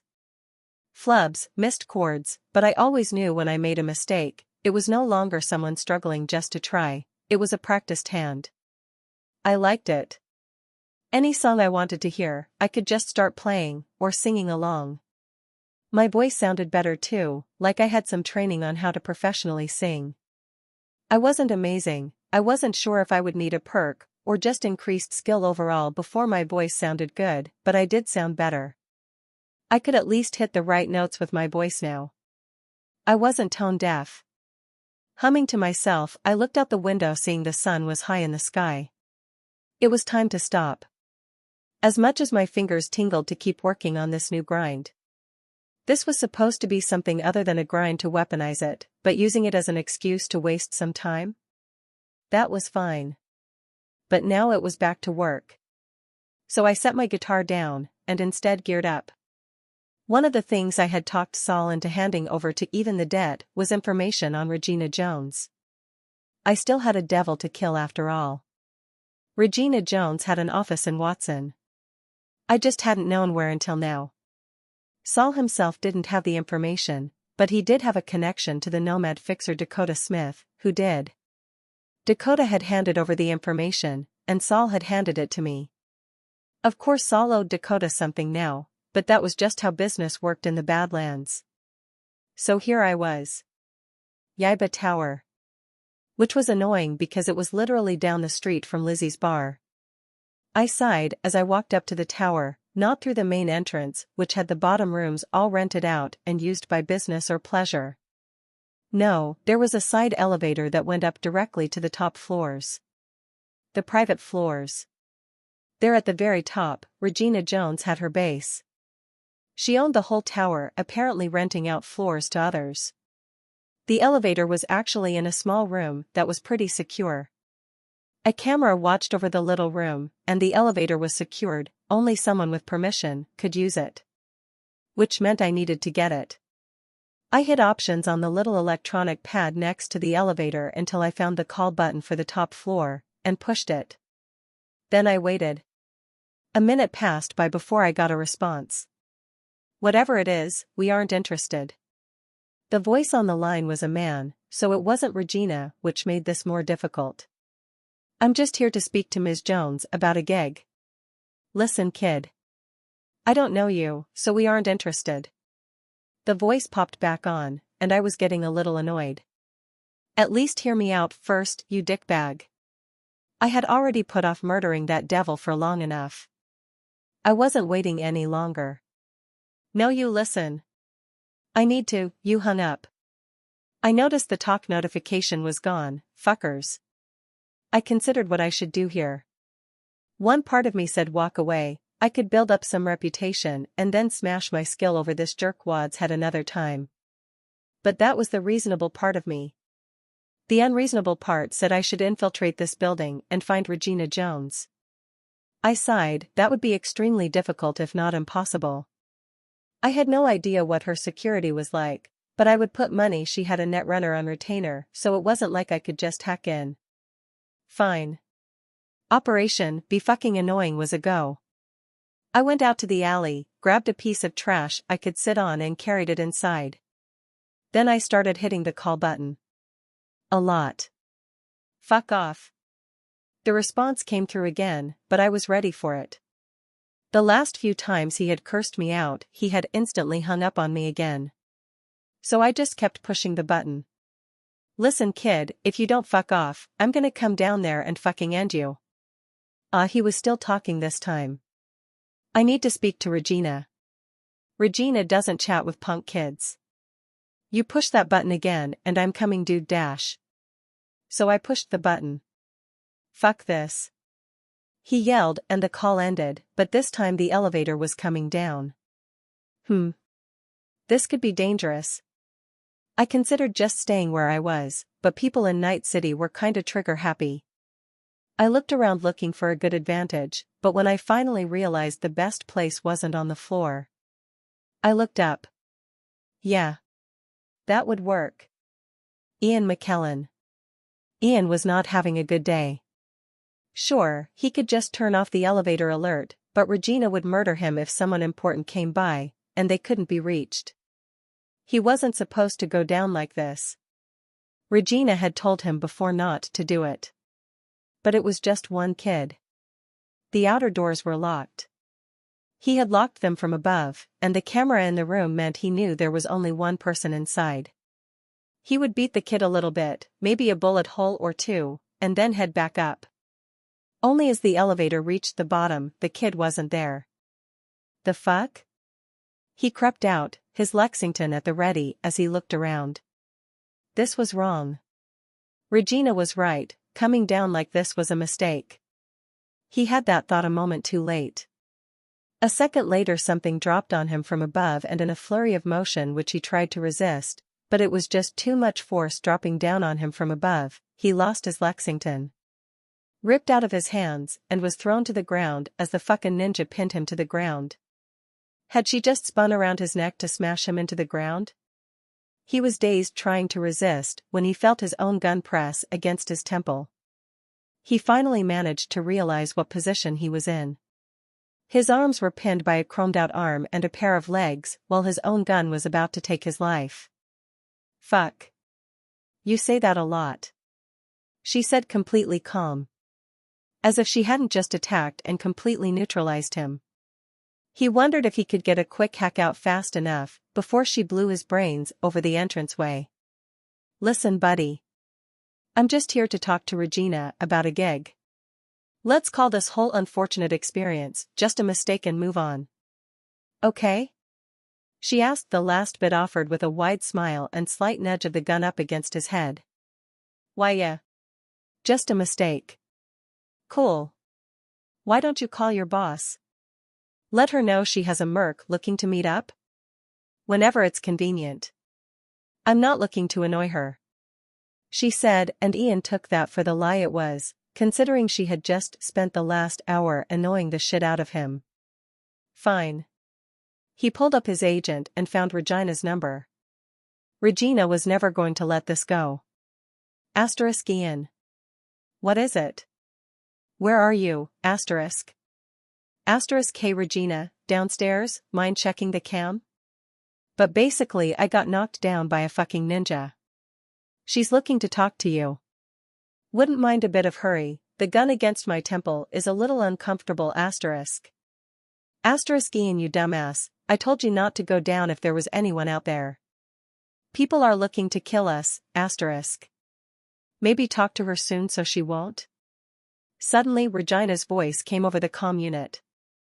Alright, you have one of my people at gunpoint. Not happy about it. Talk. Sorry. Hi, I'm Motoko Kusanagi, I'm a merc, although I usually work with Wakako. I'm here about a gig, or rather setting up a gig. It's a little complicated and definitely a sensitive topic. The ninja still held him down, acting as if Ian wasn't even there. Bitch. How about first you stop holding a gun against the head of my people? Sure, I mean he started it. She said as she suddenly untangled herself from him and stepped away. She even held out the gun for Ian to take back. Definitely a bitch. He took it anyway. So can we talk? Motoko the girl asked, and as Ian rose up he realized just how short the girl was compared to him. She was a fucking teenager. He was never living this down. Listen kid dash. No wait, don't listen kid me. That's such bullshit. You definitely haven't heard of me, I get it. But I'm a merc and I'm good at what I do. So I'm here. It has to do with the devil of Kabuki. She said, and Ian stilled. Jotaro. That fucking monster. Can I come up so we can talk about this? I'm not sure this is the most secure, the girl started talking, but Regina cut her off. Sounding much more serious about this whole interaction. What about him? I want to kill him. The teenager said with a calm surety, and Ian knew this day was going to go bad. A kid with too much balls and not enough brains to realize the danger of Jotaro Shobo. Especially since she was a pretty enough girl. You? Sure. I'm good at assassinations. It's sorta my thing. Jotaro's a piece of shit. But he decided to be a fucking gonk and threaten me and my chums. So he has to die. I figured some fixer somewhere would have a gig to kill him, she said, and Regina was quiet for a minute as if processing what the girl was saying. A few of us probably do, but it's not as easy as you say. Jotaro keeps a low profile, he isn't easy to track down. He spends a lot of time at his club, the Ho-Oh Club actually. The top floor is his residence. And his BD studio. The girl said, dropping some very valuable knowledge out of the blue. And also her voice went so cold there at the end, despite the fact Ian was gripping his gun, he was feeling uncomfortable. A momentary knowledge that the crazy ninja girl that had just taken him down in a second, wasn't just some teenager. The girl was dangerous. It struck him then, she could very likely be some crazy edge runner that just liked to look like a teen. It wouldn't be the weirdest thing he had ever seen. A reminder to not underestimate someone ran through his head as he inched away from her. You can do it? Regina questioned her, digging a little. Can I kill him? Yes. Can I do it without anyone knowing? Yeah, probably. That's my goal on this one. My brother is a member of the TC, so I kinda need this to be a below-the-table sort of thing. Hence why Wakako doesn't want to touch it. And why I'm here. I see. Regina went quiet. Alright, kid. I do have an offer to kill him that's been gaining dust. You take him out. I'll consider the gig closed, and I'll take care of the details. Deal. I left Regina after a few minutes of back and forth about the gig. I finally had her number as well. So there. I was officially a better-than-average merc with 2 fixers hiring me. But I refocused, because it was time. I drove the car over to Lizzie's, parking in the lot and heading to the front. Thankfully Rita was there and I waved her down. Hey Rita. Can we talk for a minute? She blinked but nodded without any preamble. Bet, take over for me. She called out to one of the other bouncers as she waved me in. She took me to the admin room right off the entrance, the same one that Knox had been brought to when he was beat up. What's up, Motoko? You okay? Actually, yeah, I took what you said and I know, sorry, but that's not what I needed. So I'm gonna be honest. You ever heard of a piece of shit called Jotaro Shobo? The devil of Kabuki? Rita's plastic face went from kind and understanding to murderous in an instant. Yeah. She growled a bit. Is he threatening you? Dude dash. Not exactly. Well, I mean he did. But when he realized I worked with the kamikaze a bit. He backed off, I winced a bit and Rita's obvious discomfort at my reveal. I'm not actually a member though. I just worked with them because my brother June is in the kamikaze. He joined to kill Maelstrom, they killed his chum. I'm just looking out for him to make sure he doesn't go psycho. And I'm rambling. I quickly threw my hands up to try and move on from that topic. Rita. I just took a gig to murder Jotaro. I know where he is, and I don't need help. I quickly filled her in. But having an alibi for where I was while it happens would be extremely useful. I'm gonna take him out tonight, so do you mind if I stick around, make sure everyone sees me here, and help make sure no one notices me leaving for an hour or so later tonight? Rita looked at me a little dumbstruck. Motoko the devil isn't someone you can just. He's just a guy, Rita, and I know where he is. He hides in his club all day, every day from what I can gather. Trying to lay low, it's why so few people know where he is. I'll go in and out, no one will even know I was there if I do my job right. I just need an extra alibi just in case. My brother is Tiger Claw, and if they catch on that I killed Jotaro, they might cause some problems. I was breathing in ready to get another big breath when Rita's hands grabbed my shoulders. I don't like the idea of you going after that monster alone. But of course we'll help you. The Mox have a particular bone to pick with that monster. Great. So I just need to be seen hanging around for a few hours until dark. I know the perfect thing. She said, suddenly smiling, and I suddenly wasn't. I have a bad feeling about this. Welcome to Lizzie's. Don't touch anyone. If you like the looks of a girl, please check our catalog. I repeated for the umpteenth time. Yeah. Rita had, with an amused smile, actually convinced me the best way to make sure everyone knew where I was. Work the front desk. It wasn't really hard. I mean, greeting people, walking them through the catalog if they were somehow tech illiterate. Boom. Job done. I didn't even have to deal with the Eddies, another girl Mara did that. You know, as much as I hated the whole retail job, working the front desk of basically a strip club was actually pretty interesting. The Mox put up with zero shit, and everyone coming in knew it. If you were the type to get drunk or back talk, Rita threw them out on the street. If they were drunk, Rita threw them out on the street. Rita handled many a problem at Lizzie's. But it meant everyone was very polite until they got into the back and started scrolling their BDs, and then it wasn't like they were interacting or bothering anyone. Here, Motoko. I finally found it. Mara called out. She had been going into the back of the little reception area, over and over to find something. I glanced over and instantly burst into laughter. Mara, I am not wearing that. Ah, come on, it's a Mox jacket, and it'll fit. Mara, it says, fuck to live, kill to fuck. Yeah. The Mox words. Denied. I answered, crossing my arms in an X in front of me. Ah. The girl was a bit of a weird one, nice.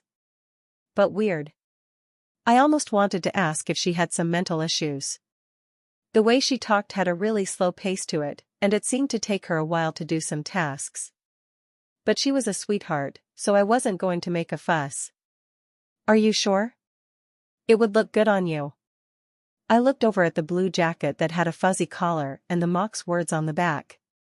I'm good, Mara, honest. I like my current jacket.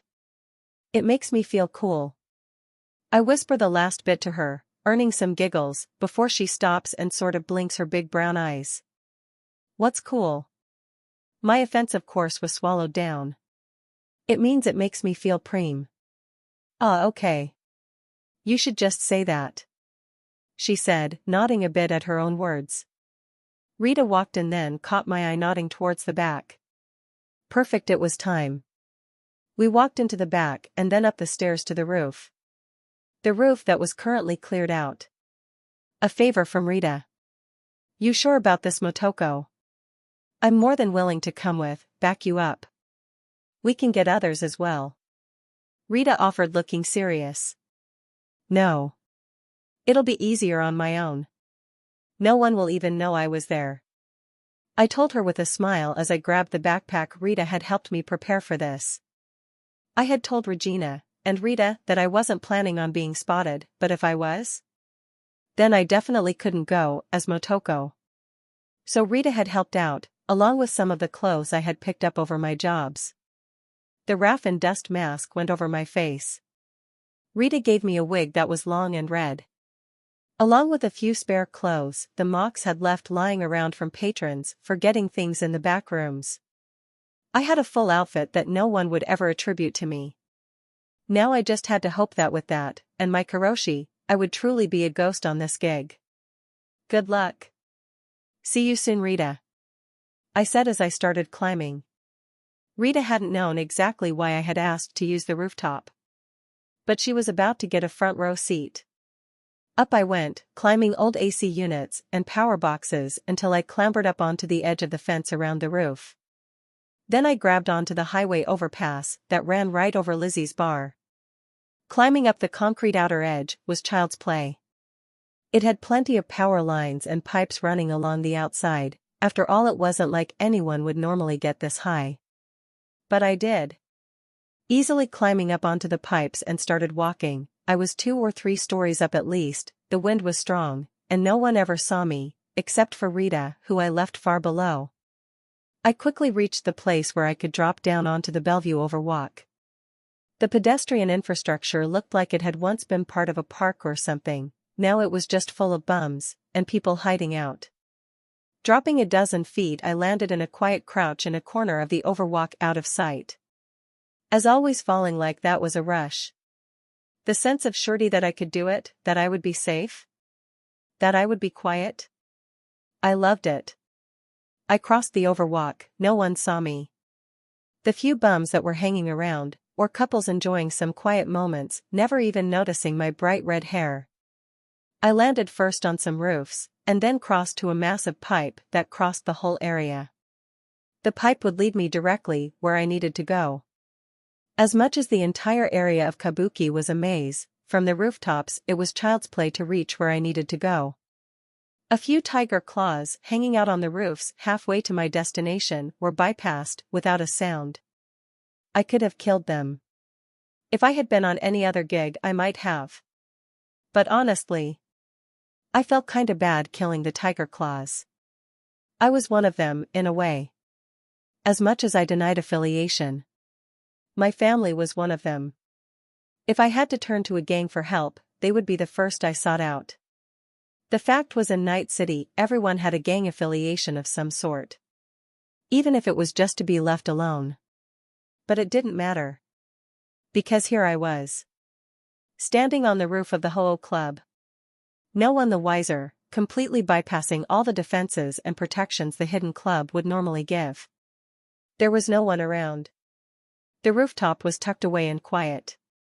No cameras. No hidden sensors. Nothing.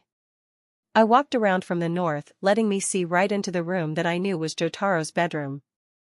He wasn't there. So I waited. I went very still in the shadows, letting me see into his room, but I knew he wouldn't see me, unless he spent the time to really look.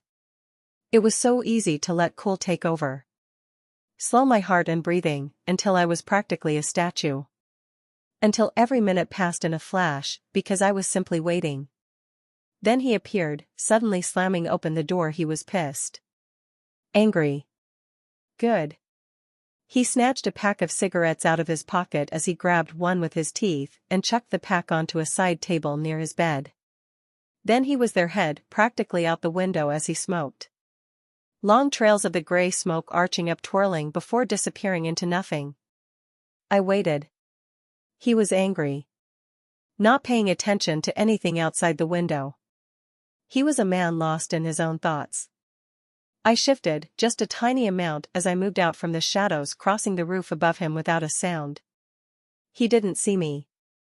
I walked along the edge of the roof until I was directly above him. He didn't hear me. I drew a knife, not my usual blade, but it would do. I fell. Right outside his window was a row of AC units. With them, and a concrete windowsill, I landed without any fear of something breaking and making noise. He didn't speak.